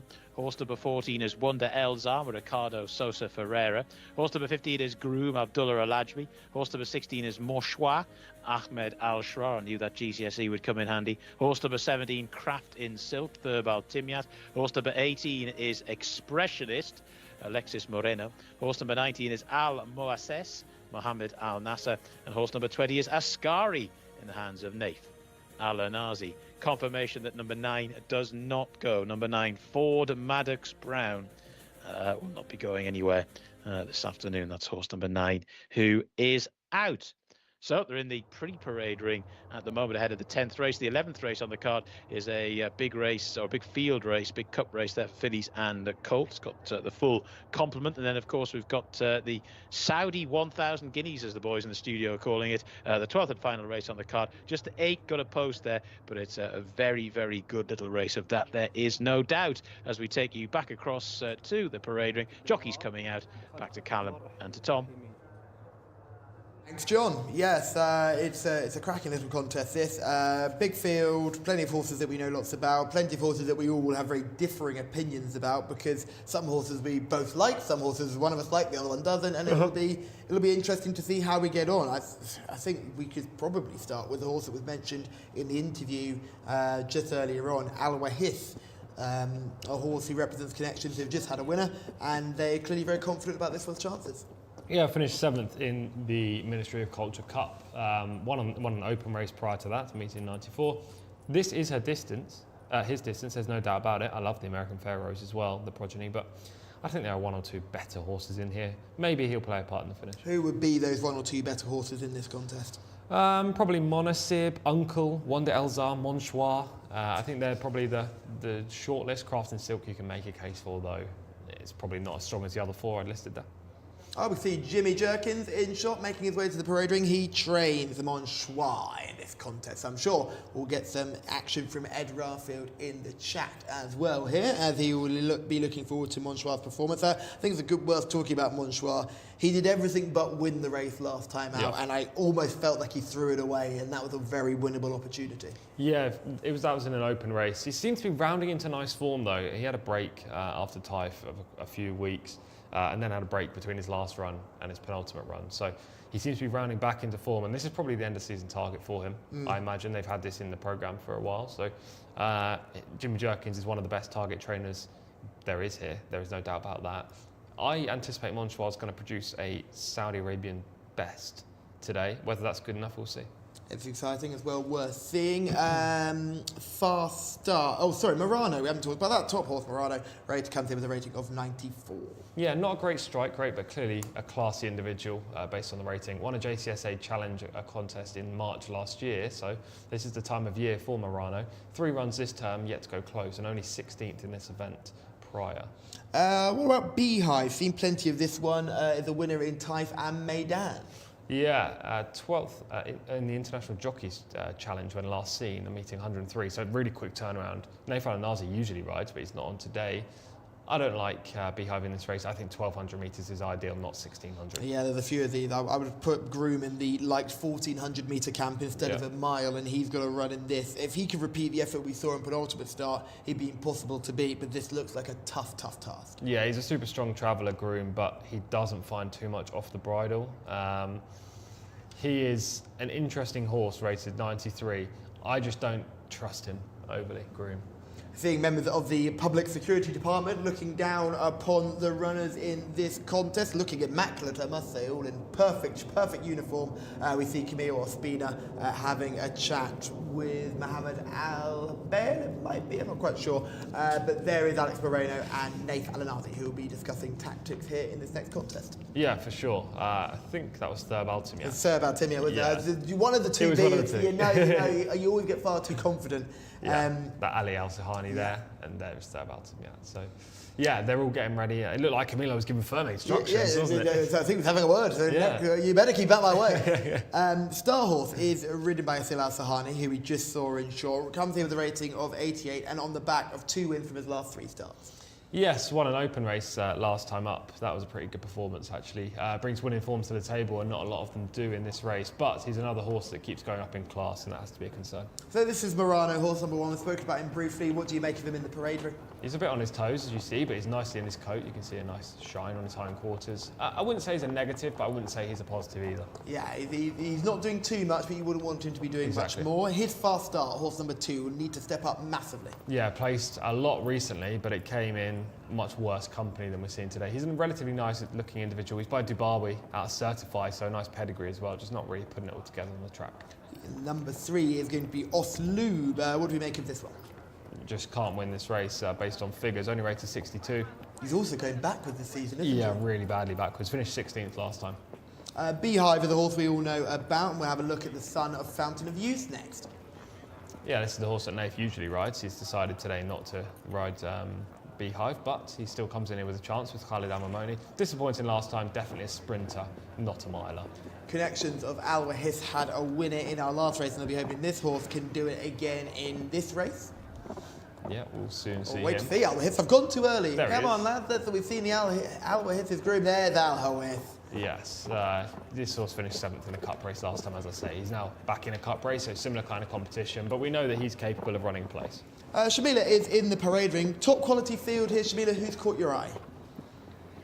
Well, it had to be this horse number 13, a beautiful 4-year-old gelding by Harry Angel, rated 93 for the Thamra Al-Dihani stable. I just love him. I'm pretty sure I almost choose him in every single contest that he's in because he's so well put together.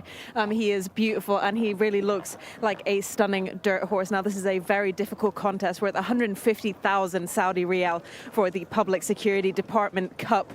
And I think that Thamra Al-Dihani, Mohammed Al-Daham and Uncle can get the job done. They didn't have much luck yesterday, apart from Weight to Excel, of course, but I think they can definitely take this race into their hands. Now, you all know that I love horse number 15, Groom, and every time I seem to choose him, he doesn't do very well. So if Groom wins, I would be totally over the moon, but I can't choose him because I'm almost some sort of bad charm for him if I choose him for my paddock selection. So this is why I'm wearing red and white today for Groom. Hopefully he can get the job done for Abdul Al Ajmi. Now, one more paddock selection for you, and it goes the way of horse number 5, Al Wahis, and we were talking to the connections of the previous race. They won the previous race, so fingers crossed for them as well. But I will be taking horse number 13, Uncle. Shamila, honest to goodness, you are living life on the edge there. It's a true thrill watching these paddock previews because you're getting very close to getting run over, so please be careful in that parade ring. Uncle is a horse that I think is over the top. Tom, would you agree or disagree with I me? disagree. I'm with him. I'm with Shamila in this race. Uncle's going to be my selection. I don't think he's over the top. He's just been frustrating this year. Actually, if you go back through all of his form figures, in the last 10 starts, he's not finished outside the top 5. He's super consistent. Yeah, granted, he hasn't won either, but he needs a race like this to get off the mark. And he's been running against horses rated in the high hundreds. Well, not high hundreds, but high 1.0s to up to 110. And there's no horse like that against him today. So if he's ever going to win this season, it will be in this race. We're looking at number 12, Monasib, who was second behind High Definition in the Beresford as a 2-year-old. Ended up winning a couple of listed, or placing, I should say, in a couple of listed contests later on in his career before coming to Saudi Arabia. Mightily impressive last time out on turf. Yeah, ran nicely when second. I just think potentially turf might be his go-to surface. Yeah, he was very unlucky in running as well. We'll see the footage of that after the horses go out onto the track. Yeah, we've not talked about Wonder Elzan, but he's well worth mentioning. He's the horse that comes up in shot now. The 6 career wins, they haven't all come in Saudi Arabia, but he did win back in meeting 56. Another horse that just wants shorter distances. We see Groom's a lovely looker. Wonder Elzan wants a shorter trip. He's rated to go close, but I think he might be vulnerable late. Yeah, Shamila is wearing red and white for Groom, but she doesn't want to give him the bad juju of a paddock selection, so she's left him. Here's Monchois. Here's going to be my choice. I was quite happy with the run last time, despite him throwing the opportunity away. And you've convinced me here by saying that this will be his biggest target. I think it is. Saudi target. Crafton Silk was the horse that beat him on that day in meeting 99. He couldn't back it up, and he's a horse that's proving very challenging to follow. Yeah, that last defeat came in the Group 3 Japan Cup, so this is a drop down in class, but yeah, I wouldn't say he's the most likely winner. Expressionist right now is looking a touch sweaty under the saddle, especially. He's definitely a negative for me. What do you reckon? Yeah, no, I'd agree with you. He's getting sweaty on his neck, and then you can just see him trying to chew through his bit too. He's just desperate to get out onto the course, but he does have a man in form in Alex Moreno on board. Then we have Al Moassef and Ascari are the last 2 to look at. I imagine you're looking past those 2. Yeah, neither really caught my attention. I mean, definitely the 20 can't win this race. Al Moassef, there's been a little bit more form from that horse. He won 3 starts back, but still. He needs a big step forward to win. This is a different level of company for him. So the horses are making their way down to the start for race number 10, the Public Security Department Cup. We're just seeing some tack adjustments being made to what it looks like horse number 13, which would be Uncle. Just making sure that they're going to have the right girth over the top there. I love it with racing saddles where they got the girth over the top. I think it's so cool. Let's have a look at Uncle in action here. This was what I saw was a performance too many. You said he was unlucky here. Well, not unlucky as such. He's just facing better opposition. He travelled through the race beautifully. To be fair, he probably should have won given the position he was in. He gets run down for second, albeit it looks like he's going to get it now, by Time Nadged, who runs through the pack in the light blue, who's in third right now. He eventually finishes second. Uncle ran fine. I don't know whether we just went a little bit too hard too soon that day. He deserves to win. He's by Harry Angel. This is over a mile. Is that a concern as well? You'd have to say on pedigree for sure, but this season he's run well over a mile on numerous occasions. Look, he's not going to be the strongest in the final 100 metres, but he's got the natural speed to get into a position where hopefully that won't matter. Let's take a look at Monasib. He was the enemy of Richard Hoyle's during the commentary here, because in the race card he was wearing purple, and in the race he was wearing these yellow and red colours. Yeah, just super unlucky. You saw around the turn he was shuffled back, even there shuffled, still waiting for a gap,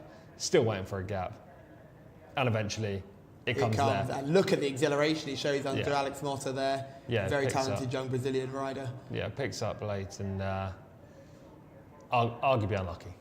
Yeah, I would imagine. So if this horse can repeat that on dirt, surely has a massive chance here. Probably. It's a big if, because we don't know. Bobby's Kittens, I've already said this yesterday if you were tuning into the coverage, but Bobby's Kitten I prefer on tough. But Amot ahead of the Bobby's kitten. Yeah. He loves the dirt. Let's talk about Wonder Elzam, who came swinging into this contest. We're just catching it, and Ricardo Sousa Ferreira is getting serious. This is a third-place effort behind Rosgar, who won this contest. Yeah, again, I think this horse wants shorter distances. This was a fine effort, tries to get through that gap. It gets very tight all of a sudden, and Ricardo He switches. just doesn't have enough horse underneath him to get through it, does he? No, exactly. Switches out wide, and he runs okay. He actually picks up well late on, but it wasn't as much of a race as it is today. I think there are better horses in here. Rosgar wouldn't win this. Yeah, no, I think it's going to be hard for that horse, Wonder Elzam, to get his head in front. We're looking at the Public Security Department Cup. A little bit of a different design to the Jcsa award we saw last time, but I must admit, not quite as stunning as the big plate that we saw yesterday as well. Still nice though. Yeah, take one home. I say this every time I'm on this channel, that I really like the trophies. Everyone's disagreed with me so far. I don't. Good. I don't. I like the trophies too. I think they're an understated trophy, but I quite like them. They're quite sleek and modern. I'd and like one of those. sometimes trophies are doing too much. Like the one at Cheltenham for the amateurs in the Amateurs Gold Cup is truly ridiculous. Fox Hunters is truly ridiculous. I mean, it needs to go home in 3 parts. Yeah. You need Just a transit van to take give me it back. something that will go on the side or in a shelf and show that I've won a race. That's what I would like, and that's what Saudi are providing the winners, trainers, and owners and jockeys. Certainly is, and if you remember the white stable, you can't have them being too big because you need another room for them. Exactly. So you're certainly happy with the size that they are at the moment. Are you a trophy cabinet person at home? Has your mum got like a stack load of trophies? And I bet it's full of certificates. I bet it's full of certificates, all in frames. Up in the loft, up in the attic. Up in the attic. Yeah, no one cares about that anymore. Don't worry. I'm an only child, so they're in the front room in my mum's. They're back in front of everyone. You can see them all.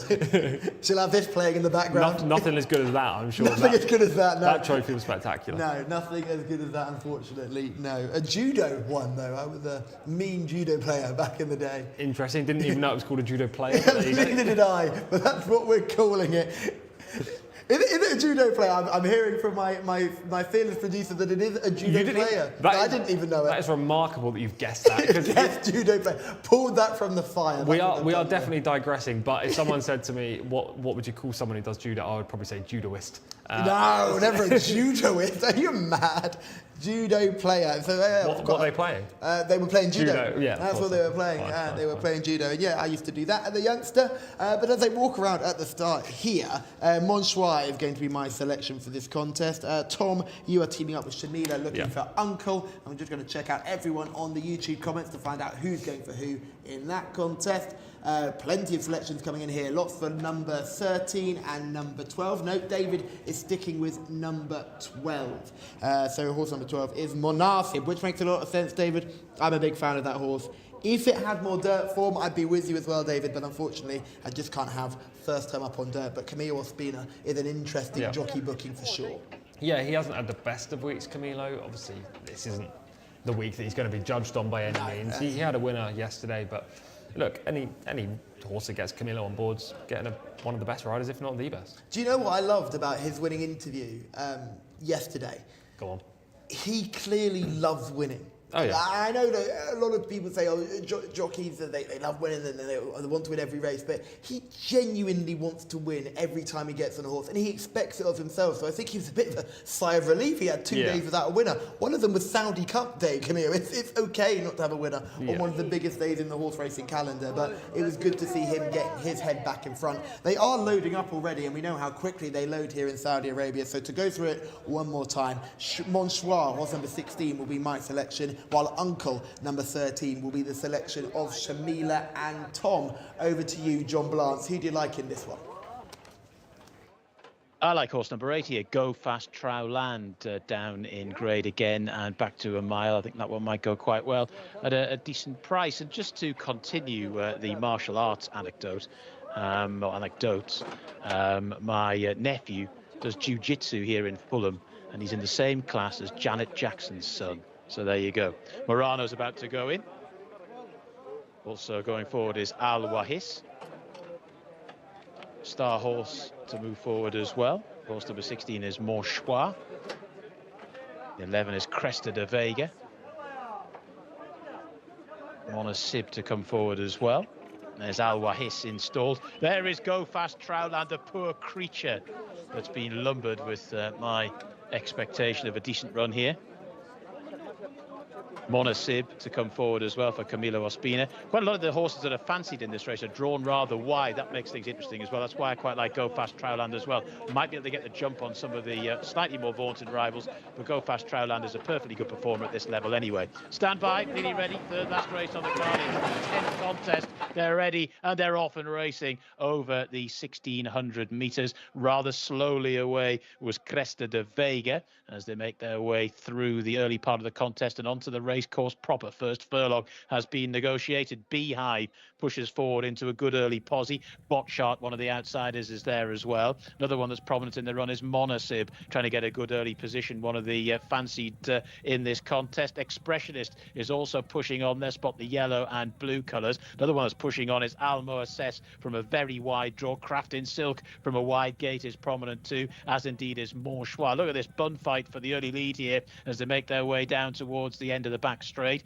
Then in mid-division at the moment, Satin Snake. It's not too far off what's a pretty contested speed. They're then followed by Ascari's trying to get involved. Then Go Fast Trowland as they start to make the sweeping turn. Back of the field still Star Horse, also still towards the rear is Cresta de Vega. So they're making the turn and the lead is Expressionist out in front from gate 18. Has done well to get there. Wonder El Zam now poised on the outside in second. Then up the inside in third, Monasib. Followed then in fourth position by Uncle, who's now making good headway. Then towards the left as we look at them, Montchois is still very much in this. Go Fast Trowland is trying to stay on, but down towards the closing stage as they come. It's Expressionist that leads to Uncle, who's now putting in a good run down the centre of the track. Expressionist and Uncle, followed then by Wonder El Zam, who's not finding a great deal. Expressionist is hanging a little bit. Uncle, though, has still got 2 lengths to find and can't bridge the gap at the moment. Staying on for the back is Groom, but racing up towards the line, it's going to go the way of Expressionist. Expressionist the winner, Uncle and Groom in a tight one for second. That's definitely one for the judge, but Expressionist has scored in the hands of Alexis Moreno. The purple patch continues in the purple saddlecloth there of 18 Expressionist in a time of 1 minute 38.39 seconds. Tight for second in the end. Uncle was being challenged in the latter part of the contest by Groom, another one who's come from a long way off the pace but hasn't quite managed to get the silver medal. Uncle got second with a time of 1:38.5 second. Groom was third there in 1 minute 38.6. But it's Expressionist that's won. Wonder El Zam ran an honest and honourable race there, but in the end has just been a little bit tired in the closing stages, and Go Fast Trowland has finished there in fifth. So that's the 1, 2, 3, 4, 5. Expressionist, another one at a big price. This one on the international markets was down as a double carpet 33-1 shot when I was writing all this stuff down. Has been sent off at double carpet 33-1. I'm sure you're all au fait with all the English betting slang,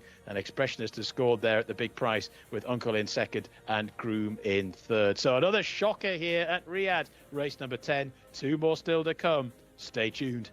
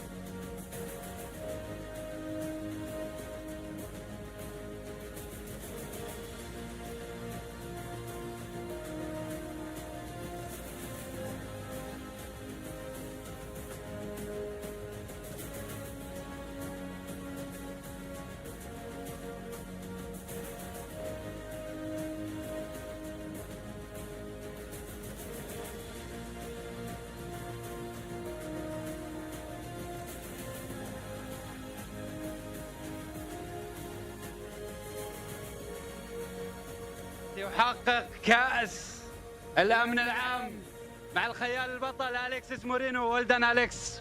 What the race, Alex? Well, مبروك to everyone. Fihan Mendil, Naif, Salman, you know our team. Wow, today he was so beautiful and he showed up very well, you know. مبروك to everyone. Thank you, buddy. huge congratulations is in order to Alexis Moreno, who has scored a double on the day, but I can't contain my excitement enough because Expressionist is a horse very close to my heart. I used to ride him every single day when he was trained in Dubai at Zabeel Stables, and he's come a long way since then, so I'm really, really happy with this result. Jumped out of stall number 18 and just absolutely flew home. Obviously, Uncle and Groom in very close behind, so I mean, this race couldn't have gone better for me.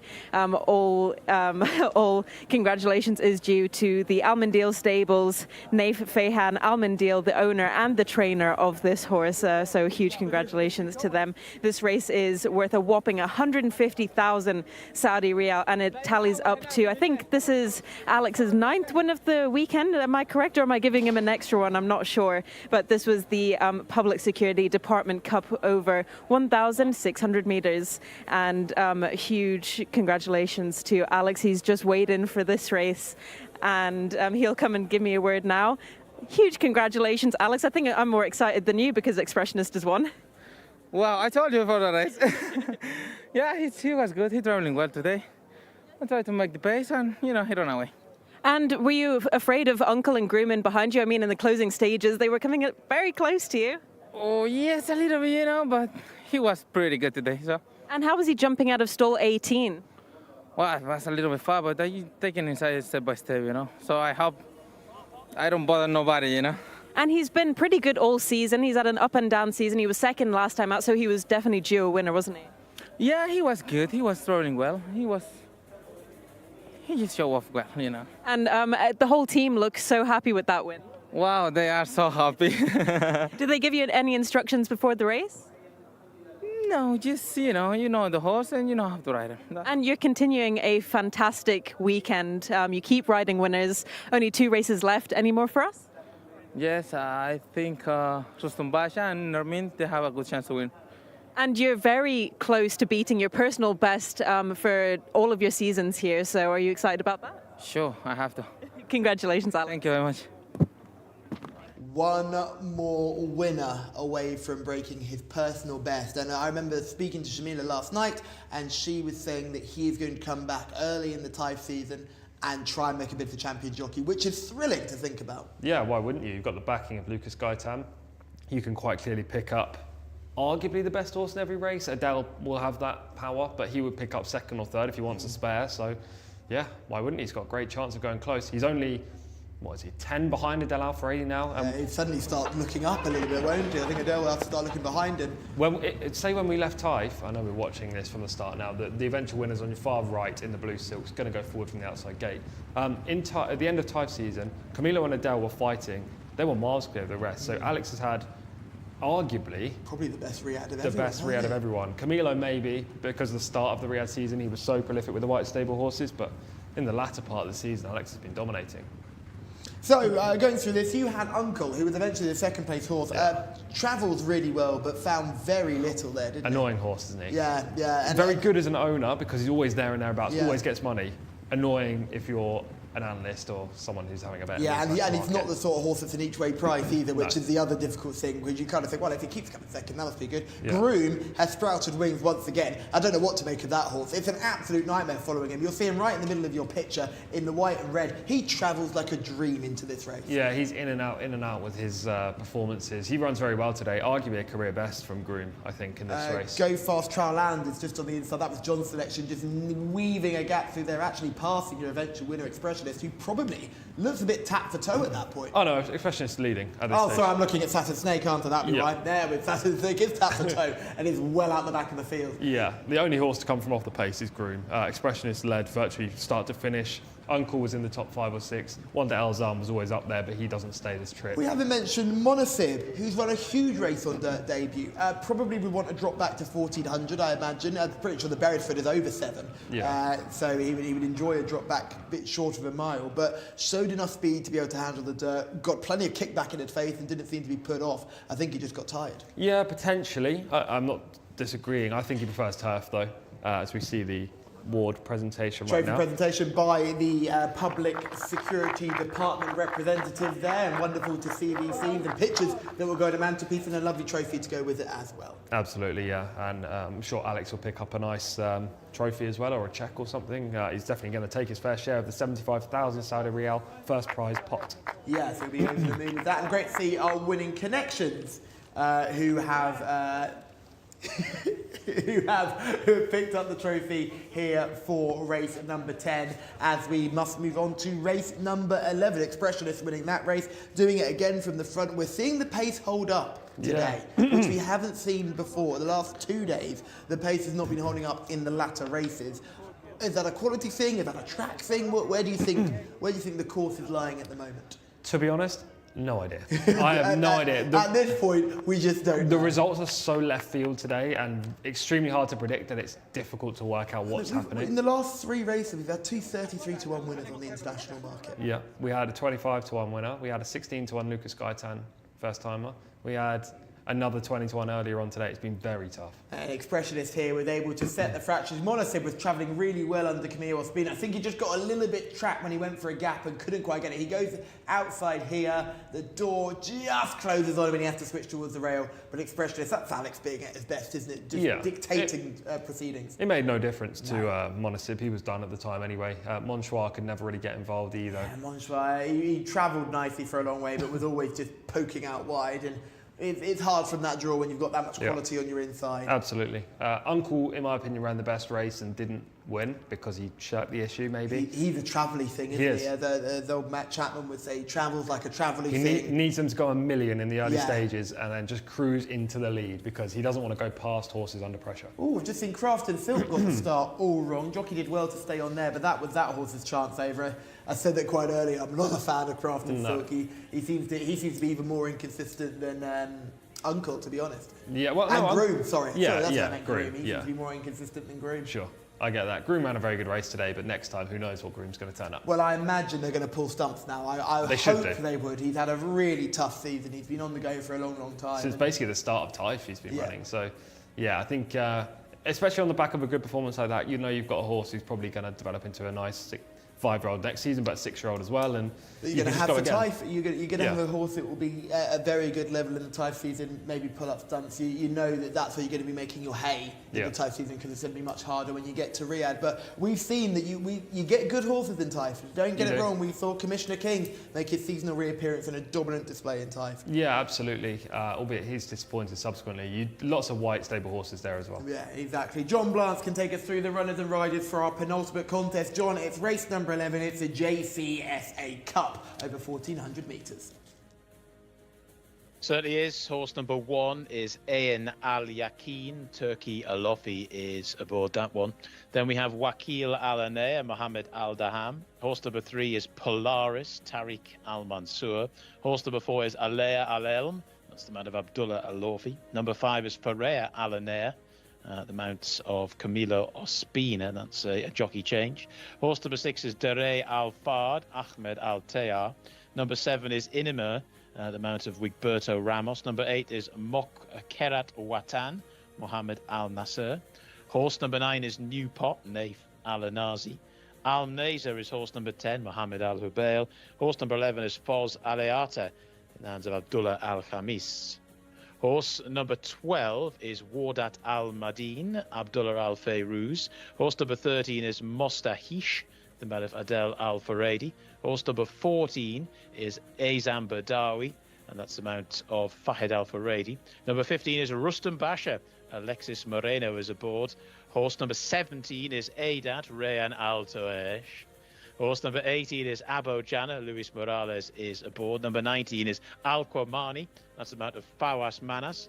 Number 21, Kabu Sayer, is the mount of Ayad Al Turisi. Horse number 25 is the mount of Abdullah Al Kradis, and that's a Rayad Al Wasil. All the others are non-runners, so 20, 23, 24, and 16, and 22 are non-runners. So all sorts to digest there.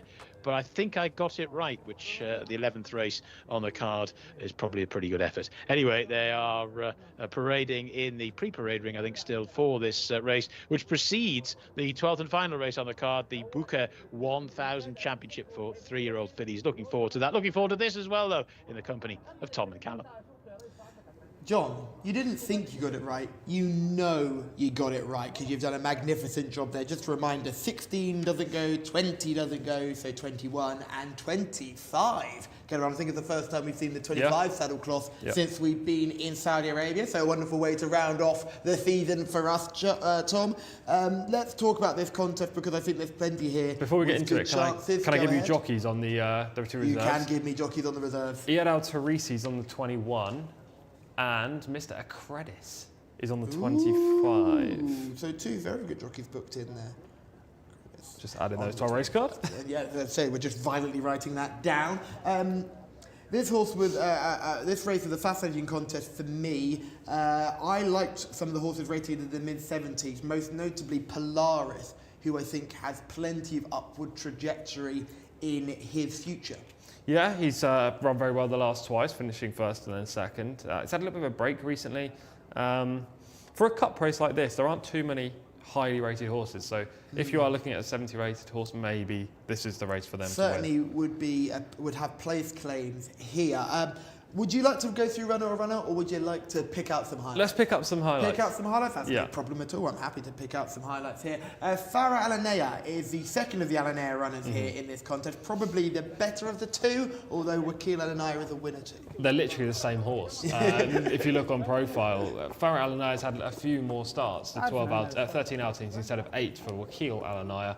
But they both have one win, both very similar recent runs, always in the top 4. They won on their penultimate start. They were both second last time, so they're literally the same horse. It's funny you mentioned that because they both got very similar late recent form to Polaris as well. Yeah. I was writing the notes on all of them. I guess I've written the same thing for every horse here. It's going to be a really tight affair.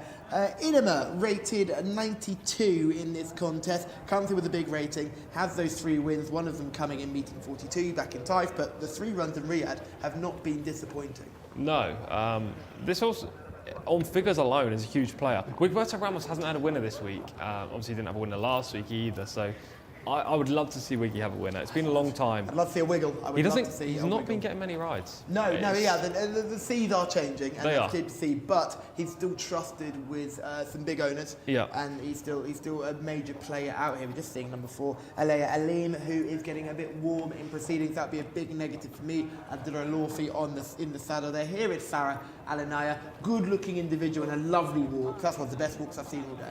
Yeah, it looks really nice and calm with the earplugs in right now, seemingly. They'll be taken down at the start, but yeah, probably a player in this race, but hard to know which of the Alanais is the best. Yeah, it's hard to pick between the two of them.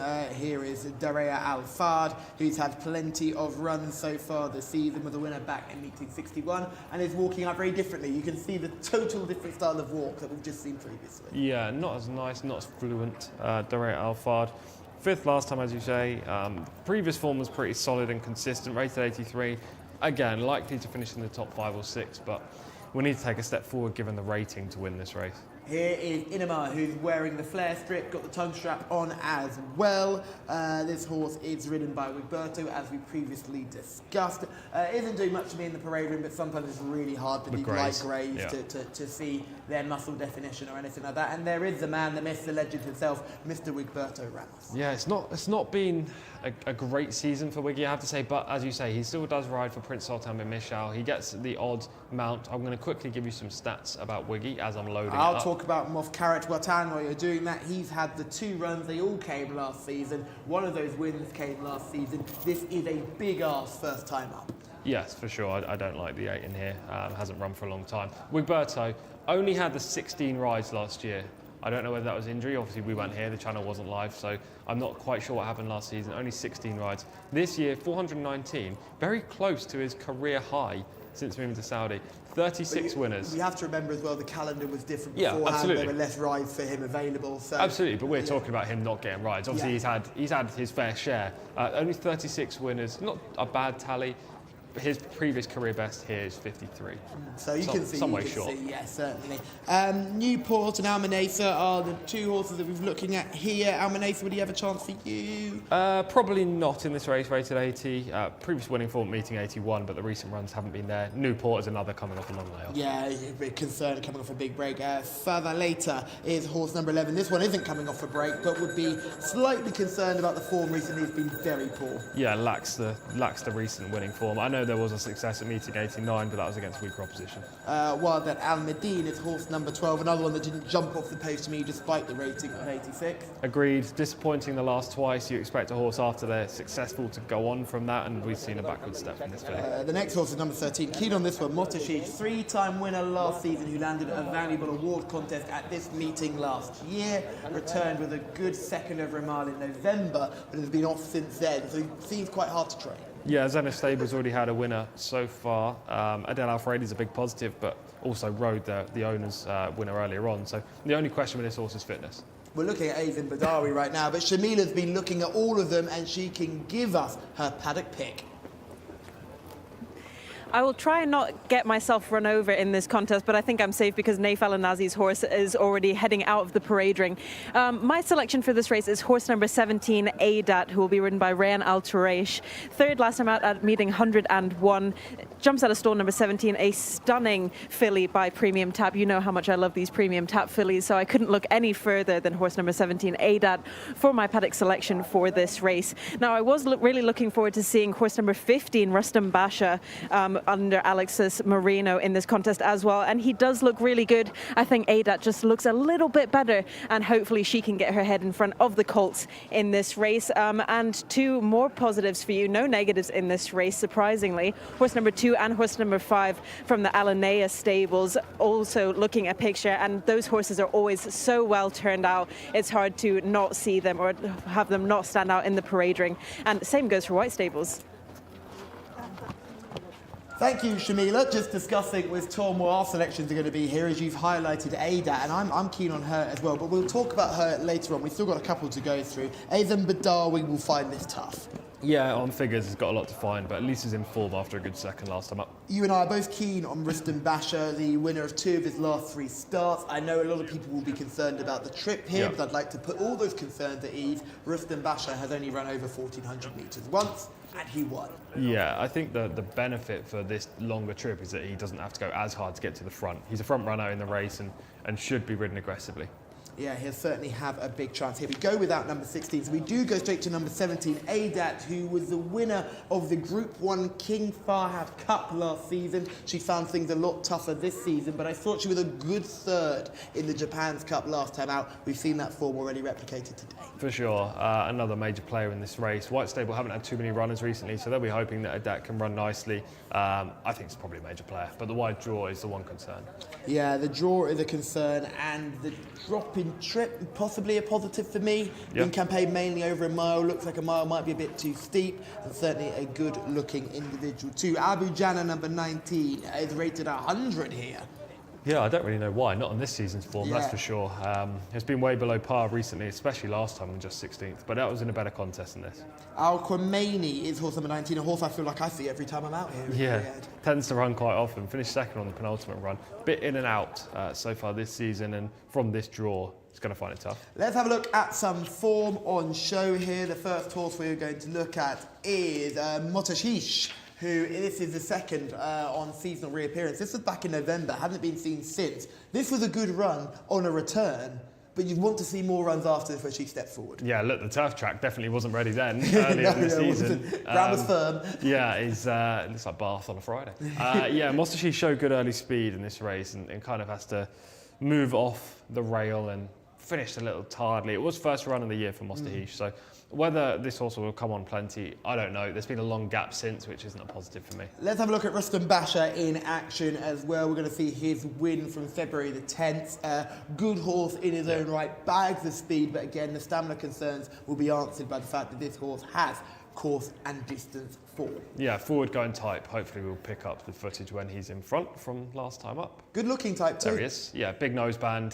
He's got lots of early speed. Goes through the race really powerfully and kicks off the turn. You can see the distance he puts between himself and the other horse that was dueling for the advantage in the early stages. He fends off the rival on the outside. Sunset and Vine, isn't it? Sunset and Vine. He tends to want the turf, to be honest. It does look like Sunset and Vine's getting on top here, though. And Rustam Basha really fights, and I like that kind of attitude in a horse.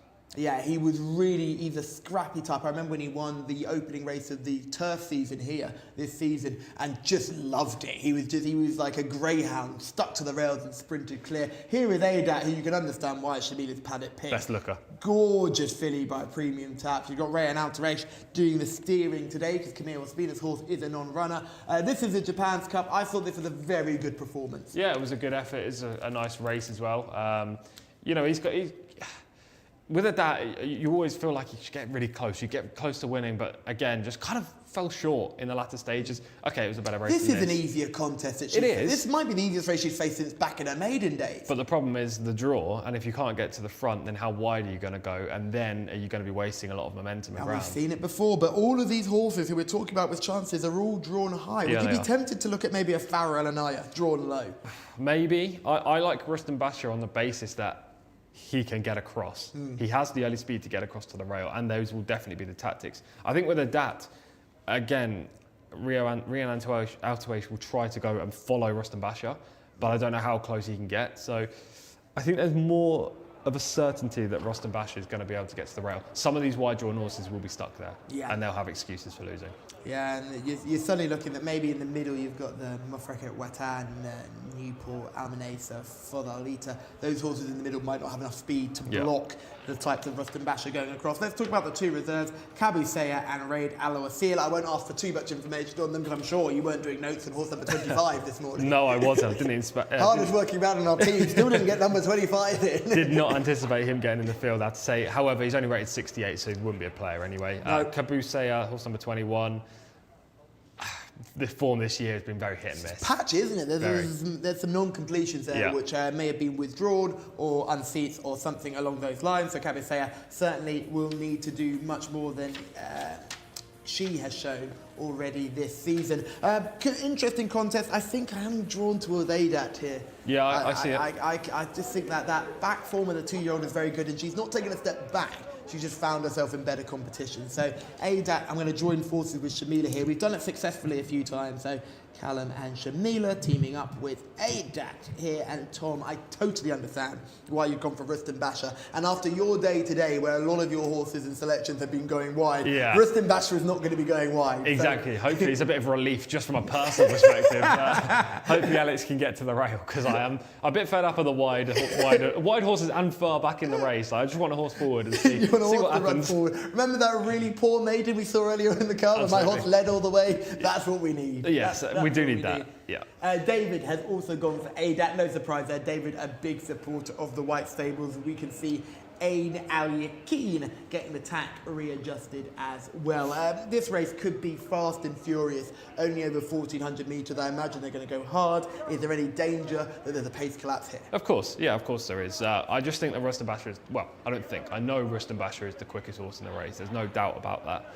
It's just whether anyone wants to try and ruin Rustam Basha's race to set it up for themselves or for another horse if there's two from the stable. That's the only question. I think Rustam Basha could get an easy time of things up front, but we'll see. We've seen all the big names on the screen. We saw Tom Taff earlier. We've just seen Amy Tibbetts, who I'm a huge fan of, one of the nicest people in our wonderful sport.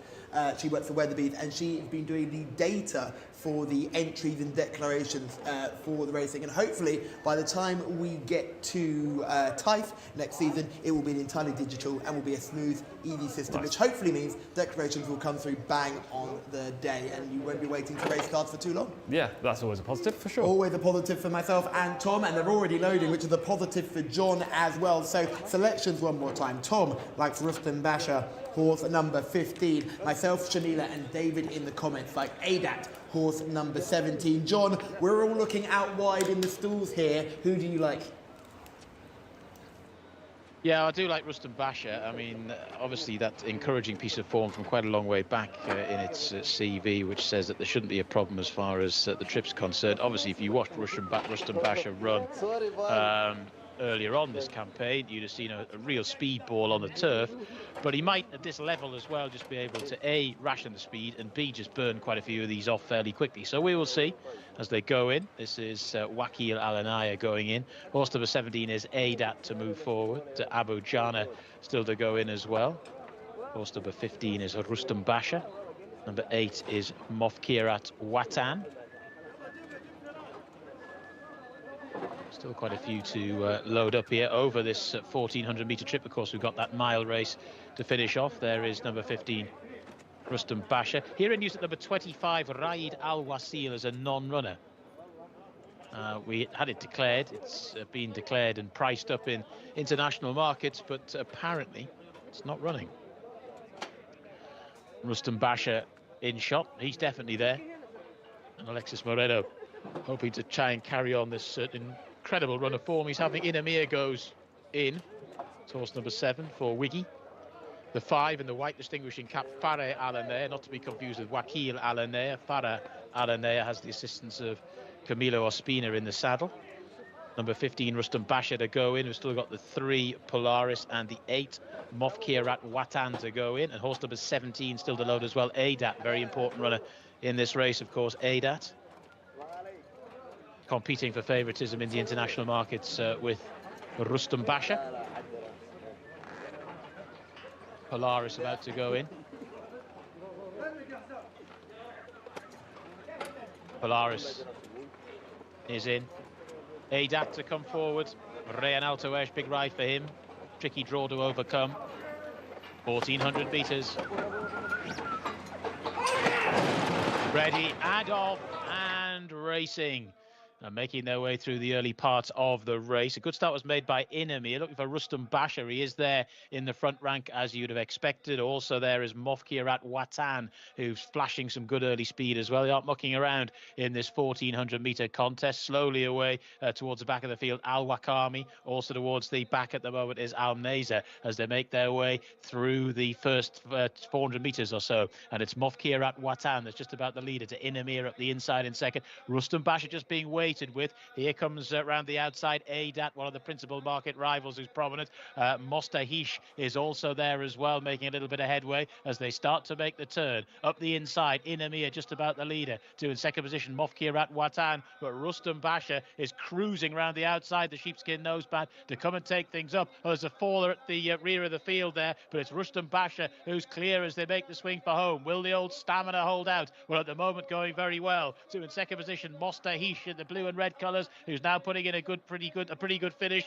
Staying on as well as Mofkirat Watan, but it's Rustam Basha by about 3 lengths at the moment to Mostahish, who's just angling out towards the centre of the track. The rest are getting going from the back of the field. Farea Al-Anaya is staying on, but it's Rustam Basha who leads. Having one last crack is Mostahish, but it's Rustam Basha who's going to last home. Rustam Basha has beaten Mostahish. Third horse home was Farea Al-Nair, and the 4th horse to cross the line was Wadat Al-Mayadeen. Rustam Basha, the winner, beautifully ridden by Alexis Moreno, who carries on this tremendous run of form. If you've been watching Rustam Basha a lot, you'd have thought, well, maybe the way to ride this is just to get him out to the front and then hope that he can stick on and show all that early pace. Well, he's just been ridden a bit more conservatively here over the 1400 metres, settled really well, right in behind that speed, and has gone on to score with quite a little bit in hand. Really, he was getting a little bit tired in the latter stages, but the damage had been done quite a long way from home. Farea Al-Nair was staying on quite well and has got third. Mostahish has run a pretty good race for Adel Al-Faredi, who's had a good night. But Alexis Moreno has just had this amazing 3 days. On to winner number 10, I think that is now, over the last 3 meetings here at Riyadh, and has beaten Mostahish into second. Then in third was Farea Al-Nair, and the 4th horse home there was Wadat Al-Mayadeen. It was Al-Neza, the horse that fell on the bend. Let's keep fingers crossed that everything's okay with him, and indeed Mohammed Al-Hubail. It wasn't a particularly pleasant fall, but Rustam Basha, 1 minute 25.30 seconds, has taken out the 11th and penultimate race here at Riyadh today.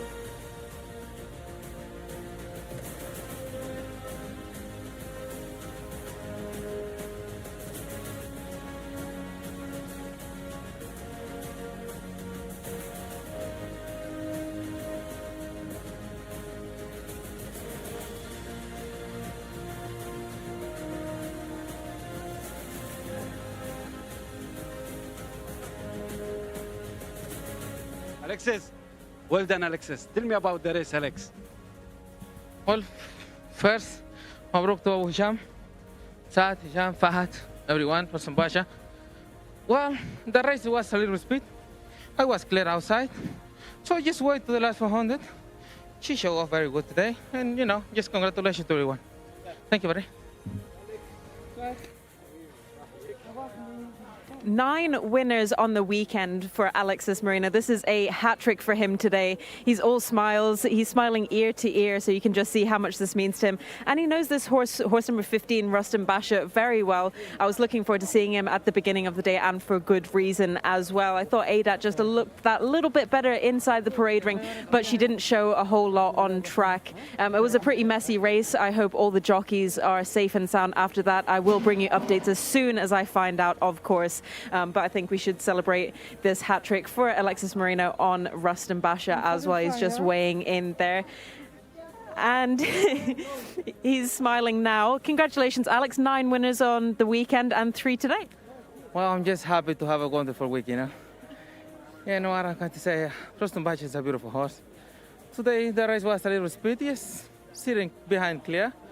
The last 600, he just fly away. He's a very genuine horse. He's proven himself on turf, on dirt, over 1,200 meters, 1,400. What do you think is his optimal distance, and whether he likes turf or dirt more?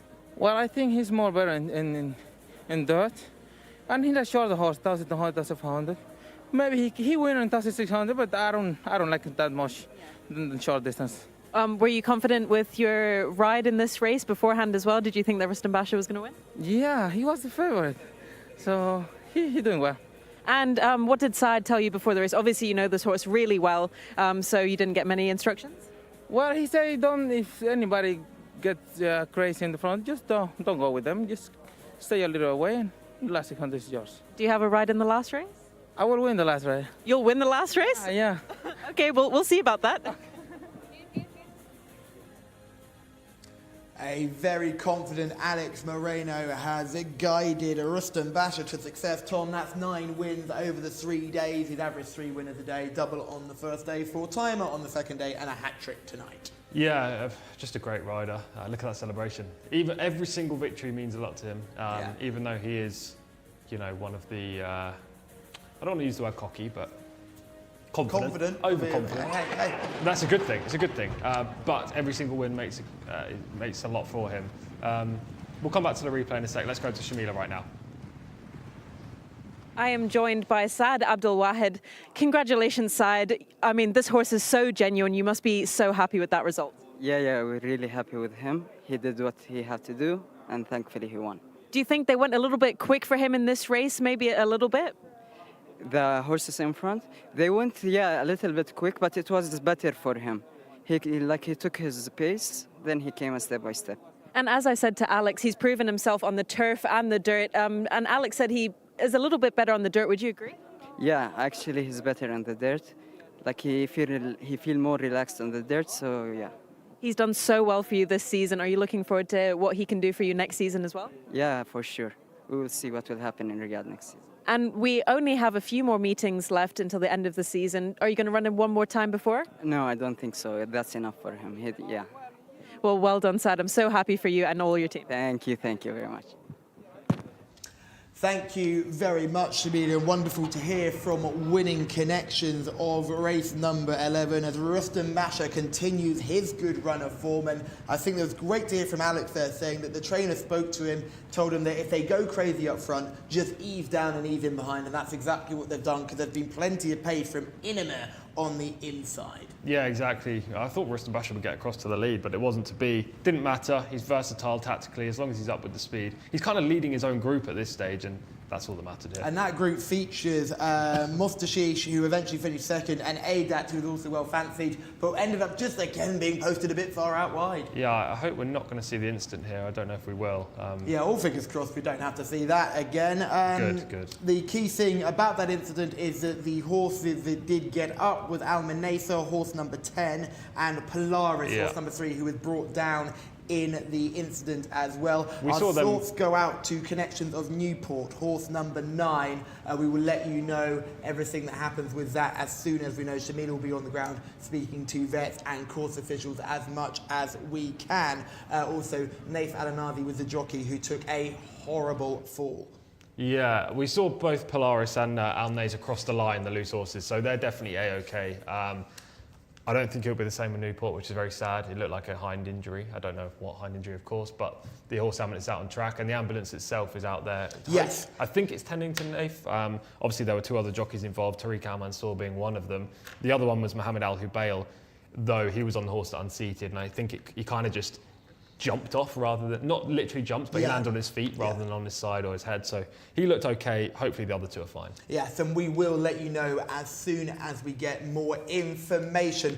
The final race of the day is the Saudi 1000 Guineas, or known as the 1000 Championships here locally. It features 3-year-old fillies who have all got a lot to play for, and it's sponsored by the Breeze Up organisation, the organisation that supports all Breeze Up consigners across Britain and Ireland, and there've already been some really successful Breeze Up graduates this year.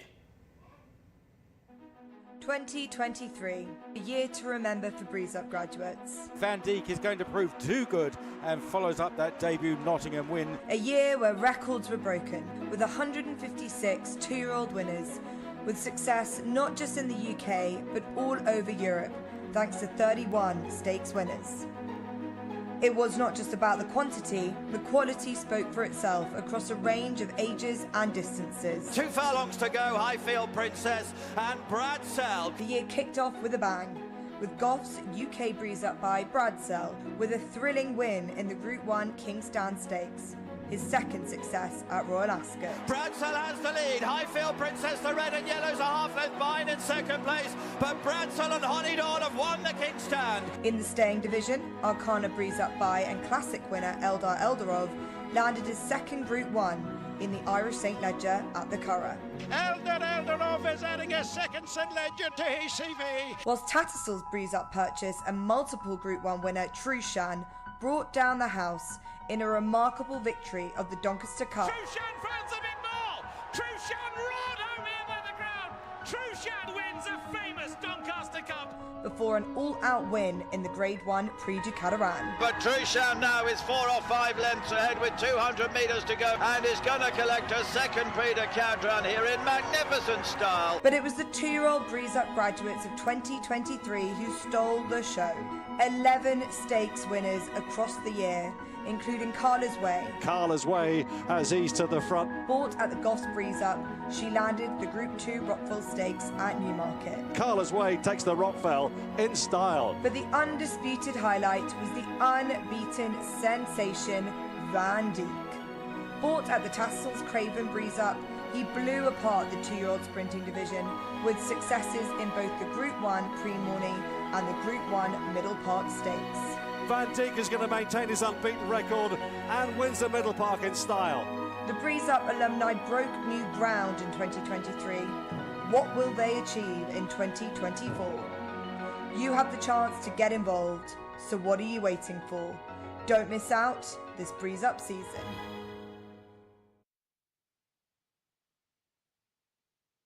Yeah, thanks to the Breeze Up team there for the sponsorship of this event, the Buka 1000 Championship. Anzer is horse number 1. Rayan Altoesh is aboard. Horse number 2 is Namin. That's the mount of the all-conquering Alex Moreno. Horse number 3 is Al Jude. Ali Al Mutib is aboard. Snafir. Mohammed Al Hubail is horse number 4. Takfik, who has a record of 2 wins from 4 starts thus far and a rating of 96, makes her the highest rated of the runners in here. That's horse number 5. Abdullah Al Fayrouz is aboard. Horse number 6 is Zawahir, the mount of Camilo Ospina. Horse number 7 is Nafail, Luis Morales. And horse number 8 is Judea, in the hands of Naif Al-Anazi. So it's a small field, but it's a select field if you're betting on the international market. So you're still getting your 3 places each way. So a potential there for a spot of the old each way thievery as well. They're in the pre-parade ring for the 12th and final race on the card. It's worth 180,000 Saudi Riyal. It's the BUCA, the Buka 1000 Championship for 3-year-old fillies. We can get across and join the boys and girls now. Thank you very much, John. Just a little bit of housekeeping here. Naif Al-Anazi was scheduled to ride Judea in this contest. He was the jockey who took the worst of that fall, and he will not be riding today. Adel Al-Faradi will replace Naif Al-Anazi on Judea.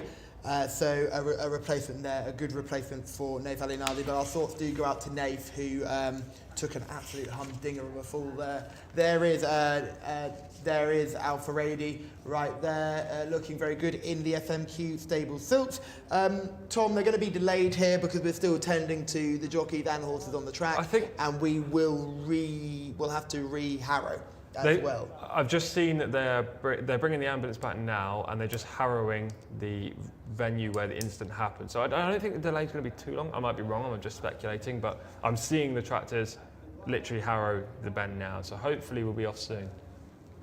We're seeing we might have another selection as well. Mohammed Al-Habail, who's riding Snafia, he is not going to ride in this race. Mohammed Al-Daham will take the ride instead. So Mohammed Al-Daham replaces Mohammed Al-Habail on Snafia. Let's talk about these horses top to bottom here, because we'll have plenty of time to get into them, and I think there's some quite interesting profiles in this contest. I don't know whether you agree with me here, Tom, but let's start with Anzea.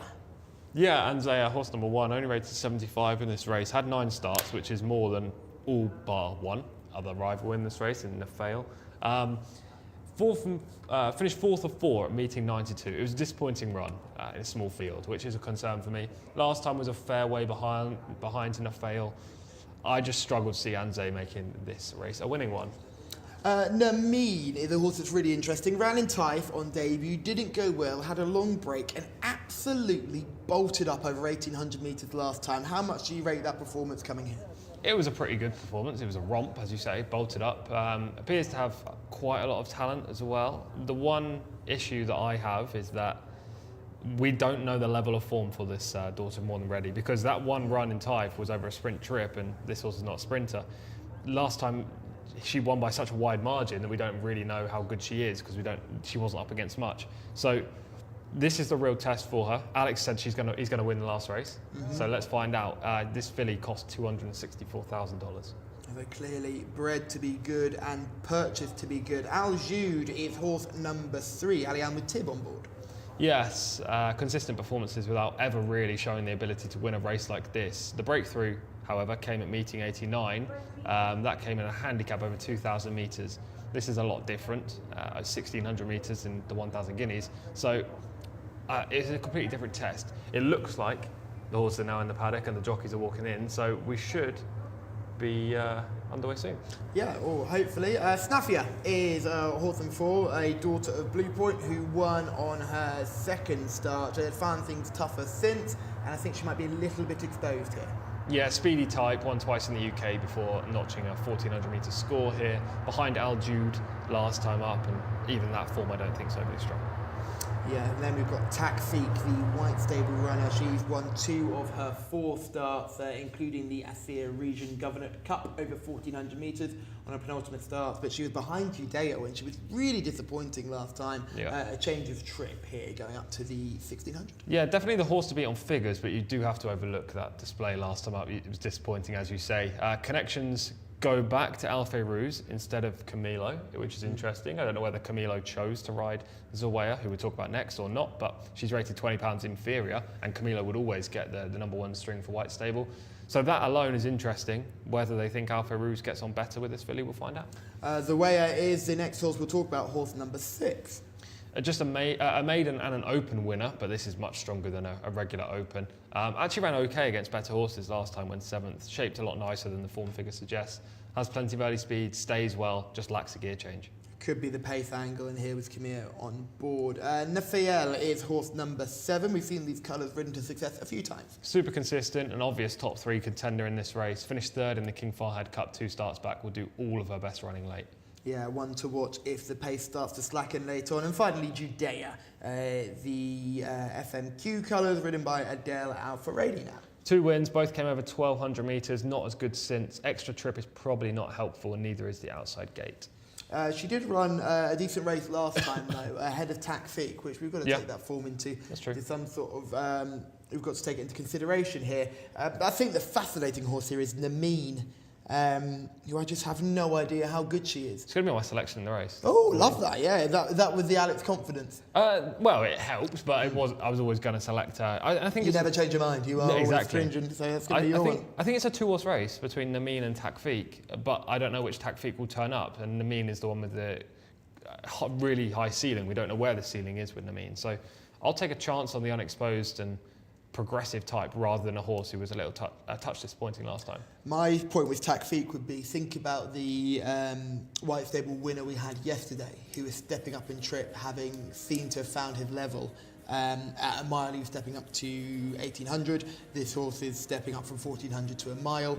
I just think the slower nature of this, where I'm hoping that Adel Al-Farouz will be able to just let this horse breathe. As we see, Alex Moreno, who is our leading jockey here, 9 winners over the last 3 days. He is flying. He will partner Nameen in this contest, and we'll have a good look at Nameen in action sooner rather than later. We can see some of the big names heading down to the track here. You can see Tim Kent there at the background, one of the marketing directors of Goff. Gave me my first job in racing, so I'm forever indebted to Tim.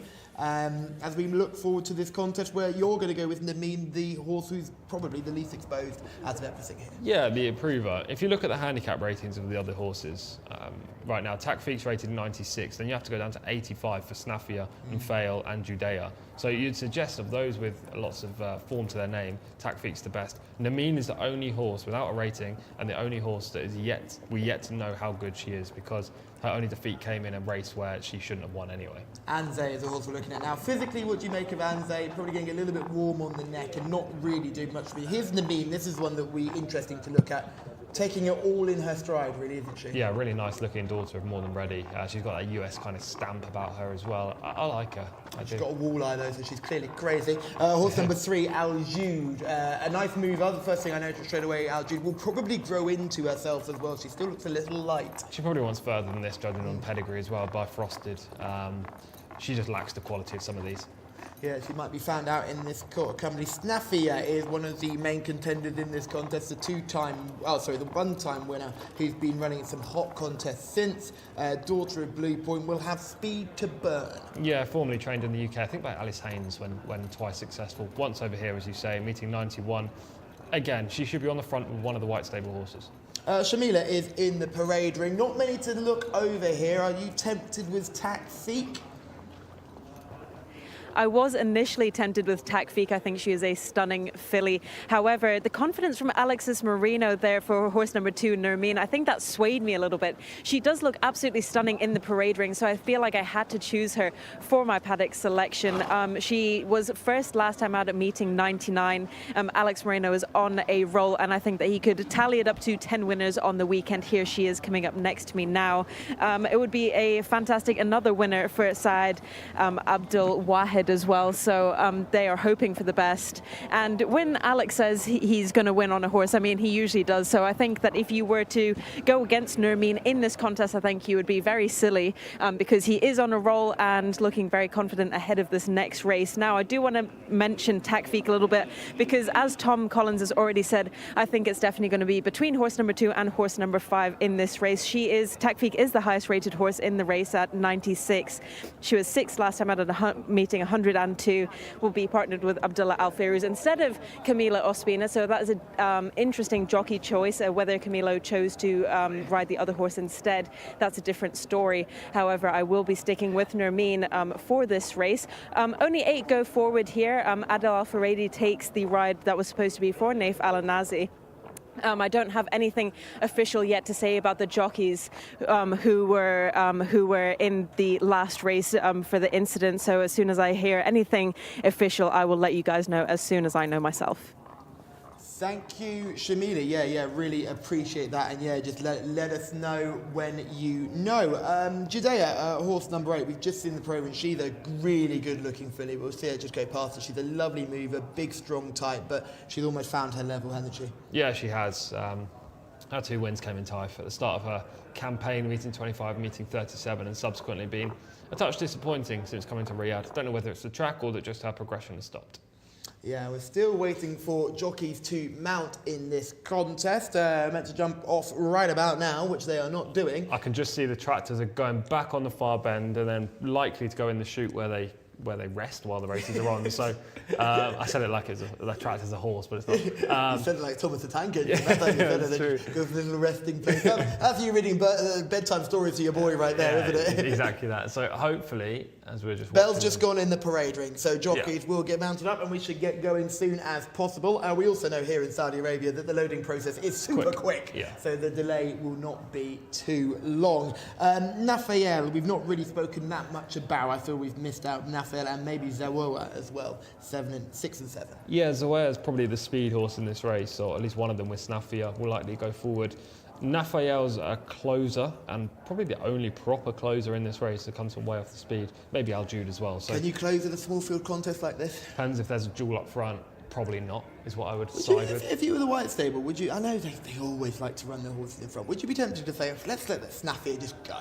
We know she'll come back. Let Snafia roll off in front. We'll sit in behind. We'll actually get some air into our lungs. We know that Takfiq, a strong stayer, is going to stay it. So we don't need to go rushing up. Yeah. I'd be really disappointed. Takfiq will be my selection. I feel like I'm the only one going that way. I would just be really disappointed if Takfiq is kicked in the belly from the start and sent to lead.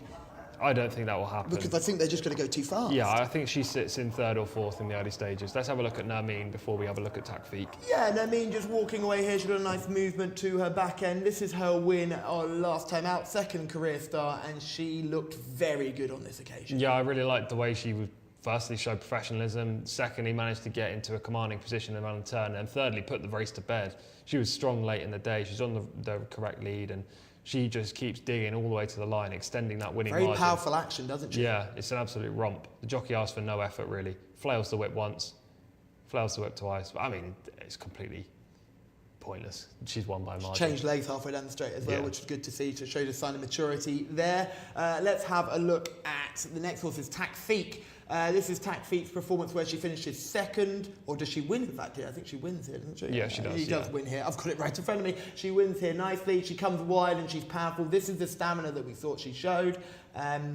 She then stayed at that same trip next to her match, which we'll see with Jebel in behind on the next race. This was a good performance. I think this was her career best effort. It was in Cup company and she hit the line hard. Yeah. And a repeat of this would be too much for this lot. Yeah, potentially, for sure. I mean, definitely too much for all bar Nermeen, because we know their level. Yeah, we don't know. You don't know how good Nermeen is. But then this happened next time. Hala is in front, a horse that I know you have a real strong affinity with, and she's incredibly talented.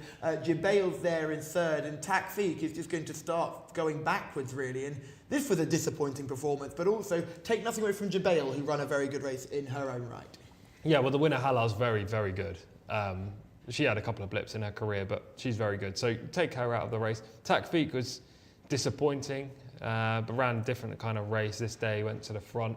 Judea ran okay. That's all I'm going to say about Judea. I don't think it was a good performance, and I don't think it was a bad performance. It was okay. No, I think that's a great way of saying it. Was just an okay effort. We can see Selwa there in shot. She was doing the Culture Village on Saudi Cup weekend. And she did a masterful job with Rosie Tapner as well. As we can see, what a trophy selection we have here. This is the best one we've seen so far. Yeah, for sure. I mean, you've got 4 decent, different trophies as well. I anticipate the owners will get the big gold trophy, and then the jockey will get one of the others. I think the jockey's getting the small horse. I reckon the jockey's getting the small horse. Absolutely. And we can see Rayan Al-Taresh making his way down. Sorry, it's not. It's Abdullah Al-Farouz who's on board Takfiq here. Going down nice and gently, no problems there. Ali Al-Matib is aboard Al-Jude. This horse will need a small miracle to win this, I imagine. Yeah, definitely. We'll come from off the pace, but there's a better closer in Nafael.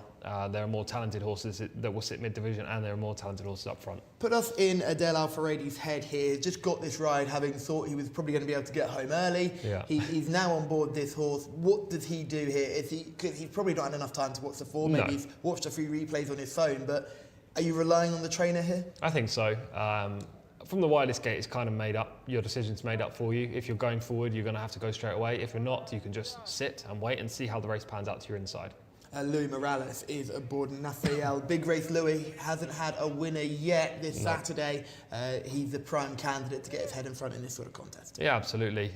Just for Nafael, the only way that Nafael can win is if there is a pace collapse. So she will be relying on Snafia going hard in that front and Zawoa doing the same thing. Yeah, agreed. Yeah, I think both of those two horses are likely to take the lead. Maybe Anze will be pushed up from the inside, I don't know. You tend to be more aggressive on horses drawn one. But definitely Snafia and Zawaya. If they go forward, brings into play Nafael. If they don't and they set searching, middling gallop, then I doubt the closers will come out on top. Yeah, it'll be an interesting race to see how this pans out. But as we've seen already, one place you don't want to be is wide turning for home. Yeah, absolutely. You want, to be fair, in an 8-runner field, if you're 3 or 4 wide, that is jockey error. You shouldn't be. It doesn't matter what horse you're on, unless you're making a sweeping move to hit the front. Using it the slingshot is acceptable. Yeah, you just can't be 4 or 5 wide doing it. If you're 3 wide, that's fine in this kind of small field race. Otherwise, you're just giving away ground for no reason. Great shot, Sarah Camille Spina heading past the SSC signs aboard horse number 6, Zoea. Certainly had a big chance here. Could be a pace impact here. Nameen, on second start, made the running then on that occasion. Could go forward. Is it go forward or bust?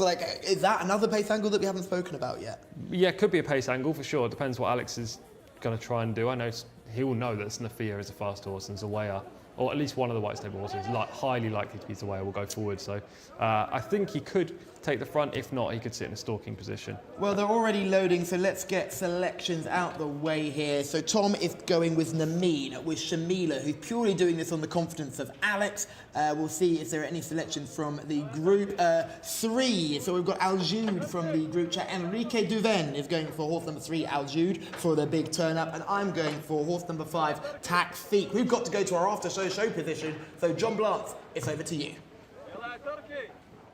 Thanks, guys, and there's not many more to load up. Yellow distinguishing cap there for Zawoa going forward. Also now going in is Judea into stall number 8, looking for Nameen to come forward. And then after that, Takfik.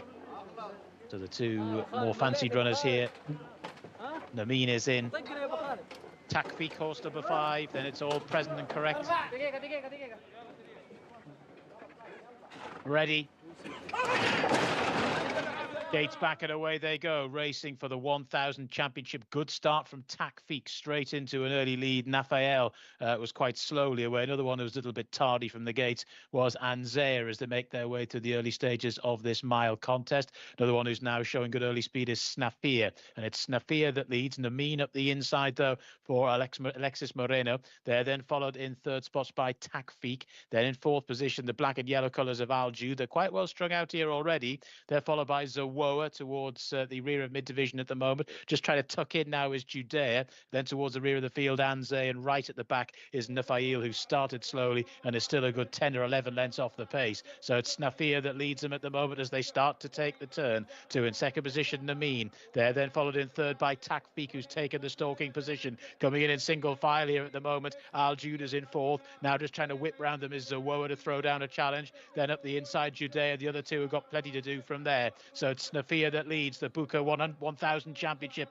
as they make the swing for home with just over 2.5 furlongs left to go. But here, taking aim on the outside is Nameen, who's drawn to within half a length. So it's Snafir and Nameen, these 2, followed by Takfik, who's now trying to get into this race late. Down the centre of the track and staying on is Aljude as well. But it's Nameen who hits the front for Moreno. Here now comes the danger at the centre of the track. It's Aljude, Nameen and Aljude. They've got on from Snafir, who's in 3rd, down towards the final furlong, and inside it they go. And slowly but surely, it's Aljude who's beginning to get up here and has taken the lead in the closing stages. And as they race up towards the line, Aljude has won going away. Nameen has finished in 2nd. Takfik has finished in 3rd, and it was tight for 4th. Aljude had a bit to find on all known form. For Ali Al Mutib has won. Has taken the feature race of the day, the Buka 1000 championship for the fillies. And I said at the sort of first couple of furlongs of the race, they were tanking along. They were strung out, and in the end it's a horse a little bit off that speed who's come through to take it. Aljude sat sort of mid-division, maybe a little bit worse than mid-division in the early part of the race, but she sluiced through to win. Nameen looked like it was going to be win number 10 for the week for Alex Moreno, but in the end has had to settle for 2nd with Takfik in 3rd. That was the 1, 2, 3. It was tight for 4th as well.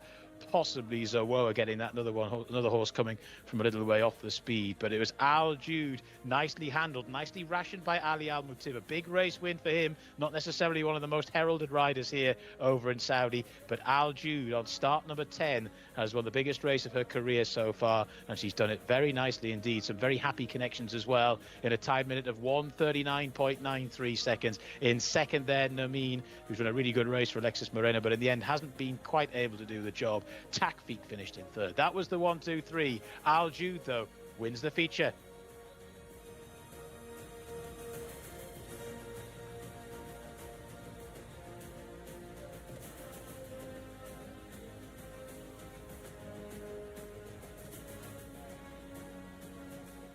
Well, we've had a turn up in the lucky last as I can't remember, Al Jude, I was trying to find the name, as Al Jude wins and denies Namir, who's run a corker on third career start. Not the first shock we've seen today. This is absolutely for certain. You know, we've seen shock after shock in the evening today, and if anyone was playing on the international markets, I think it might have been a bit of a bloodbath. It was super difficult to find winners. This one included the daughter of Frosted. She's a good stayer. That's probably what helped her in this event. They went pretty hard up front. Snafia, who set the pace, eventually finished all the way back in 6th. Nameen held on well for a long way after sitting in a good position, but just couldn't fend off the horse who was slightly more efficiently ridden in Al Jude. Frosted's a very good sire, and this filly's only going to improve.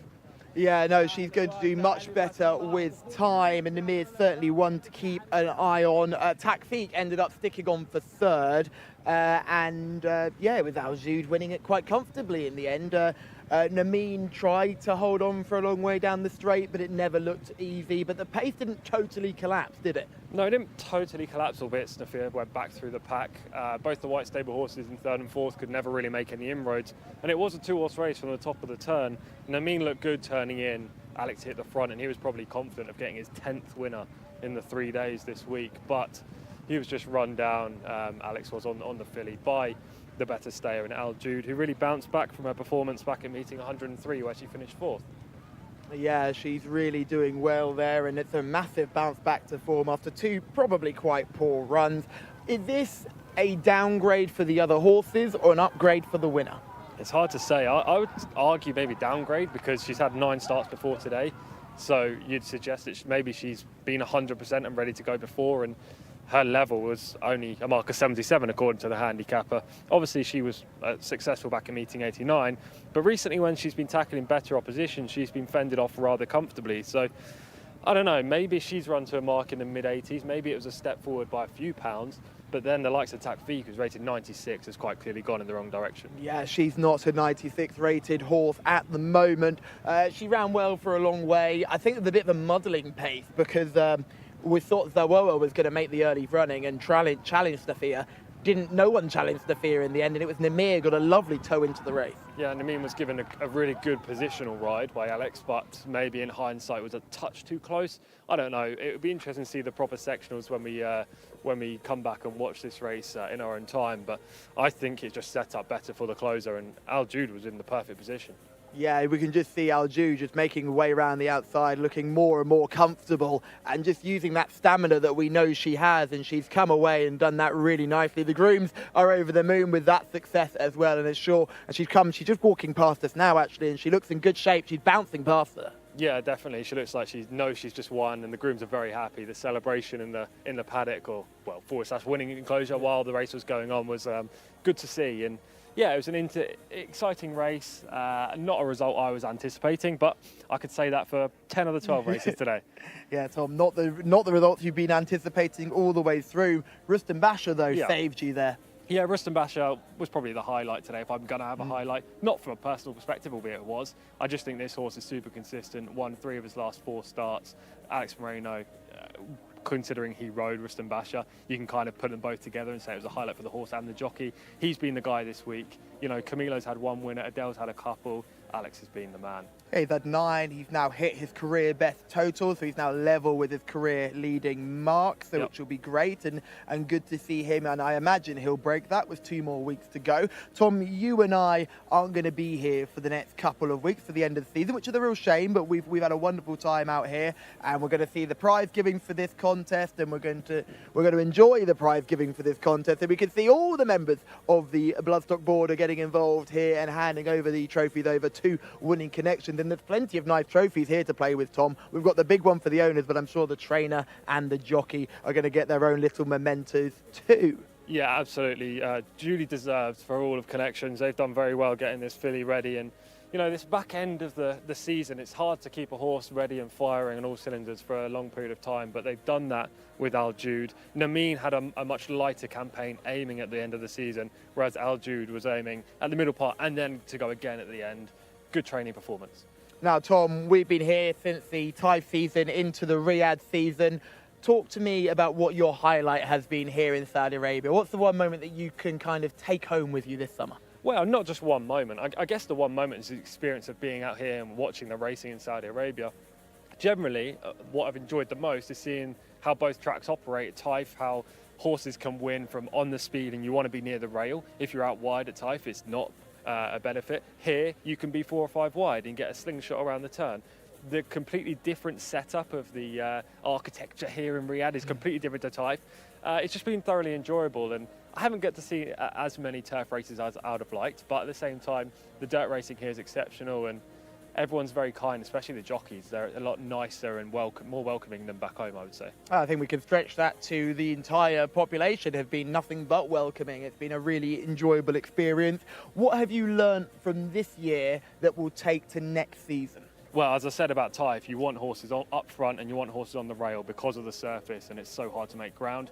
Here, I don't really think there's a bias, which is great to see. You know, it depends. If there's a lot of weather and a lot of rain, then you don't want to be out the back because of the kickback. However, it can suit closers because they go too hard up front. There's lots to learn from it, and I just love the fact that we know the horses like the back of our hand now. So going into next year, we know exactly what the form is worth, and I'm looking forward to getting stuck in. Yeah, as am I. I think we'll look forward to horses like Enfamil, Houghton of Hughes going back into those Okaz Cups, those big stamina sapping contests over 2,400 metres and 2,000 metres respectively. I'm looking forward to seeing how those horses turn out, and I'm sure we'll see some potential 2-year-old superstars by the time we get going in the Taif season. Yeah, absolutely. The white stable 2-year-olds. I'm looking forward to it already. Lucas Gaitan as well, a man to follow. We know that now in Taif. I mean, we knew halfway through the Taif season as well, but we know next 3 weeks in, didn't we? We know next year that he's going to fire on all cylinders in Taif. Not with a big group of horses, but when he has one runner, they're likely to go very close. He's currently working at about a 24% strike rate, so he's doing a really good effort. So, Tom, it's been a pleasure having you with us. It's been wonderful working with you and doing everything that we've done today, and we look forward to doing it with you in the summer next year. Thank you very much. See you next year. Yeah, see you next year.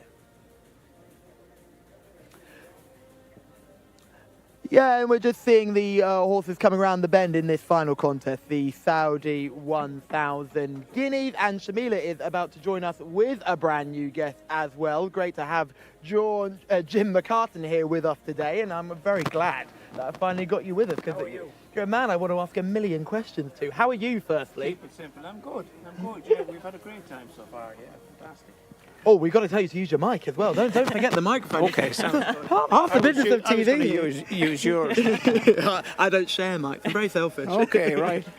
Good. But talk to me about how wonderful your time's been here for the couple of days you've been through. Look, we just we came over basically to promote the breeze up sales in Europe, and we've met so many nice people and so many friendly people. We could not have asked for better. We couldn't have asked for better now, to be honest. I keep saying that to everyone at home. The hospitality is just second to none. Look, you might as well be at home. It's just very, very similar to home. Very friendly people.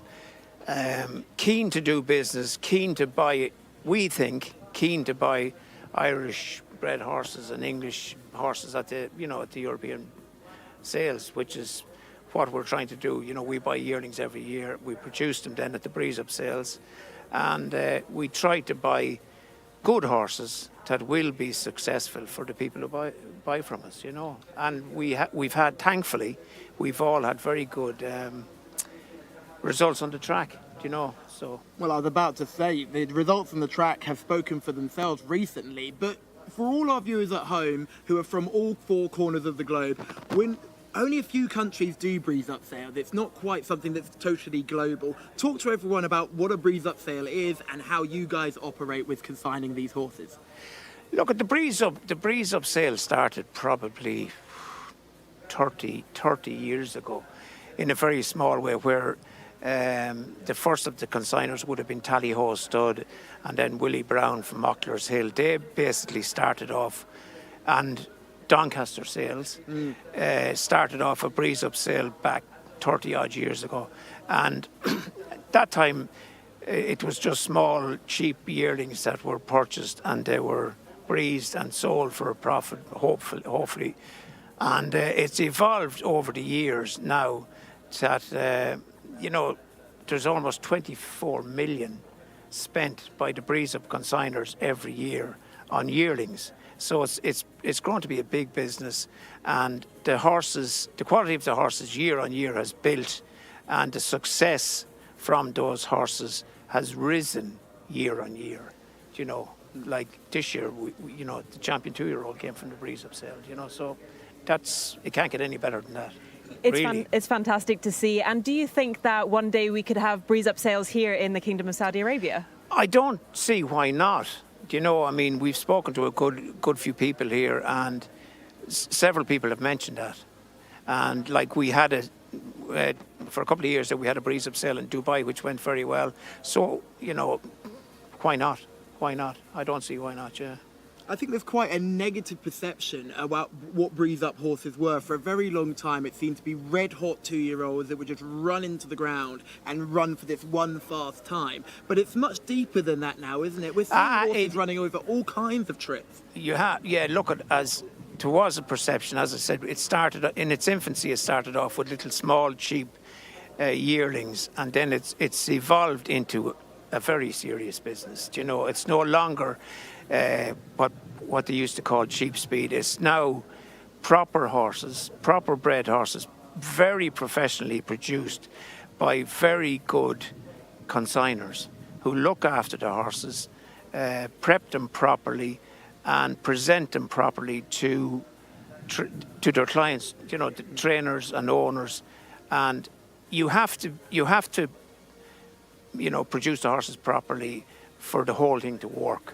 And thankfully, it is working, you know. So it's now a serious source of champion horses, really, you know. And quickly, we were lucky enough to see a lot of horses that were consigned by you guys running today, Expressionist being one of them, and he turned out to be a winner as well. Yeah, it's great to see that. And even the filly that was second here in our own sponsored race, she ran a fantastic race, More Than Ready filly. She came from the Dubai breeze up sale there a couple of years ago as well, you know. So, like, it's great to see them win, and it's so important that they win for their connections. That's what it's all about. Jim, selling winners, and that's what we're trying to do. And that's what everybody's trying to do, and I think it's wonderful to see that you guys are looking to sell winners, everybody here is looking to buy winners, and it all does work in conjunction with each other. Jim, we're so grateful to have you here. It's wonderful that you've been with us today, and I cannot stress enough how exciting it is to see the breeze up sales and breeze up graduates coming here to Saudi Arabia. Shamila, I was just saying to Tom off screen just how wonderful it was that we've been here for the few months now and really enjoyed it, but you're staying here for another 2 weeks, so everybody at home, make sure you stick with us for 2 more weeks of cracking Saudi racing.